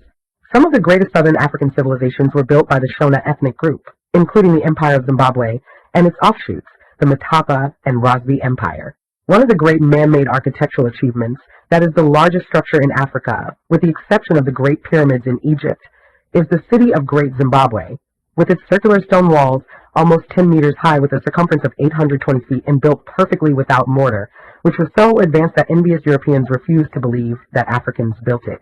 Other similar cases throughout Africa resulted in a large number of cities being intentionally destroyed to the ground to hide African ingenuity, or already buried in the sands of time and thus not written about in the history books. The city was said to have magnificent palaces and riches comparable to any monarch of the East. It was composed of 3 parts. 1. Hill complex, structures atop a steep hill site, constructed around 1000 CE, flanked by large cylindrical towers and monoliths created with complex patterns worthy of master architects. 2. Great enclosure. The circular walled area dated to the 14th century CE inside the first set of walls is a second set of walls, also curved, ending with a 10-meter stone tower. 3. Valley ruins. A large number of mud brick royal houses and multi-story houses near the second section, indicating that the kingdom had a large population of 10,000 to 20,000 people. Zulu Empire. The Kingdom Empire of Zulu was a southern African civilization that existed in the modern era, led by Shaka Zulu, ruler of the Zulu kingdom, and ended due to the British invasion. The kingdom was well known for its brilliant and powerful military, and for the military ingenuity and strategic brilliance of its leader, who organized a well-organized, centralized Zulu state. Kushite Empire. As one of the oldest civilizations in the world along with ancient Egypt, the region south of Egypt, Nubia, was an intermix of cultures and ethnic groups. One major civilization birthed from this region was Kush, which played a major part in interacting with ancient Egypt and in inventing many advanced technologies associated with the ancient world. Water bucket irrigation, blast furnaces, metallurgy, ironworking, animal-driven water wheel, grain silos, ovens, chariots, Sakya calendar, and more. Additionally, Sudan is home to many more pyramids than Egypt, developed and engineered by those of Tasseti. It's important to note that the Greeks referred to Kushites as Ethiopians, burnt-faced ones, denoting their dark skin. The history of Nubians is rich and encompasses many known facts and hypotheses, one latter hypothesis of which has been touched upon called Nubian primacy. The notion that Kushites were the first civilizers on Earth and spread out among Africa, Western Asia, and Eastern Asia to found most ancient civilizations, from ancient Egypt to Sumeria to the Khmer civilization and other Southeast Asian civilizations, to the Indus Valley civilization, etc. Regardless of what one believes of the Nubians, the region birthed a very advanced civilization early on in human history in Northeast Africa. From 13,000 BC, there is evidence of people in the Nubian region, along with tools associated with an evolving society, such as arrowheads, complex tool cemeteries. By 5000 BC, a more settled, agricultural society evolved around the Nile, and stone mud houses were built around this time in the region. All throughout Africa, precious stones were used to produce jewelry, as it is important to mention that both West Africa and the Sudan region were rich with gold. From 2500 BC and onwards, the Kingdom of Kush within the Nubian region became a real powerhouse with the establishment of Kerma, its capital, which was followed later by Napata and then Meroe. While it would be impossible to elaborate on all Kushite history, there are several notable mentions surrounding the Nubians of the region. They were brilliant archmen and commanded one of the most powerful militaries in Africa, such that they fought Rome to a stalemate and buried a bust of Emperor Augustus's head under the temple throne of the great Kushite warrior queen, Amon-Irenas. Nubian society often saw female rulers, who were some of the greatest warrior queens in the world. They were a colony of the Egyptian Empire at a time, in which they adopted several Egyptian customs, but eventually they conquered Egypt and reigned over both Egypt and Kush during the 25th dynasty of Egypt, which birthed the African Renaissance under King Pi, where Kushite kings reigned as pharaohs in an advanced empire. At one time, Kushites even used antibiotics before Alexander Fleming's discovery. The Empire of Kush, centered on the Nubian side at Napata, was complex and advanced, while being powerful and well-governed. Later, the Kingdom of Kush, centered at Meroe, saw the Kushites eventually develop their own, more advanced writing script, Meroetic. The Nubian pharaohs left many monuments and statues of themselves when they ruled over Egypt. One of the most popular Kushite pharaohs of Egypt and Kush was King Taharqa. Meroe was known for its palaces, gardens, trees, and amazing architecture, along with its religious temples. Not civilization, while very little is known of this mysterious civilization, as one of Africa's oldest civilizations and one of the oldest known West African civilizations. The Nok people were a highly advanced people of 1000 BC who were the first to create highly complex, large, and ubiquitous terracotta sculptures in sub-Saharan Africa. They also formed other complex sculptures via iron tools, and likely were major players in vast trade networks due to their mastery of ironwork and sculpting. Though ironwork seems to have been discovered and invented in the region around that time, the Nok had sophisticated iron mines by 500 BC. Their sculptures were found in an area spanning 78,000 square kilometers, indicating an expansive, massive civilization in the region of northern Nigeria. Additionally, new, more modern scholarship reveals that the civilization was mostly farm-based and sedentary, that is, an Iron Age settlement as opposed to a hunter-gatherer society. Kingdom Empire of Congo, according to the Bantu expansion hypothesis, Bantu-speaking people migrated to the region and used iron technology and farming methods to conquer the indigenous San people, and eventually developed complex civilizations and kingdoms in the area, in which the Kingdom of Congo is said to have been created by the legendary hero Ntainu Lakini. The people of the region wore well-decorated loincloths and long silver chains around the waist, along with other clothing. One of the most well-known aspects of the Congo Empire was the introduction of Christianity and the Portuguese involvement in enslaving Congo inhabitants, including those of the royal family of the king, resulting in strained relations between Congo and Portugal. Kingdom of Ghana and Ashanti Empire, Africa's golden age, during the Middle Ages and medieval times, is perfectly typified by the three major West African empires of that time period, the Ghana Empire, the Mali Empire, and the Songhai Empire. While West Africa had stone settlement societies and previous civilizations, the first of the major kingdoms and empires was the Sonic-led Kingdom, and then Empire of Ghana, which became extremely wealthy through its control of gold and the large northwest sub-Saharan trade routes within the region, associated with the trading of massive amounts of exotic goods, partly through the domestication of the camel. The civilization was also one of the first in the region to master iron mining, in which they were able to use such advanced metallurgy practices to conquer and absorb other states in West Africa to form an empire that was not influenced at all by external powers or religion, such as Islam. Additionally, the Ghana Empire had an impressive military, with tens of thousands of archers and a powerful cavalry. Ultimately, the Wagadu Empire was so rich that gold was used on their clothes, on their weapons, and even in their hair, and the cities reflected their riches, as they traded with Arab and other African merchants. The houses of the inhabitants are of stone and acacia wood. The king has a palace and a number of domed dwellings, all surrounded with an enclosure like a city wall. In the king's town, and not far from his court of justice, is a mosque where the Muslims who arrive at his court pray. Around the king's town are domed buildings, groves, and thickets where the spiritualists of these people, men in charge of the religious practice, live. In them too are their sacred objects and the tombs of their kings. These woods are guarded, and none may enter them and know what is there. In them also are the king's prisons. If somebody is imprisoned, then no news of him is ever heard. The king's interpreters, the official in charge of his treasury, and the majority of his ministers are Muslims. Among the people who follow the king's religion, only he and his heir apparent may wear sewn clothes. All other people wear robes of cotton, silk, or brocade, according to their means. All of them shave their beards, and women shave their heads. The king adorns himself like a woman, wearing necklaces round his neck and bracelets on his forearms, and he puts on a high cap decorated with gold and wrapped in a turban of fine cotton. He sits in audience, or to hear grievances against officials in a domed pavilion, around which stand 10 horses, covered with gold-embroidered materials. Behind the king stand 10 personal attendants holding shields and swords decorated with gold, and on his right are the sons of the subordinate kings of his country wearing splendid garments and their hair plaited with gold.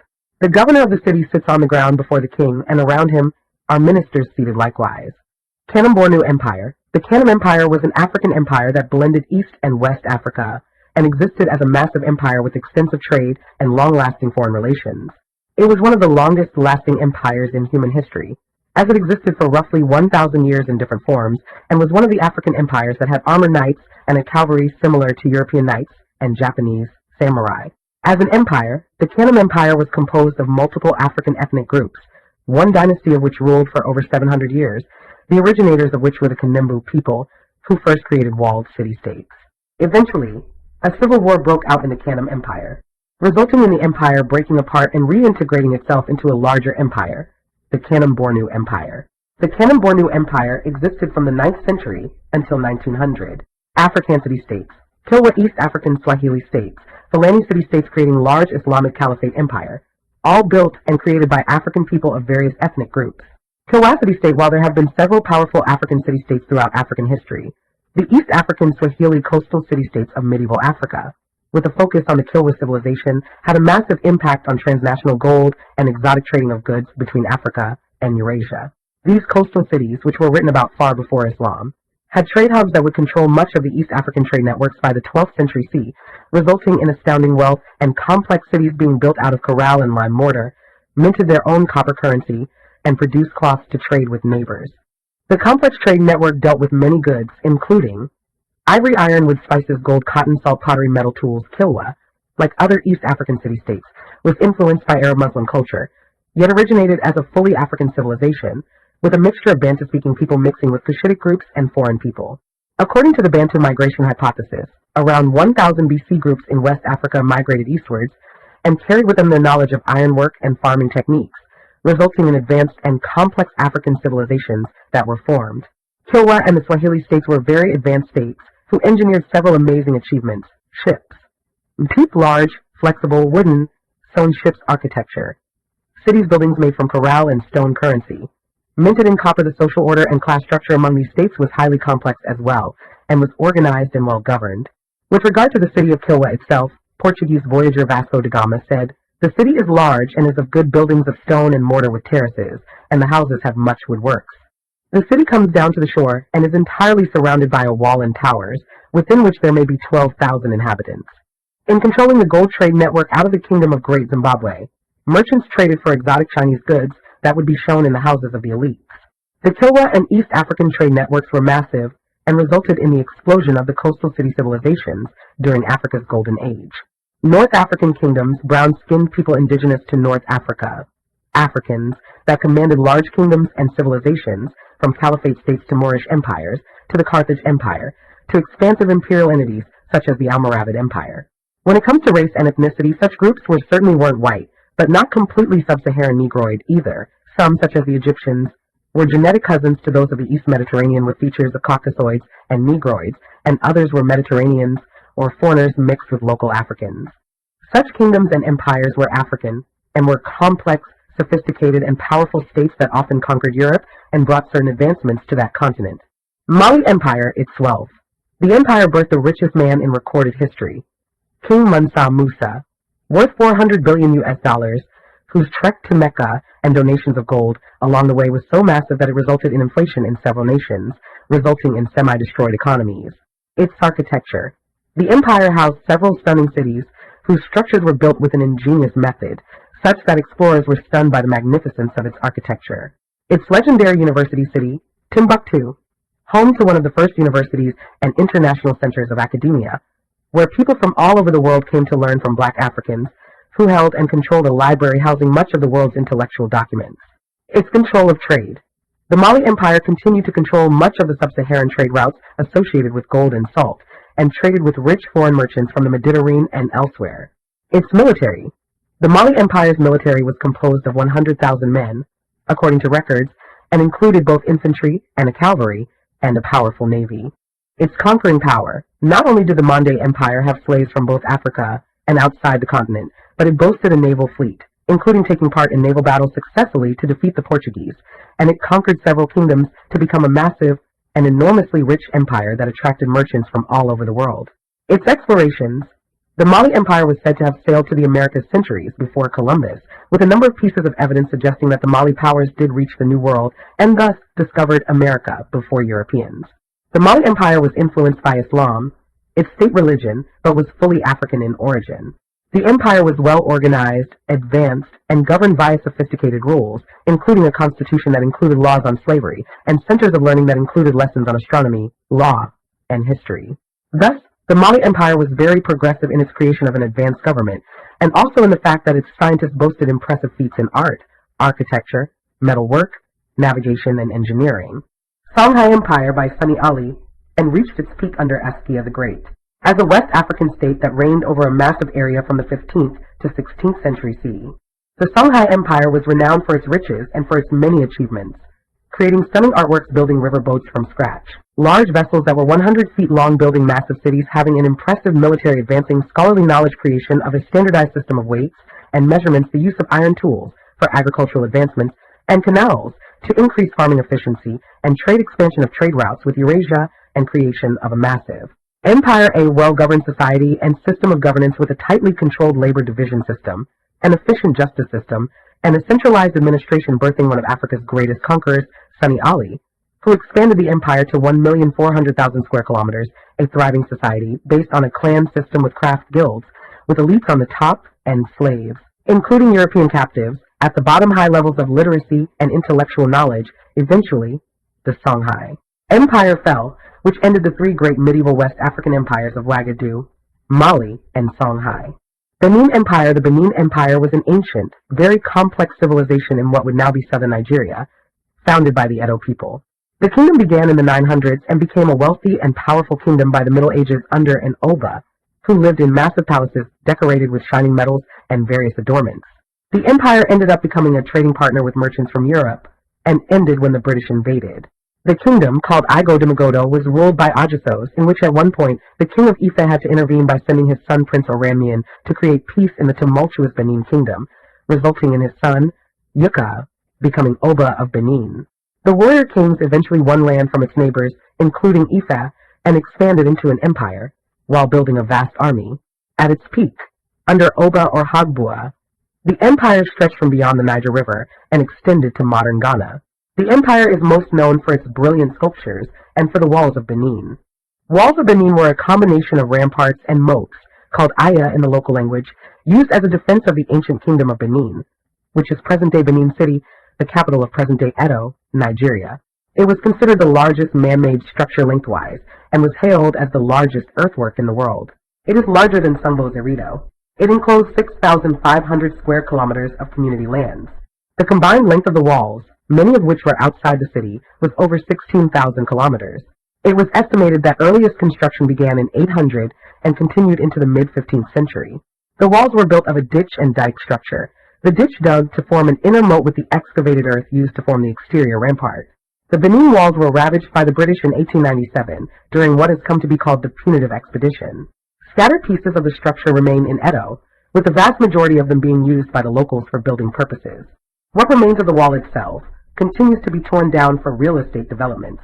The walls of Benin City was the world's largest man-made earth structure.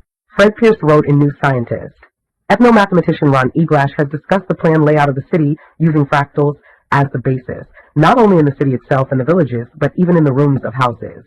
He commented that when Europeans first came to Africa, they considered the architecture very disorganized and thus primitive.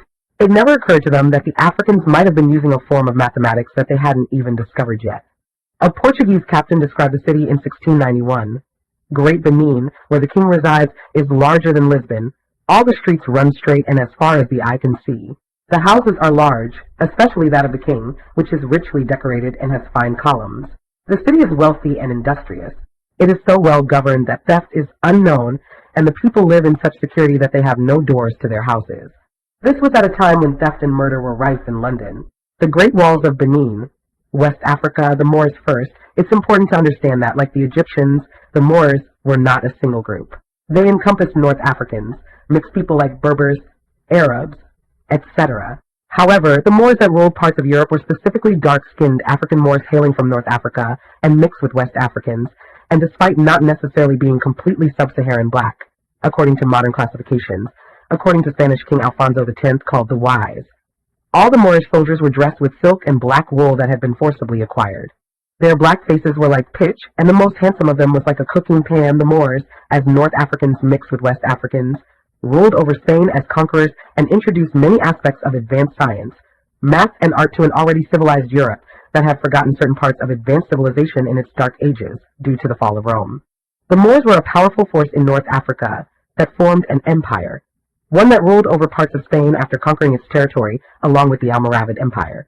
One of the most influential Moorish geniuses of the ancient world, commonly regarded as a former slave and Afro-Arab of partial sub-Saharan African descent, was Abul Hassan Ali ibn Nafi, also known as Ziryab, who revolutionized music, fashion, arts, lifestyle, and even socializing and the use of furniture in Europe and the Middle East.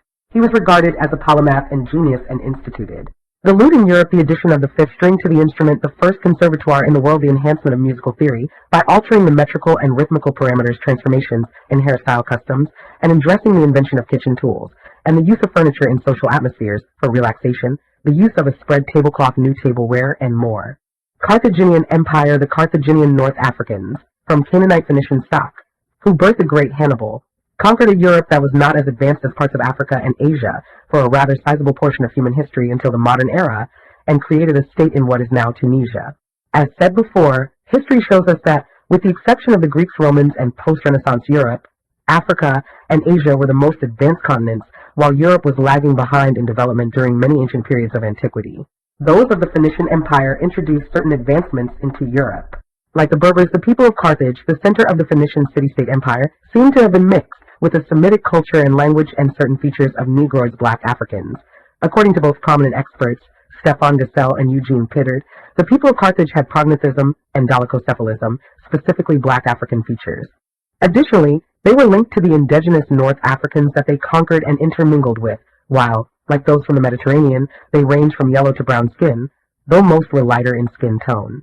Phoenicians were brilliant, from inventing the manufacture of glass to creating an ancient alphabet used by many, to being famous for their shipbuilding and seafaring accomplishments, and they conquered much of Europe under their brilliant military leader, Hannibal. The empire ruled much of the western Mediterranean after it was founded in 814 BC, until the mid-3rd century CE, and was one of the most prominent maritime, commercial, and military powers as a state within the Phoenician Empire. Interestingly, many biblical figures, from the Jewish man Yehoshua, Jesus, to many priests and prophets, were part Canaanite due to an ancient ancestor. Kingdom of Bamum. Other notable mentions of African civilizations, kingdoms, and empires. Many other African civilizations existed, such as the Dogon people, the Igbo states, the Mossi Empire, the Fulani Hausa states, the Lunda Luba states, the land of Puntiacan states, the Bachwizi Empire, the Khoisan societies, who dabbled in advanced science and arts and other marvels, etc., from powerful empires to black empires in India and Southeast Asia. To Ganabal, there were many ethnic groups indigenous to SE Asia and even China and Japan, linked to Africa, who, like the Angkor, built stellar kingdoms and empires. African diaspora, black American inventions and scientists that changed the world. Hidden figures, story off 3 brilliant black American scientists and super geniuses, covered up and forgotten for years. Dr. Mark Dean, inventor, engineer, and co-creator of IBM PC, ISA bus, color computer monitor, and 1 gigahertz processor chip, 3 of 9 IBM patents. After Steve Jobs' Apple I in 1976, and Dr. Henry Edward Roberts' Altair 8800 in 1974. Garrett Augustus Morgan, modern gas mask, and the first automated 3-position traffic lights, Lewis Latimer. Carbon filaments for light bulb. Design drawings for telephone, George Carruthers. Invented the ultraviolet camera spectrograph for NASA to use when it launched Apollo 16 in 1972. His work also demonstrated that molecular hydrogen exists in the interstellar medium, Elijah McCoy. Automatic lubricator for oiling steam engines on trains and ships, Frederick McKinley Jones. First refrigerated transport system and self-starting gas motor, portable x-ray machines, etc. Dr. Charles Drew, father off the blood bank due to research in blood plasma, Otis Boykin. Improved electrical resistor, control unit in pacemaker. Variable resistor used in guided missiles, Mariva and Brittany Brown. Inventor of home security system, James E. West. Microphone, Kenneth Dunkley. 3D glasses, George Alcorn. Invented an imaging x-ray spectrometer using thermal migration of aluminum, for which he earned a patent in 1984, and 2 years later he devised an improved method of fabrication using laser drilling, Dr. Betty Harris. Innovated within the chemistry-based industry of explosive science, Dr. Patricia Bath. Laserfical probe inventor for cataract surgery, Dr. Marion Croak. VoIP, Gerald A. Lawson. Along with Ron Smith and Nick Talesfore, invented the first cartridge-based video game system before Atari. Lawson designed the electronics Tony Hansberry too. 14-year-old black student who invented a powerful surgical technique, Benjamin Banneker. Dr. Ben Carson, Philip Downing, Joseph H. Smith, Dr. Neil deGrasse Tyson, and more. Black excellence and high achievements, Joan Jackson Stevens. Jamaican-born woman who attained the world's highest score in law exam. Nigerians' highest level of education in U.S. and are most academically gifted and have the highest rate of advanced degrees out of all immigrants and U.S.-born people. UK boy with IQ higher than Einstein and Stephen Hawking, Ramarni Wilfred. Black American teen with 5.0 GPA. Akintund Ahmad. Black American teen graduates from college and high school in same. Weak. Grace Bush, extreme ex-chess champion and chess genius. Winner beat world champion in casual chess battle. Justice Williams, Philip Emeagwali, mathematician and computer scientist with reputed IQ over genius level. Moses McCormick, mega polyglot, who speaks roughly a little bit of 40-plus languages, and the urban Eve. Another polyglot who focuses on sharpening her skills to fluency in almost 10 languages. Africans typically speak 2 to 3 languages, on average. Minus 10-year-old genius human calculator. Sybil Zwane. Kimberly Anydyke is a black female pilot who finished a transnational flight across the U.S. at age 15. Brilliant record of the mostly black American pilots, known as the Tuskegee Airmen. Nigerian who obtained highest academic honors in Japan by getting the highest grades in 50 years, the well-known, globally respected President Obama. And the blacks who are a part of the 1%, the most financially successful people in the world. In December 2022, 2 high school seniors, Calcea Johnson and Nakia Jackson, from St. Mary's Academy in New Orleans solved a 2,000-year-old math challenge, creating a new trigonometric proof for the Pythagorean theorem.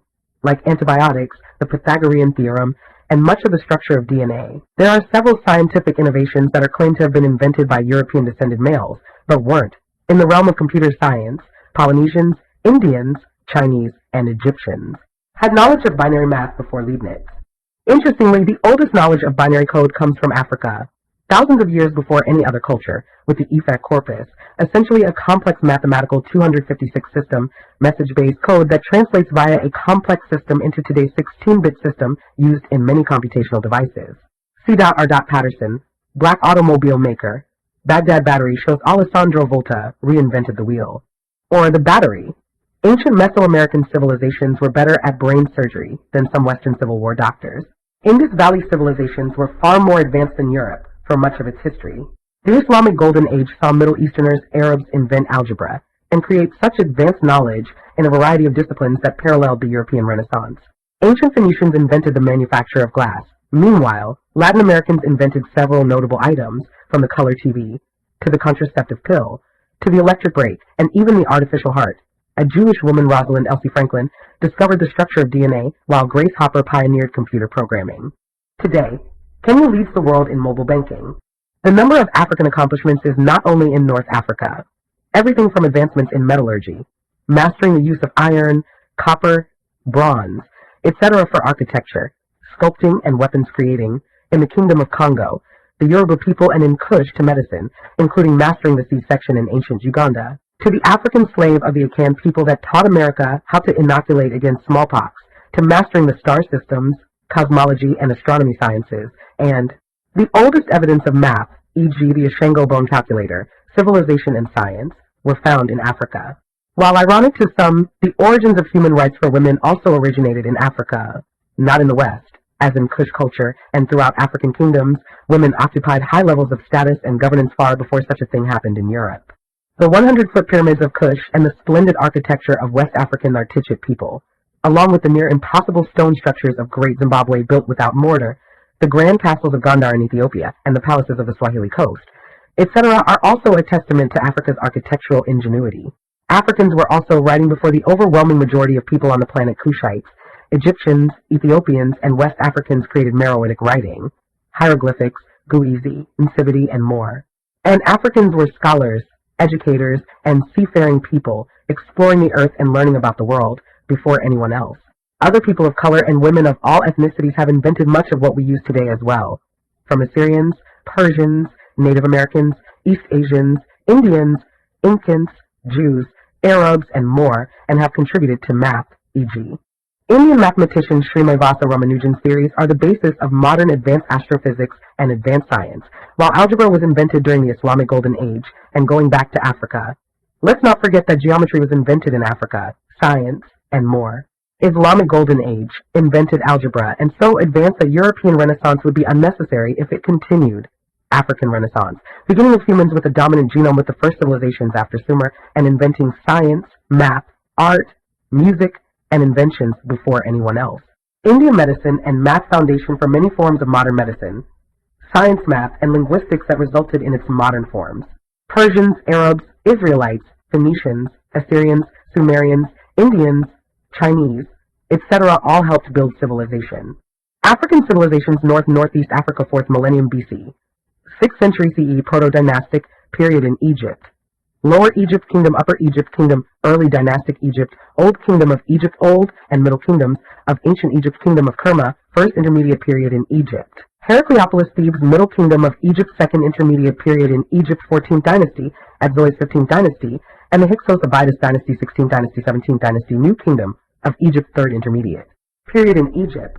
21st Dynasty, 22nd Dynasty, 23rd Dynasty, 24th Dynasty, Kingdom of Kush, and the 25th Dynasty of Egypt, Kushite Empire, Ancient Carthage, Late Dynastic Egypt, Badiati, Kingdom Garamantes, Kingdom of Blemmyes, Ptolemaic Kingdom, Kingdom of Numidia, Kingdom of Mauritania, Kingdom of Nobatia, Kingdom of Warsenes, Kingdom of the Vandals, and Alan's Kingdom of the Moors, and Romans, Kingdom of the Auras, Kingdom of Makuria, Dongola as an interchangeable name prior to 1365, and Caladoret, in which there are contrasting titles for the same king, Kingdom of Hodna. 508 Kingdom of Capsis Nementia, Kingdom Lagotan, Tripolis, Cabayon Kingdom, Kingdom of the Dorsal, Kingdom of Altava, Principality of Tingitana. 508 Kingdom of Alodia, Alwa, 7th century. 12th century CE Dar Sila, Wandering Sultanate. Emirate of Necker Bargawada to Masna Kingdom Al. Ramon Zafrikia, Ifrinate Emirate of Tlemcen, Almoravid Empire Emirate of Sigil Massa, Rustamid, Imamate of Tahert Idrisid Dynasty. Imamate of Nufusat Aglabid Dynasty, Sulaymanid Dynasty, Tilinid Dynasty, Fatimid Caliphate, Banu Kitab Dynasty, Ikshidid Dynasty Banu, Kins Dynasty Magawad Dynasty Banu Khazran Dynasty, Mzabhamadid Dynasty, Almoravid Dynasty, Zur Dynasty, Khorasanid Dynasty Banu Ghaniya Dynasty, Almohad Dynasty, Ayyubid Dynasty, Fatimid Caliphate, Guanches Guanardomados. Telda Galdar Deju Kingdom preceded by Torah 13th century. 18th century CE Emirate of Banu Talis, Hafsid Dynasty, Zayanid Kingdom of Tlemcen Marinid. Dynasty Mamluk Sultanate Bari Dynasty Burji, Dynasty Banu Maki Dynasty, Hafsid Emirate of Bijaya Buji Kingdom of Al, Abwab Hafsid Emirate of Kuzantina Constantine Banu. Sabit Dynasty Zab Emirate Sultanate of Tugart, Wadisid Dynasty Tunjar Kingdom Abdalabi Kingdom Sanusi Order, including Sphere of Influence circa 1880 Kingdom of Fazuli Sultanate of Senerfunj Sadi Principality of Sus, and Tagmatic Kingdom of Beni Abbas Kingdom of Kuku Regency of Algiers Fezan Sultanate Sadi Dynasty Regency of Tunis, succeeded by Beylik of Tunis.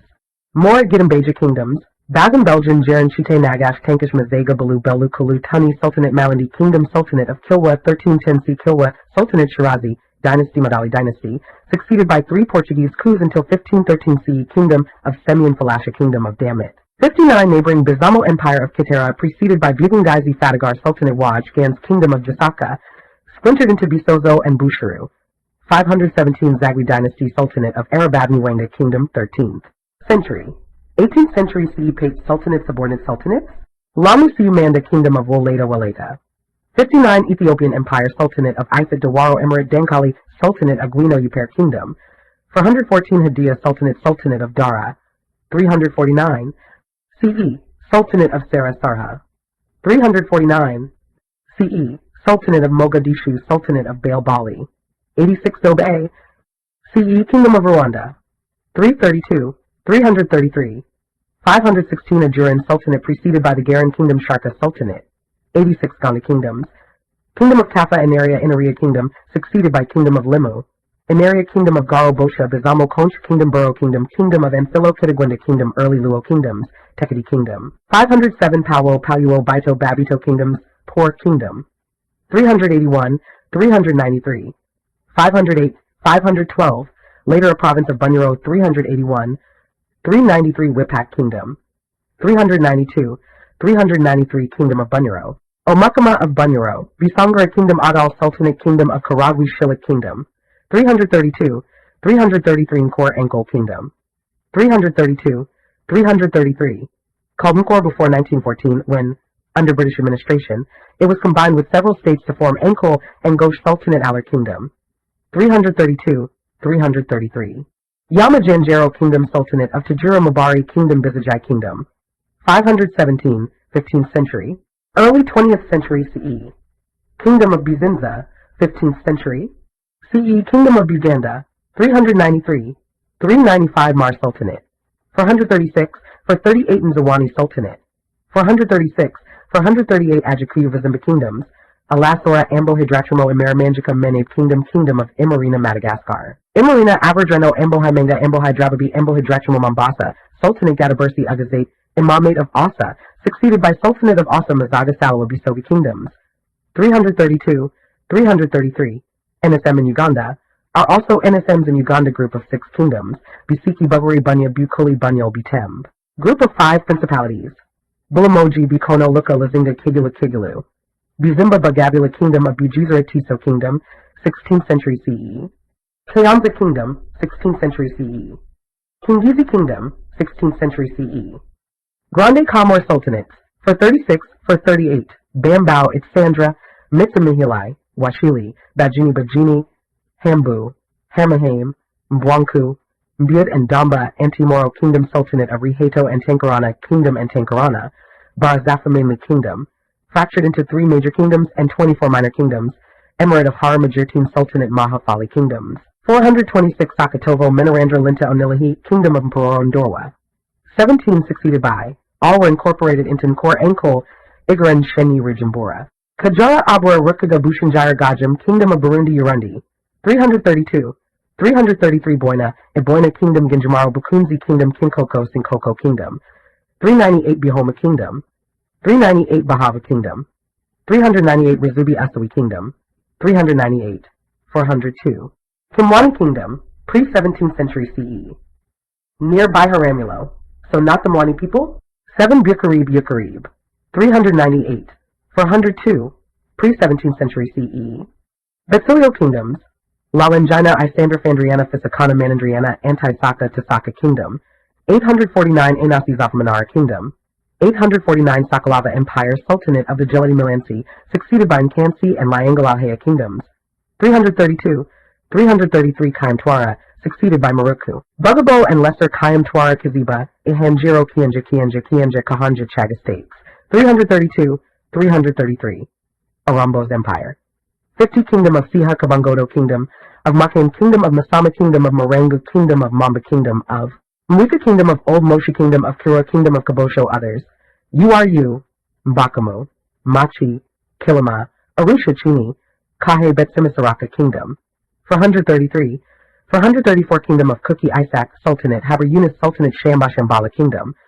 414 Kingdom of Guma Kingdom of Jimaboha Kingdoms. Harun Kalinzi Manyovu Bushingo Ashingo Muhambwi Byanga Luguru Ruguru Bujiji Ajiji Bushabi. 381 393 Bizimba, Kingdom Baweju, Kingdom Bunyaruguru, Kingdom Tandra Zafamanari, Kingdom Haber Awal Sultanate Antithesis. Kingdom 849 Sultanate of Gobayad Zafarambo Tanala Kingdom Kingdom of Isander Benzmazano Kingdom 879 only had one king 19th century CE. Present Basar Kingdom Tumbuka. Kingdom Wichaland Ibanda Kingdom Kingdom of Gamaturo Kingdom Wali Sultanate. 436 438 Kingdom of Garan Kota Kota Sultanate Sultanate of Zanzibar Sultanate of Hobyo Lika Nakem Lika Kelamuhi Kingdom Usengi Kingdom Uvinza Buvinza Naimwizi Kingdoms. Aninium Uliankili Yusakoma. 332 333 Morambo Sultanate of Bairu Girafo. West Africa 4th millennium BC. 6th century CE Ghana Empire Wagadu. Institution of kingship was very likely to exist in Mali at this time, and in West Africa well before. Due to large tumuli, Tikrit Kingdom 7th century, 12th century CE Dao Kaka Empire Binik Kingdom Du Malo Kirimande. 127 128 Nima Kingdom Silla Hausa Kingdoms Dora. 13 succeeded by Dorabor and Dorzengo Kingdom of Kano succeeded by Sultanate of Kano Gadwar Kingdom Reno Zaza Zarya Gobir Byram Katsina. 273 274 Marathi, Niger Bastard States, Zamfara Kwarafa Nupkeed. 332 333 split into East and West Nup and Civil War Kebi. 277 278 Yuri Yuri Gwari Igoda Magodo Udo Ibo. Kingdoms. Kingdom of Nri Nui, Kingdom of Guillory, Kingdom Erichikwu, and the Aro Confederacy. Arendizwagu, Ajali, and Daikilyamu Onicha Agbor Abo Agida Eri Kingdom. Audig Host Kingdom.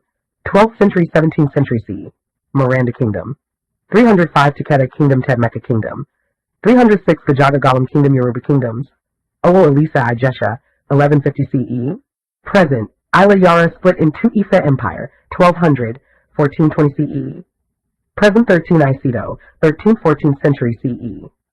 Owu Kingdom Agbo Kingdom Oyo Empire, Ijibu Adu Kingdom Iwo Ondo Dasa, Zum Lagos Agamo Shobusa, Se Sabe Ke Tiketao, Emidzof, Egbalan Alake Ok Onan Bugura Ij Yawa Badon Akir Betagri others, Igbamina, Alpha, Idowani Confederacy, Epokia, Isinkin, Agboa, Ikosi, Osagbo and the Kingdom of Daira Jara Zara Diafinu, at times vassal of Ghana, Mali, and Karda.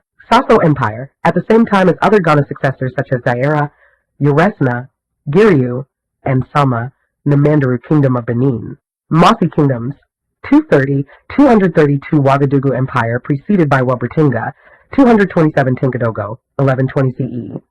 Present, Faban Goma Nungu Zondoma Ra Tinga Yatinga, NSM in Burkina Faso, Busuma Balianga Koala Minor Kingdoms 178, 180 Garunsi, Bangandini, Khan, Makakawali, Pila, Ratna, Zitinga, Kama, 227 Jiti, 228, 229, 174 Edom Kingdom Bono Man Kingdom 13th century. 18th century CE Akbakip Oro Kingdom of Doma Kingdom of Woolly Mali Empire.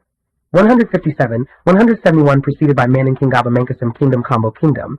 Wallo Kingdom Bago Brambanda, succeeded by Asante Empire Kingdom of Ugu Ahanta Kingdom. Jollof Empire succeeded by Kingdom of Jollof Kingdom, Imamate of Walla Dancy Kingdom, constituent states seceded after Ashanti conquest. All conquered by Dinkaira in 1680s. 212 Akium of Wakwa Akium Katoku, pre-16th century CE. Akium Bosum Kingdom of Sign Kingdom of Niamey Robo Kingdoms, 14th century CE. Agban Alamo Ugheli Songhai Empire Sunni Dynasty, Estia Dynasty, succeeded by Dinda Kingdom Masina Sultanate Sultanate of Agadez, West Africa in 1625 CE. Kingdom of Dagban Kingdom of Daniski, succeeded by Fika Mamprogu Kingdom, 1450 CE. Present, Brass Kingdom Kingdom of Baniwari Kingdom, 1480 CE. Present, Ganja Kingdom Empire of Great Folo, succeeded by Imamate of Fiudatoro, 1776, 1877 CE. All preceded by Fida Kingwe and Jaogo Dynasty Kingdom of Saloum Kingdom of Badabu, Central Badabu and Lower Badabu in Gambia. Walata Kingdom Bariba Kingdoms, 38 Niki Ilo. Busa others, Kandi, Kayama, Kwanda, Paraku, Jiga Kingdom of Niomi Barakasa Kasanga Kingdom Nanumba Kingdom Asabu Kingdom, 15th century CE. Simpafetu Winneba Kingdom, 337 Eguafo Kingdom, 337 West Africa circa 1875 Okrika Wakerite Kingdom Agona Dinkaira Kingdom Akim Kingdom, circa 1500 c. 1899, Kingdom of Koya Temikoja Igala Kingdom of GA, 1510 CE, present Yenta Bayu Kingdom Kabu Empire Kingdom of Kayer Kingdom of Baal, Latsukaven Gonfal United Kayer with Baal from 1697 to 1720, Akwamu Kingdom preceded by Twifo Kingdom Emirate of Tag and Pashalik of Timbuktu Jen, Dao and either Bamba, Mopti or Bamba. Dao region were very autonomous with only nominal Timbuktu rule to Ghana Kingdom and Gorwal Kingdom of the South Kingdom of the Sap succeeded by Bulam Loko Birbare Sherbro Bait Empire Idoma Kingdom Hubba Kilba Kingdom Wasa. Kingdoms 33 Kwahu 33 Biafata Kingdoms Ganala Quinala Bigiba Basej Basegos Islands Kingdom of Sukar Marji Kingdom of Dwayban Dwaybang 1600-1874 CE Nembi Kingdom Emirate of Charza Emirate of Brakna 142 Kenadugu Kingdom Jaiman Jamong Abram Kingdom of Karda Santi Ashanti Empire 333 Imamate of Nasser Ad Dinkaso Zaso Kingdom Fula Jihad circa 1830 Bundu Kingdom Sefwi Kingdoms 211 Asini Abrapikam Enkabran Zima Kingdom 213 18th century CE Lafia Emirate Awen Kingdom Present Kalabari Kingdom Be-Speaking Peoples Aya Aja Kingdoms Tatoyu Kingdoms 212 Nazi Nuaja Kingdom 15th century CE Present Enlo Peki Kpando Kingdom of Agri Hofan and closely related kingdoms Kingdom of Ardra Aleda List of rulers of Aleda Kingdom of Widowida Kingdom of Dahomey Agaja Dynasty Gizo Dynasty Hagbanu Kingdom Kingdom of Savlu Kingdom of the Mahi Peta Popo Kingdom S Grand Popo Piale Hooligan Kingdom and Janglami Little Popo Jengliji and Niho Kingdom Agwaya Gowim Kingdom Asen Kingdom of Debrika Imamate of Fuda Jalankiana Kong Empire Kingdom of Bal NSM in Cote d'Ivoire Bamana Empire of Sigu Guarico Kingdom Bethio Principality Akrapong Aquapum Kingdom List of rulers of Aquapum Gimel Kingdom Kefi Lafia Kingdom Akwa Lebu Republic Kingdom of Jakin 21 Ani Kingdoms 212 213 Kingdom of Samri Kingdom of Indini Kingdom of Beti Kingdom of Moronu Kingdom of Diaby Salama Kingdom 148 Kingdom of Apollonia Kanari Kotakolia Sokoto Caliphate 19th century Sankaran Kingdom 148 149 Mahi Kingdoms Fida Kingdom Sabalu Kingdom 19th century CE Present Munya Krobo 19th century CE Adar, Mauritania Sokoto Caliphate had many emirates as vassals, which continue to exist to the present day as NSMs, Patiskum Emirate Masana Empire Emirate of Say, 1825. CE. Bed Kingdom Aku Kingdom Jerry Kiko Kingdom, 1840 CE. Present, Kabadugu Kingdom Titular Empires the Barma Emirate Faladu Kingdom Wasala Empire, preceded by Wasala Debrika Kingdom Salamana Kissi Kingdom Kang Kingdom Jimera Kingdom Tamani Kingdom, Kantora Kingdom Yamuna Kingdom Phony Kingdom Arapina Kingdom, Apolbo Central East Africa circa 1750 CE and macro region of Central Africa 7th century. 12th century CE Kanam Empire succeeded by Bornu Empire Dagua, Zagawa Dynasty Safwa Dynasty succeeded by Rabi Izi. Zubair Buffer states against the Tuareg, Damagram, Munio, Mashina, Daskaru, Tumbai. 511 saw city-state 7 kingdoms of Congo Genlaza included the kingdoms of Mbata, Mpengu, and Sundivangam Pemba included the kingdoms of Pembakasi and Bundaka Congo and Goyo Kabunga. 29. 14th century CE. 13th century. 18th century CE Kingdom of Ndongo Angola Kingdom of Congo Civil War. Led to Congo fracturing into smaller kingdoms, to be later reunited by Pedro IV of Congo. Kabonga Lemon Sanson Kondo Mbamba Lovada and Zika T Kingdom. 9 Takar Fondoms. Tinkala Bamfin Gambi. Takar First Wave. Bamam Didam Bamam Gumjie and So Second Wave. Kong Kong Bimkin Bamalik Fondoms, Bafusam Banjam Bafang Bafam Bangang Batufam Bawajid Shang Bada Luba Empire Muin Muji. 9. Circa 1400, early 20th century CE. Kotoko Kingdom Vassals. Kusri Lagwan, Bernie Makari Mara Sultanate of Yaunsenga. 30, 15th century CE. Masinga, 30, 15th century CE. Wembo. 31, 15th, 16th century CE. Wandu. 31, 15th century CE. Ibn Badabasai Kingdom preceded by Akwa Akpa, Dimbos, 9, pre-1550. Kisama, 9, pre-1550. Suku, 9, pre-1550. Kingdom of Matamba and Sanso, pre-1550. Okengo, 9, pre-1550. Mandara Kingdom Kasanza, Kingdom Bunda, Kingdom Sultanate of Bagurmi, Kingdom of Banjambalan, Kingdom of Longo Matambo Mukalu. 120, buffer state between Luba and Lunda, Douala Kingdom, Zakara Kingdom. 560, 203 Kalandwi. 589, 599 Kalanja. 589 Kanyak Lavali Kingdom Hum Kingdom. 570 Mazambu and Kalungu. Libolo Kingdoms in Angola Circa Omia Shapte Sute Shaize Chovim Bundo Kingdoms. Kulembe Kalembe Kanjanja, Shais Prezachita Hashtenturice, Chun sute shaptizij bailundo vibie, omia shaptisuteche. Present, Wambu Wambo Hambo Wamba Siaka Kiaka Kriakan Galangi Galang Civula Quibulan Dulu Angelo Andura Singalo Quingalo 1770 CE. Calicam, Prémisse 740 CE. Sambo Ekiki Quiket Kakanda Salambo. Kanoma Kakanda Quilombo Satata Quitata Benguela Kingdom, Kingdom of Banjam Kazanji Kingdom, preceded by Mbangala Kuba Kingdom, Kingdom of Matamba Wadai Empire Darunga, as a vassal soil kingdom Empire of Lunda, preceded by Run Kingdom Bashi Kingdom, Kingdom of Mbuila. Generally maintained independence by playing Portuguese Angola and Congo off of one another. Kingdom of Buna Gaziga Bui Marva. 107, 110 Bemba Butter Kingdom. 332, 333 Yaka Kingdom Boma. Kingdom of Barbozanga Kingdom Zagawa Kingdoms. 308 Darkima Kobe Pinned Kingdom Bolia Kingdom Kingdom of Arunga Sultanate of Damagaram Kazembe Kingdom Mangbeta Kingdom Fondom of Bafit Mankon Fondom Bangasa Sultanate. NSM in Central African Republic, Azanda Kingdom 19th century CE. Present Zonda Sultanate. Sultanate of Zenio Sultanate of Rafaidar Al-Kudi Sultanate Yek Kingdom Sultanate of Utera Kingdom of Rabi Az. Zubair Lazingas Kingdom Tapori Kingdom of Dor South Kasai Central. African Empire Southern Africa. A list of known kingdoms and empires in Southern Africa that we have record of. 7th century, 12th century CE Mapila 13th century, 18th century CE Kingdom of Mapungabwe, preceded by Leopards Kapi, and K2 Kingdom of Great Zimbabwe Kingdom of Tanj Philomela Nambia State, 14th century. CE Empire of Matapa Mwanamutapa Kingdom of Butua, Razwi Empire Empire of Maravi Kingdom of Baru Teva Kingdom Utiv Kitiv Madanda, 1820 SE. Manika Kingdom Manica. 168 Matasa Dynasty Ngilyu Kingdoms, 300, 301 Ulambia Kingdom, 55, 66 Ngan Kingdom, 1600 CE. Shifangwa Kingdom, 309 Sakwa Kingdom, 135 others, 309 Lozi Empire Avambo Kingdoms. Ondonga, split into Ashatambi and Anameongo during Civil War 146 Akwanyama Angandra. Present, Ukwaliti Ukwambi Ukalankati Ukalankati Ambaja Evale. 124, 130 Ambalantu. 135, 137 may not be Avambo or kingdoms. Yinda Ehanda, Amwenj, 116, 122 southern Ndebli kingdoms. Ndebli split into Manalan Zunzatem Kingdom Nyaka Kingdom, 16th century. CE, Bilingane Kingdom Bar Kingdom Single State split into 3 states Mongwi Swaziland Eswatini.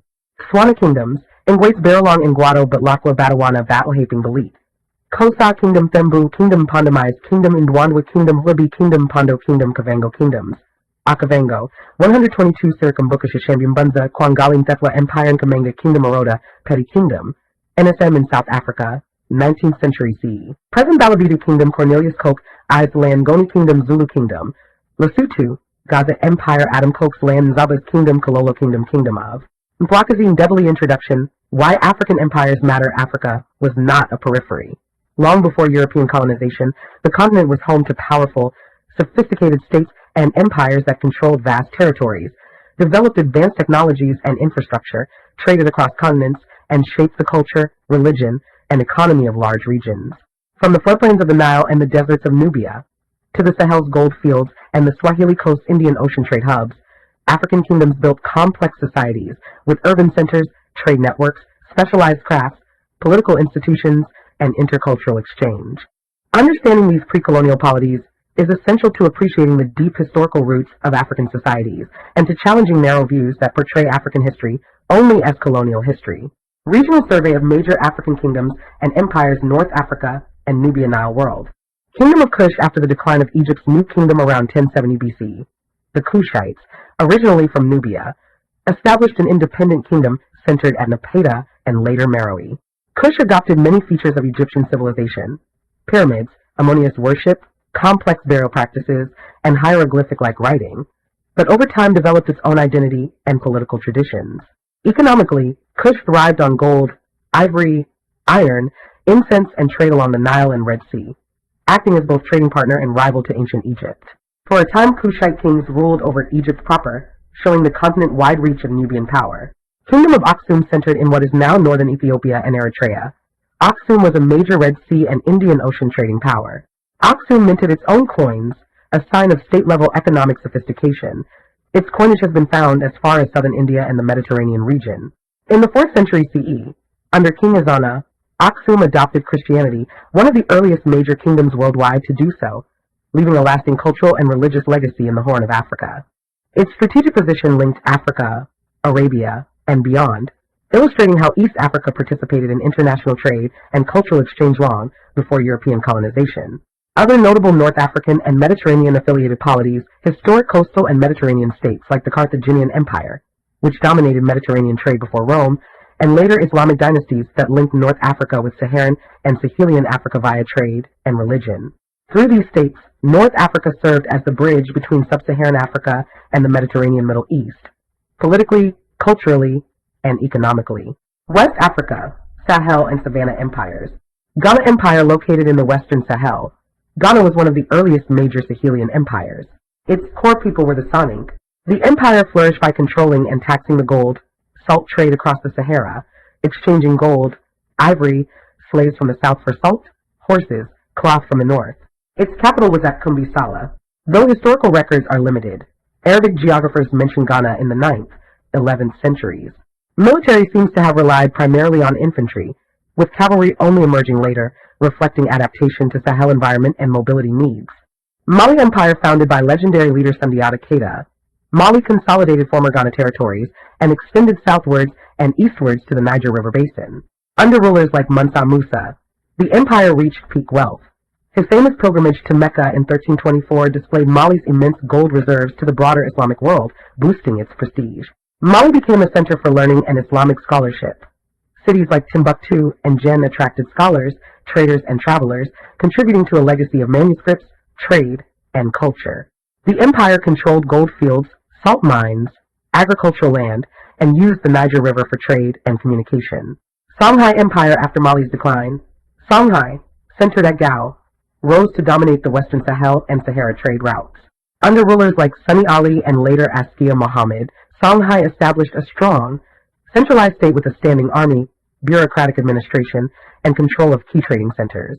The empire traded gold, salt, cola nuts, slaves, and crafts, used cowrie shells and gold coins, and adopted Sunni Islam, showing a blend of Islamic and indigenous cultural systems.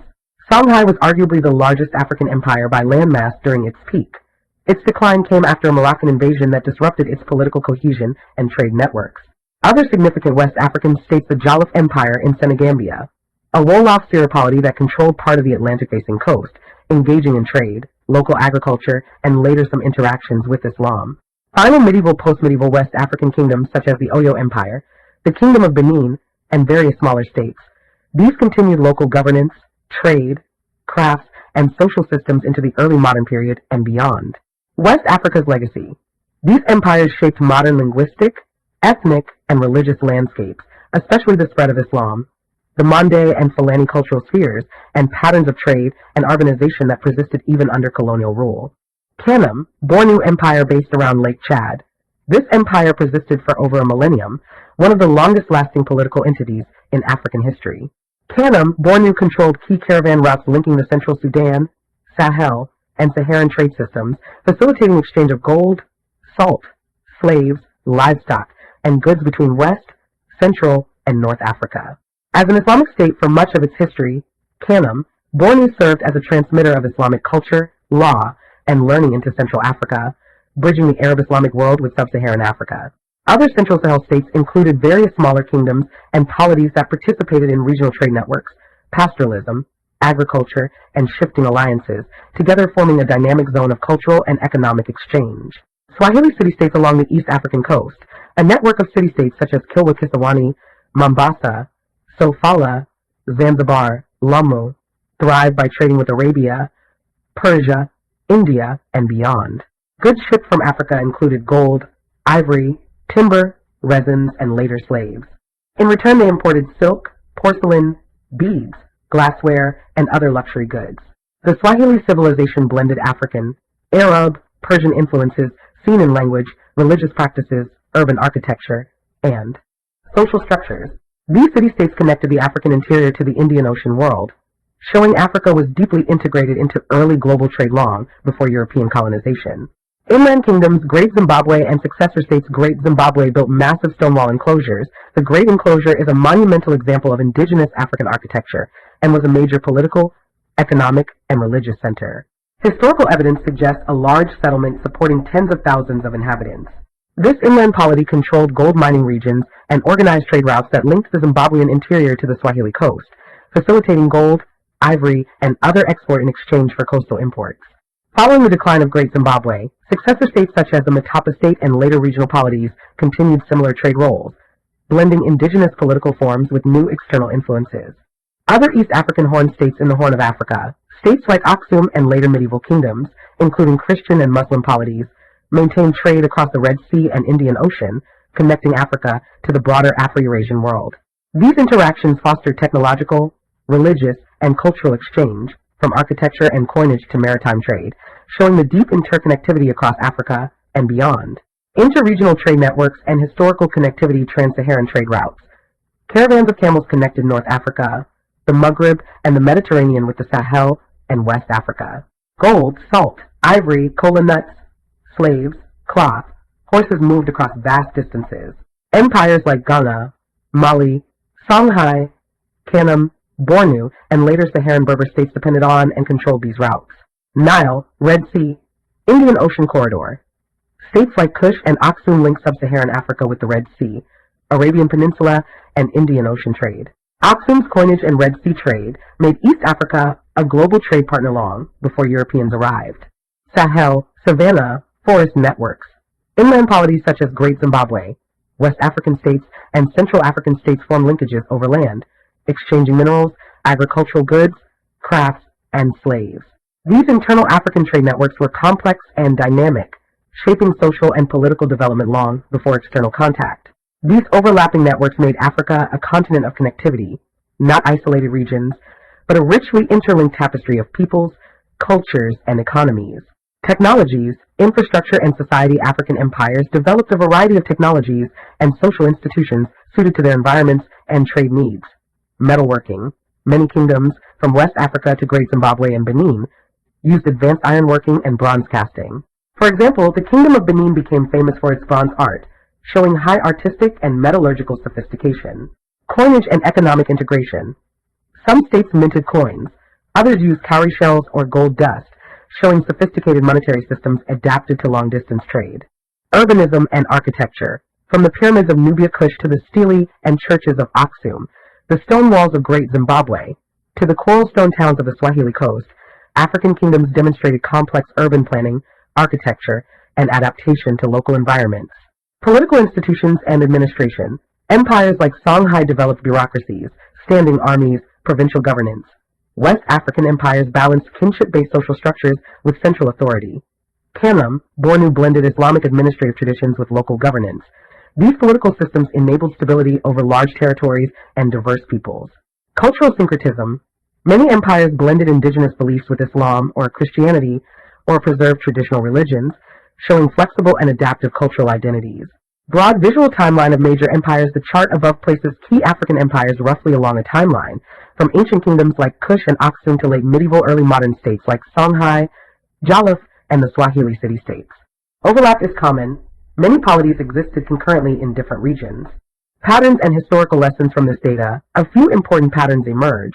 1. Diversity of political forms. Africa never had a monolithic African empire.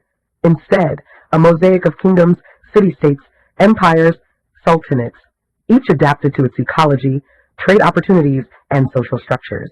2. Trade and connectivity as drivers of statehood. Most of the great empires owed their rise to strategic control of trade, whether across the Sahara, along the Nile, or across the Indian Ocean. Trade networks integrated vast regions, fostering cultural exchange, technological diffusion, and political consolidation. 3. Technological and cultural innovation. From metallurgy to architecture to coinage and urban planning, African societies independently created sophisticated technologies, not just borrowed from outside. 4. Resilience and longevity. Some states lasted centuries, adapting over time, showing political flexibility and resilience to environmental and external pressures. 5. Complex identity and religion. Empires often blended indigenous traditions with Islam, Christianity, or other influences, leading to rich, syncretic cultures rather than simplistic monolithic African traditional or Islamic labels. Selected bibliography and sources. List of kingdoms and empires in African history. Reference.org Wikipedia-derived summary. Ghana Empire. Wikipedia reference sources. Songhai Empire.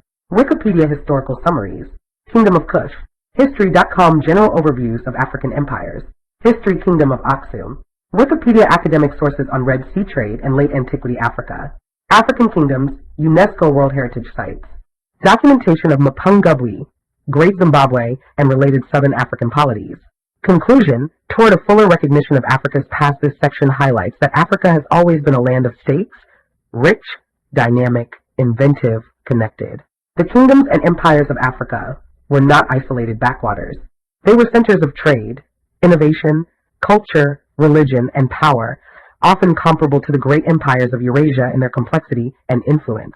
Understanding these histories helps us appreciate the deep roots of African societies today, their languages, religions, art, and political traditions, and challenges the perception that meaningful African history only began with colonialism. Wikipedia contributors prehistory, Paleolithic, Mesolithic, Neolithic, up to the first states. Ancient, early states and kingdoms. Medieval, pre-modern. Highlight medieval up to the early modern period, including the great Sahelian empires, Swahili coast, southern African polities, and evolving technologies across the continent. A few of Africa's historic inventions where dates are uncertain. IUC.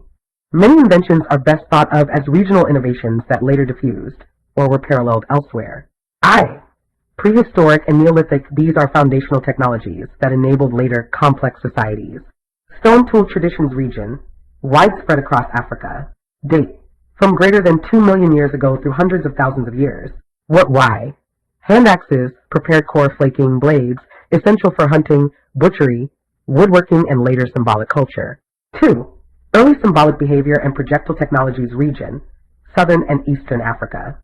Date, c. 100,000, 70, 000 plus years ago. Importance, beads, ochre use, early hafted projectiles, evidence for modern cognitive technological behavior. 3. Domestication of plants, African cereals and root crops, African rice, West Africa. c. 3000, 1000 BCE. Sorghum and pearl millet, Sahelian Sudanian belt. c. 3000, 1000 BCE. Yam domestication, West Africa. Y. Foundation for dense populations, towns, and state formation independent of Eurasian crops. 4. Pastoralism and animal domestication region, Sahara, Sahel, Nile Valley. Date, from the Holocene as Sahara was greener. Importance, mobility, transhumance economies, spread of cultural forms, and trade. 5. Pottery and ceramic technologies region, multiple independent centers across Africa. Date, from c. 900, 5000 BCE in some regions. Significance, storage, cooking, social expression. 6. Fishing technologies and dugout canoes region. Nile, Great Lakes, Atlantic Indian coasts. Date, very early. Importance, allowed exploitation of aquatic resources, movement, trade. 7. Controlled use of fire for landscape and social management region, continent-wide. Date, deep time, refined through Holocene. Importance, hunting, agriculture clearing, ceramic firing, metallurgy precursors. 2. Ancient, state-forming technologies and inventions. 8. Irrigation, basin agriculture, and Nile flood control region, Nile Valley. Date, from early dynastic Egyptian times and earlier local management. Importance, predictable grain surplus urbanism, specialization, rising, complex states. 9. Egyptian hieroglyphic writing and record-keeping region, Nile Valley. Date, c. 3200 BCE onward. Y. Taxation, administration, religious literature, one of the world's earliest writing systems. 10. Papyrus production region, Egypt. Date, early 3rd millennium BCE onward. Significance, record-keeping, literature, transmission of knowledge. 11. Complex architecture, stone-cutting and monumental construction region, Egypt, Nubia. Date, Old Kingdom onwards and later Nubian pyramids. Importance, engineering, administration, state religion, building logistics. Large-scale metallurgy, copper and bronze in North Africa Nile influence region. Nile, Mediterranean North Africa. Date, Bronze Age links from 3rd, 2nd millennia BCE. Y. Tools, weapons, status goods. 13.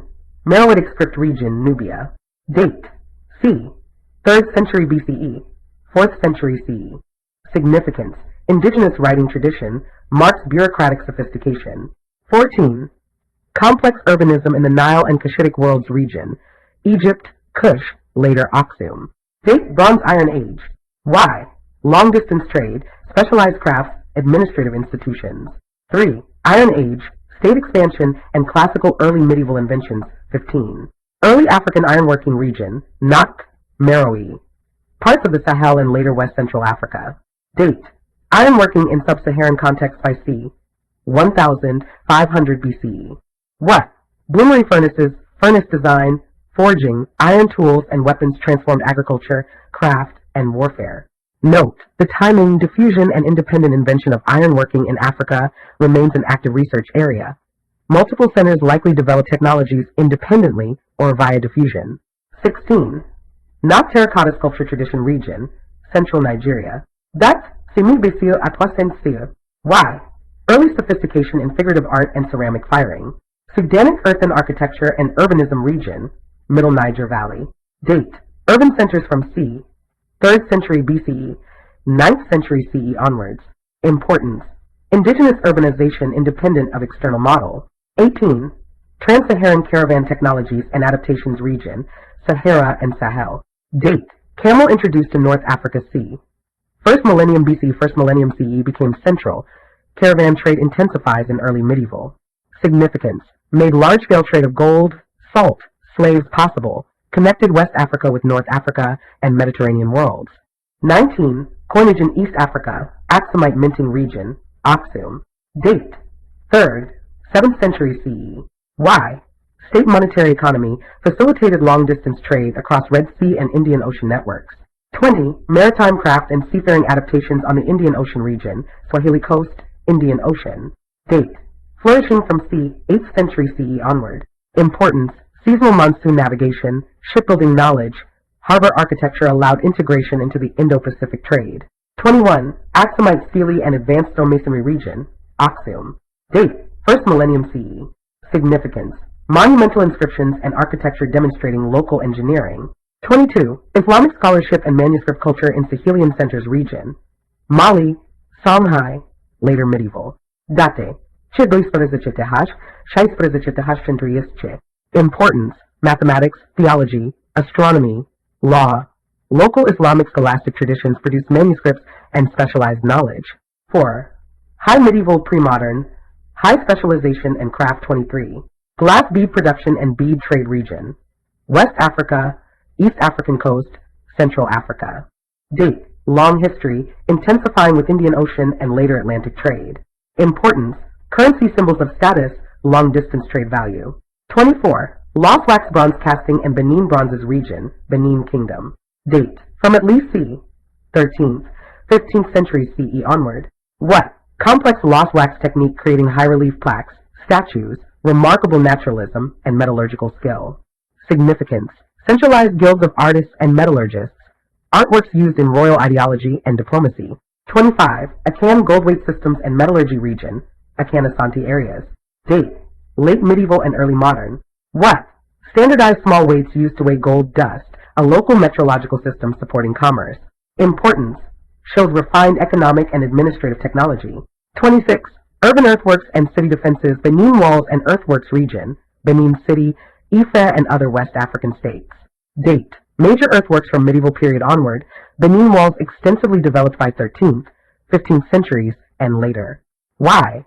Enormous public works demonstrating administrative capacity, Benin's earthworks once among the largest man-made structures by length.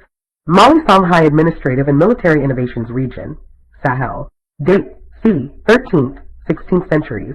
What? Bureaucratic administration, use of riverine transport, military organization combining cavalry, infantry, and river fleets. 28. Islamic tile and mud brick architecture region, West Africa. Date. Medieval period onward. Importance. Architectural adaptation to climate, social function. 29. Swahili coral stone architecture and urban planning region, East African coast. Date. C. 9th, 16th centuries onward. Why? Urbanized maritime towns with durable stone architecture adapted to coral and tidal environments. 30. Maritime trade reengineering, Sofala and the Gold Trade Network region. Sofala, Swahili coast linked to interior gold fields. Date. Medieval period. Significance. Coastal ports specialized in exports, integrating inland political economies with global trade. 31. Matapa State Administrative and Mining Technologies Region, Zimbabwe, Mozambique, Interior. Date, c. 18th centuries. What? Organized control of mineral extraction and trade relations with Portuguese. Internal administrative structures for tribute collection. 32. Iron Age agricultural implements and landscape modification region. Across Africa, notably Ethiopian highland terraces, West African cropping systems. Date, developed long-term, especially from 1st millennium BCE onward. Importance, increased productivity and population support. 33. Indigenous writing symbol systems region. Insibity, date uncertain but pre-colonial, Guizi adopted C. 1st millennium CE and later liturgical use. Why? Record-keeping, ritual, secret societies, religious texts, and administration. Advanced textile weaving and dyeing region, West Africa, Sahel. Date, long pre-colonial traditions, specialized by medieval early modern periods. Importance, high-value trade commodities, cultural markers.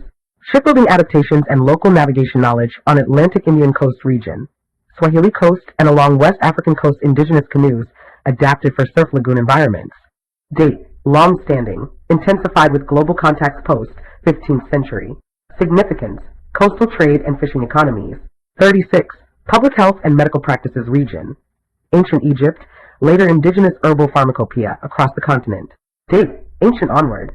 Why? Surgical techniques, herbal medicines, obstetrics were developed in many regions, recorded in Egyptian sources, and preserved in oral traditions elsewhere. 37. Timekeeping and calendars, Egyptian solar calendar region, Egypt. Date, c. 3rd millennium BC.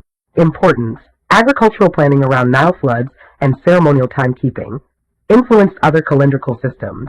38. Military metallurgy and organizational technologies region, across Sahel and forest zones. Date, 1st millennium BCE onward, cavalry becomes central by medieval period. Significance, shifted power balances. The late pre-modern and early modern specializations, complex craft, metrology, and monetary systems. 39.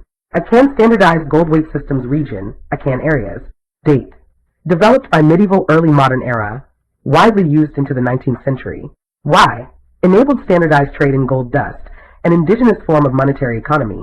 40. Axumite coinage and complex trade networks region, Horn of Africa, reinforced monetary sophistication in regional trade. Date, 3rd, 7th century CE. 41. Mechanical arts and specialized workshops guilds region, Benin, Ife, Swahili towns, Sahelian capitals. Date, late medieval and pre-modern. What? Institutionalized artisan guilds for metalworking, weaving, leatherwork, woodworking, coordination, and transmission of technical skills. 42. Agricultural technologies adapted to local ecologies region, West Africa, Sahel. Date, long-standing pre-colonial practices refined over millennia. Importance, food security, resilience to climatic variability. 43. Fortified urban planning and gate systems in Sahelian cities region, Gao, Timbuktu, Kano, etc. Date, medieval onward. Why? Defense, control of trade and taxation. 44. Glassmaking and bead trade on the Swahili Coast region, East Africa, but interconnected with South Asian and Middle Eastern workshops. Date, medieval onward. Importance, beads functioned as currency and prestige goods. 45. Navigation of monsoon winds and seasonal scheduling of long-range voyages region, Indian Ocean. Date, solidified by medieval era. Why? Enabled predictable, scheduled trade between Africa and Asia. 6. Artistic and intellectual technologies, complex sculptural and representational traditions region, Ife, Benin. Date, Ife bronzes 12th, 15th centuries, Benin plaques 13th, 19th centuries. Why? Exceptional alloys, casting, and artistic conventions indicating workshop specialization and high technical skill. 47. Manuscript culture and Islamic sciences in West Central Africa region, Timbuktu, Kano, Gao. Date, 13th, 17th centuries. What? Libraries, jurisprudence, astronomy, medicine, local scholars contributed to Islamic intellectual networks and adapted knowledge to African contexts. 48. Indigenous systems of accounting, tribute, and bureaucracy region, Mini, Mali, Songhai, Kanam, Bornu, medieval Congo, Matapa, Oyo. Date, medieval to pre-modern. Importance, accounting techniques, tribute lists, and record systems supported complex states. 8. Synthesis, what these inventions innovations tell us independent ingenuity. Multiple lines of evidence show Africa developed agricultures, metallurgy, urbanism, monumental architecture, and literate traditions independently or adapted them creatively. Trade as a technology multiplier. Trans-Saharan and Indian Ocean trade accelerated specialization. 9. Quick reference table stone tool industries Pan-Africa millions. 10s Wireless foundational tech pottery multiple centers from C. 900 3000 BC storage and cooking domestication. African rice West Africa C. 3000 1000 BC staple crop sorghum and millet Sahel C. 3000 1000 BC drought adapted cereals Egyptian hieroglyphs and papyrus Nile C. 3200 BC bureaucracy and literature Nile basin irrigation Egypt 3rd millennium BC surplus agriculture Nubian pyramids. And Meroitic script Nubia 1st millennium BC state identity iron metallurgy West Central Sudan C. 1000 BCE onward tools and weapons Axumite coinage Horn 3rd. 7 CC monetary economy Trans-Saharan caravan Tech Sahara Sahel 1st millennium CE onward interregional trade Swahili Dhow and monsoon navigation East Africa medieval onward Indian Ocean trade, Great Zimbabwe stonemasonry, Southern Africa, 11th. 15th C, complex polities and trade Benin lost wax bronzes, West Africa, 13th. 19th C, sophisticated metallurgy and court artisan weights and metrology, West. Africa medieval modern standardized trade, Timbuktu manuscript culture, Sahel, 13th. 16th C, scholarship and Islamic sciences, X. Sources and further reading, I haven't provided inline citations for every item above, but for deeper reading consult General Surveys, J. F. Ade Ajayi and Michael Crowder, History of West Africa, John of Life, Africans, The History of a Continent, Basil Davidson, The African Past, Archaeology and Prehistory, Paul Lane, The Archaeology of Africa, work on Blombos and Regional Neolithic Studies, State Formation and Medieval Empires, Nehemiah Levsian and J.F.P., Hopkins, Corpus of Early Arabic Sources for West African History, Toby Green, A Fistful of Shells, Art and Metallurgy, Philip J. Migius on Nak and Ifa, Henry Drewal on Yoruba Arts, Catalogs of Benin Bronzes, Aksum and Horn, Stuart Monroe, Aksum, An African Civilization of Late Antiquity, Swahili Coast, Jeffrey Fleischer, The Archaeology of the Early Swahili, Chitikon Kilwa. For authoritative bibliographies, the UNESCO World Heritage Site entries are helpful starting points. History of the Kushite Kingdoms. A scholarly overview of the history of the Kushite civilizations, centered in what is today northern Sudan, is one of the longest, most resilient, and most influential trajectories in world history. Spanning over 2 millennia, the Kushite polities developed advanced political systems, monumental architecture, iron production, long-distance trade, writing systems, state religion, and an imperial tradition that reshaped Northeast Africa. Scholars generally divide Kushite history into 3 major periods. 1. Kerma Kingdom. 2. Napatan Kingdom. 3. Meroitic Kingdom. Each era produced unique institutions, art forms, religious systems, and regional influence, yet all were tied by a continuous Nubian cultural tradition. #I, the Kerma Kingdom Foundational Scholarship. Bruce Trigger, Laszlo Torok, Derek Welsby, Charles Bonnet. #Origins and early development. Kerma emerged near the Third Cataract of the Nile, developing into a centralized, urbanized kingdom contemporaneous with Old and Middle Kingdom Egypt. Archaeology demonstrates planned cities with large public buildings, elaborate burial tumuli for kings, and elite specialized craft production. Kerma's wealth derived from control of Nile corridor trade, gold mining, cattle pastoralism, connections with Central African and Red Sea networks. Kerma's power and Egyptian interaction over several centuries. Kerma rivaled Egypt. Egyptian texts describe Kush as a powerful neighbor capable of alliance with the Hyksos. Evidence includes forts and Egyptian garrisons built to contain Kushite power. Kerma-led coalitions during the Second Intermediate Period in elite tombs at Kerma. Archaeologists found human and animal sacrifices, imported luxury goods, Egyptian artifacts repurposed as prestige objects. These finds show a complex, militarized, wealthy state with diplomatic reach. Conquest and legacy. Around 1500 BC, Egypt's new kingdom conquered Kerma and established the viceroy of Kush. Yet the Kerma population and culture were not destroyed. They became the foundation for later Kushite revival during the Napatan period. #2. The Napatan Kingdom Key Scholarship. Timothy Kendall, Laszlo Torok, David O'Connor, Stuart Tyson Smith. Reemergence after Egyptian withdrawal. After Egypt's new kingdom collapsed, Nubian elites forged a new kingdom centered at Napata, near Jebel Barkal, a mountain revered since pharaonic times. Egyptian religious, artistic, and political models were adapted, not copied, to rebuild a uniquely Nubian kingship. Unification and state expansion by the 9th, 8th centuries BCE. Kush reemerged as a unified, powerful kingdom.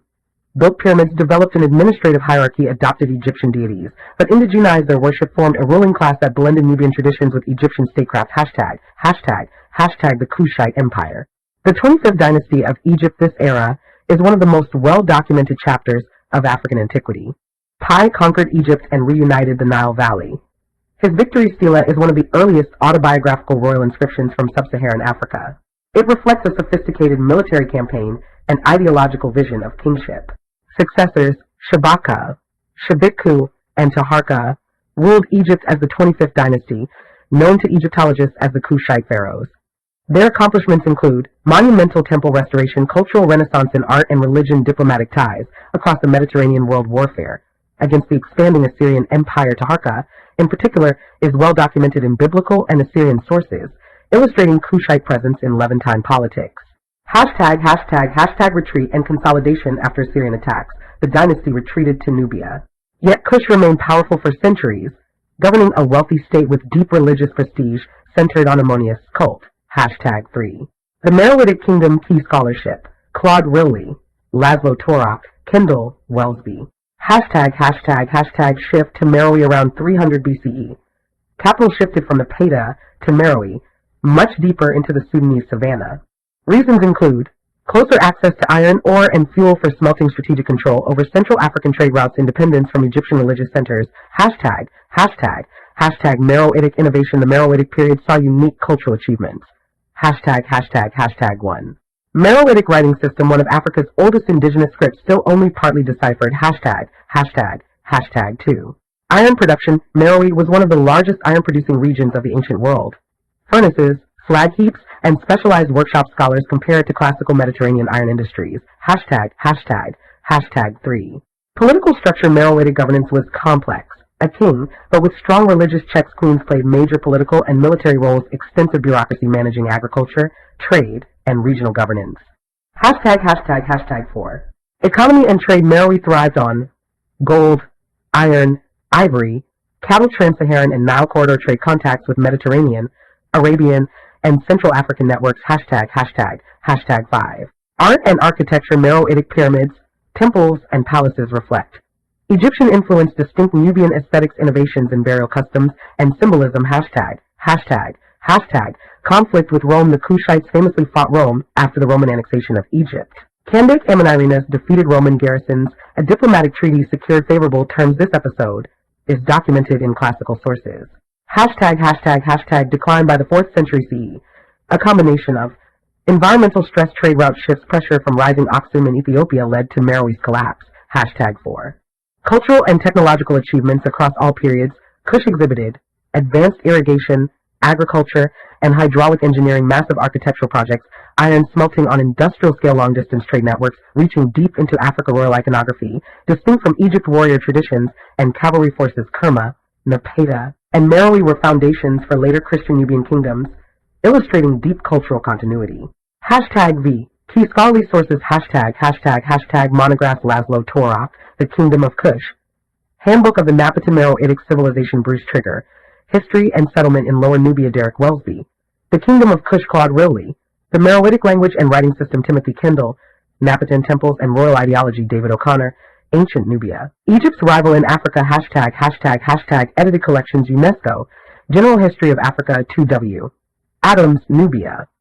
Corridor to Africa. Hashtag articles. And Archaeological Reports, Journal of Egyptian Archaeology, Kush, Sudan, and Nubia Advances in Nubian Archaeology. Hashtag 6. Overall historical significance. Modern scholarship strongly affirms Kush was one of Africa's earliest states, contemporaneous with Egypt. It produced independent writing, religion, and royal iconography. It led one of the few successful foreign dynasties of Egypt. It developed iron industries unmatched in much of the ancient world. It maintained millennia of political continuity, almost unparalleled globally. Far from being peripheral to ancient civilization, Kush was a major center of power, innovation, and cultural influence. History of the Aksumite Empire, based on research from the leading scholars of Ethiopian and Red Sea antiquity, Stuart Monroe, David Phillipson, Rodolfo Fadovich, Manzo, Richard Pankhurst, S.C. Monroe, Paul Hens, and UNESCO's General History of Africa. Hashtag the rise, glory, and legacy of the Aksumite Empire, a history grounded in modern scholarship long before medieval chroniclers described Ethiopia as an ancient Christian kingdom, the region around the northern Ethiopian highlands. Witness the rise of one of Africa's most cosmopolitan and influential civilizations, the Aksumite Empire. Its story begins not in isolation, but at the crossroads of Red Sea currents, inland trade routes, and highland agricultural power, a region where African, Arabian, and Nile Valley worlds converged. Hashtag I origins. The making of a highland power, the earliest foundations of Aksum lie in a cluster of agricultural communities scattered across the northern Ethiopian and Eritrean highlands during the first millennium BCE. Archaeology shows these societies cultivating teff, barley, and wheat, raising cattle, and building increasingly complex settlements. Long before Aksum became an empire, these highland peoples managed terraced fields, crafted stone architecture, and participated in commercial networks linking the interior of Africa to the Red Sea. As early as the 4th, 3rd century BCE, we see the emergence of pre-Aksumite polities such as those at Yaha, where monumental temples built in finely cut stone blocks still stand today. These temples, dedicated to a South Arabian pantheon, show a dialogue between African and Arabian highland cultures that preceded Aksum, but did not define it. Over the centuries that followed, the balance tipped decisively toward an African identity, shaped by local languages, agricultural life, and regional power dynamics. Hashtag 2. The birth of an empire by the 1st century CE, Aksum had crystallized into a state with a royal court, monumental building projects, and a stronghold over regional trade. Greek inscriptions, Roman accounts, and the periplus of the Erythraean Sea describe Aksum as a kingdom of power and wealth, trading ivory, gold, iron, salt, obsidian, tortoiseshell, and exotic animals. Aksum's kings lived in and ruled from a flourishing capital, Aksum itself, marked by elite compounds, palaces, and most famously, the monumental stelae or obelisks. These towering monoliths, some rising over 100 feet, were carved from single pieces of granite and transported miles from quarries, showing engineering talents equal to the greatest achievements of antiquity. The kingdom's strength flowed from multiple sources. Fertile highland agriculture control over caravan routes into the Sudanese plains, dominance of key Red Sea ports, such as Adulis, a cavalry and infantry known for discipline and mobility. This web of resources made Aksum the most powerful state in the region, recognized by the outside world not as a remote land, but as a peer of Rome, Persia, and China. Hashtag 3. Aksum in the world, trade, diplomacy, and influence. Aksum's merchants and sailors were among the most connected in the ancient world. Ships from Adulis sailed north to Egypt and the Levant, south to the Arabian coast, and across the Indian Ocean to India and Sri Lanka. Goods flowed from deep inside Africa, rhinoceros horn, ivory, gold, through Aksumite routes to international markets. The empire minted its own coins beginning in the 3rd century CE, an extraordinary indicator of economic sophistication. These coins, gold, silver, and bronze, circulated widely and bore the marks of royal authority. Greek inscriptions on early coins demonstrated an awareness of Mediterranean markets, while later coins in Guizi signaled a growing self-confidence and cultural independence. Greek, Roman, and Persian writers took note of Aksum's might.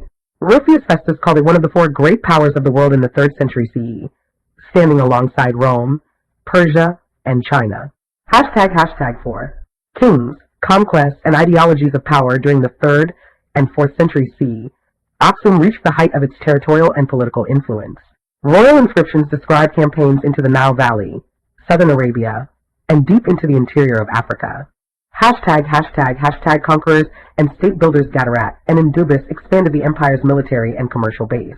Osanis strengthened foreign ties and infrastructural development. Izana, the most famous of all Aksumite rulers, transformed the empire in ways that echo through history. Izana's inscriptions record his victories over neighboring peoples and his triumph over the kingdom of Kush, which had dominated the Nile Valley for centuries. In these accounts, we see the emergence of a king ruling with both martial and ideological authority. Kijek Bey. The coming of Christianity sometime around c. 330 CE, under King Izana, Aksum embraced Christianity. Though often dramatized, Izana's conversion was part of a wider transformation occurring across the empire, shaped by long-standing ties with the Eastern Mediterranean, the arrival of Syrian and Egyptian Christian communities, trade contacts with Roman Egypt, where monasticism was flourishing. The future Saint Frumentius, known in Ethiopian tradition as Abba Salama, helped institutionalize the new religion. With Izana's conversion, churches replaced temples, cross symbols appeared on coins, and Aksum entered a new ideological world. It became the first major state in sub-Saharan Africa to adopt Christianity formally, and the religion became a lasting pillar of Ethiopian civilization. Rather than severing ties with older traditions, Christianity in Aksum blended with indigenous beliefs, producing an Ethiopian Christian culture unlike any other in the world. Nomertekin 6. Aksum in Arabia and the wider world. The 6th century saw Aksum's armies cross the Red Sea into South Arabia, where they intervened in the politics of the Himyarite kingdom. Inscriptions left by Aksumite generals commemorate campaigns fought in defense of persecuted Christians and in pursuit of Aksumite influence in the region. Aksum's presence in Arabia, though sometimes short-lived, demonstrated the full range of its power. At its height, Aksum commanded two sides of the Red Sea and controlled trade routes essential to the global economy. ##7. Art, architecture, and cultural identity. Aksumite architecture is renowned for its precision and beauty. Monumental steely carved with simulated windows and doors, palaces built on raised stone platforms, subterranean tombs with chambers, pillars, and vaulted roofs, finely crafted ceramics, and metalwork inscriptions in both Greek and Goizi. These elements show a society with master builders, masons, scribes, and artisans. Their work bore a distinct African character, rooted in Highland traditions, even as it incorporated Mediterranean and Arabian motifs. #8. Decline. A slow transformation by the 7th century. Major changes disrupted Aksum's international position. Persian and then Islamic control of Red Sea routes reduced Aksumite trade. Environmental pressures, including land degradation and shifting rainfall. Internal political fragmentation. The rise of competing powers in the Red Sea basin. Aksum's authority shrank from an empire to a regional kingdom. By the 8th or 9th century, the political center moved deeper into the Ethiopian highlands, laying the foundations for medieval Ethiopian Christian states, such as the Zagwe and later Solomonic dynasties. Aksum did not collapse so much as transform, passing its religious traditions, state ideology, and cultural memory to the civilizations that followed. #9. Legacy. An African civilization of global importance. Modern scholarship recognizes Aksum as one of the great powers of late antiquity, a major Christian kingdom with its own ecclesiastical traditions, a commercial hub linking Africa to the Mediterranean, Arabia, and India, a state with an indigenous writing system, an empire with monumental architecture unmatched anywhere in sub-Saharan Africa. Its cultural legacy lives on in modern Ethiopia and Eritrea, in liturgy, script, architecture, state ideology, and historical consciousness. Aksum stands today as one of Africa's clearest examples of a complex, literate, internationally engaged ancient civilization that shaped the region for almost a millennium. The legacy of Great Zimbabwe and its successor, the Rosby Empire. #, a history of Great Zimbabwe and the Rosby Empire in the high plateau of southern Africa, where granite outcrops rise from rolling grasslands. A civilization once built its presence in stone. Travelers who approached the region in the late first millennium, long before Europeans ever carved routes into the interior, would have seen smoke rising from bustling settlements, cattle herds folding into enclosures, and traders moving along worn footpaths carrying ivory, gold dust, and cloth. At the center of this world stood Great Zimbabwe, the heart of a kingdom that would shape regional history for centuries. #, the rise of Great Zimbabwe. Great Zimbabwe began as a small settlement of the Shona-speaking ancestors around the 11th century. What set this community apart was its command of trade routes stretching east to the Swahili coast.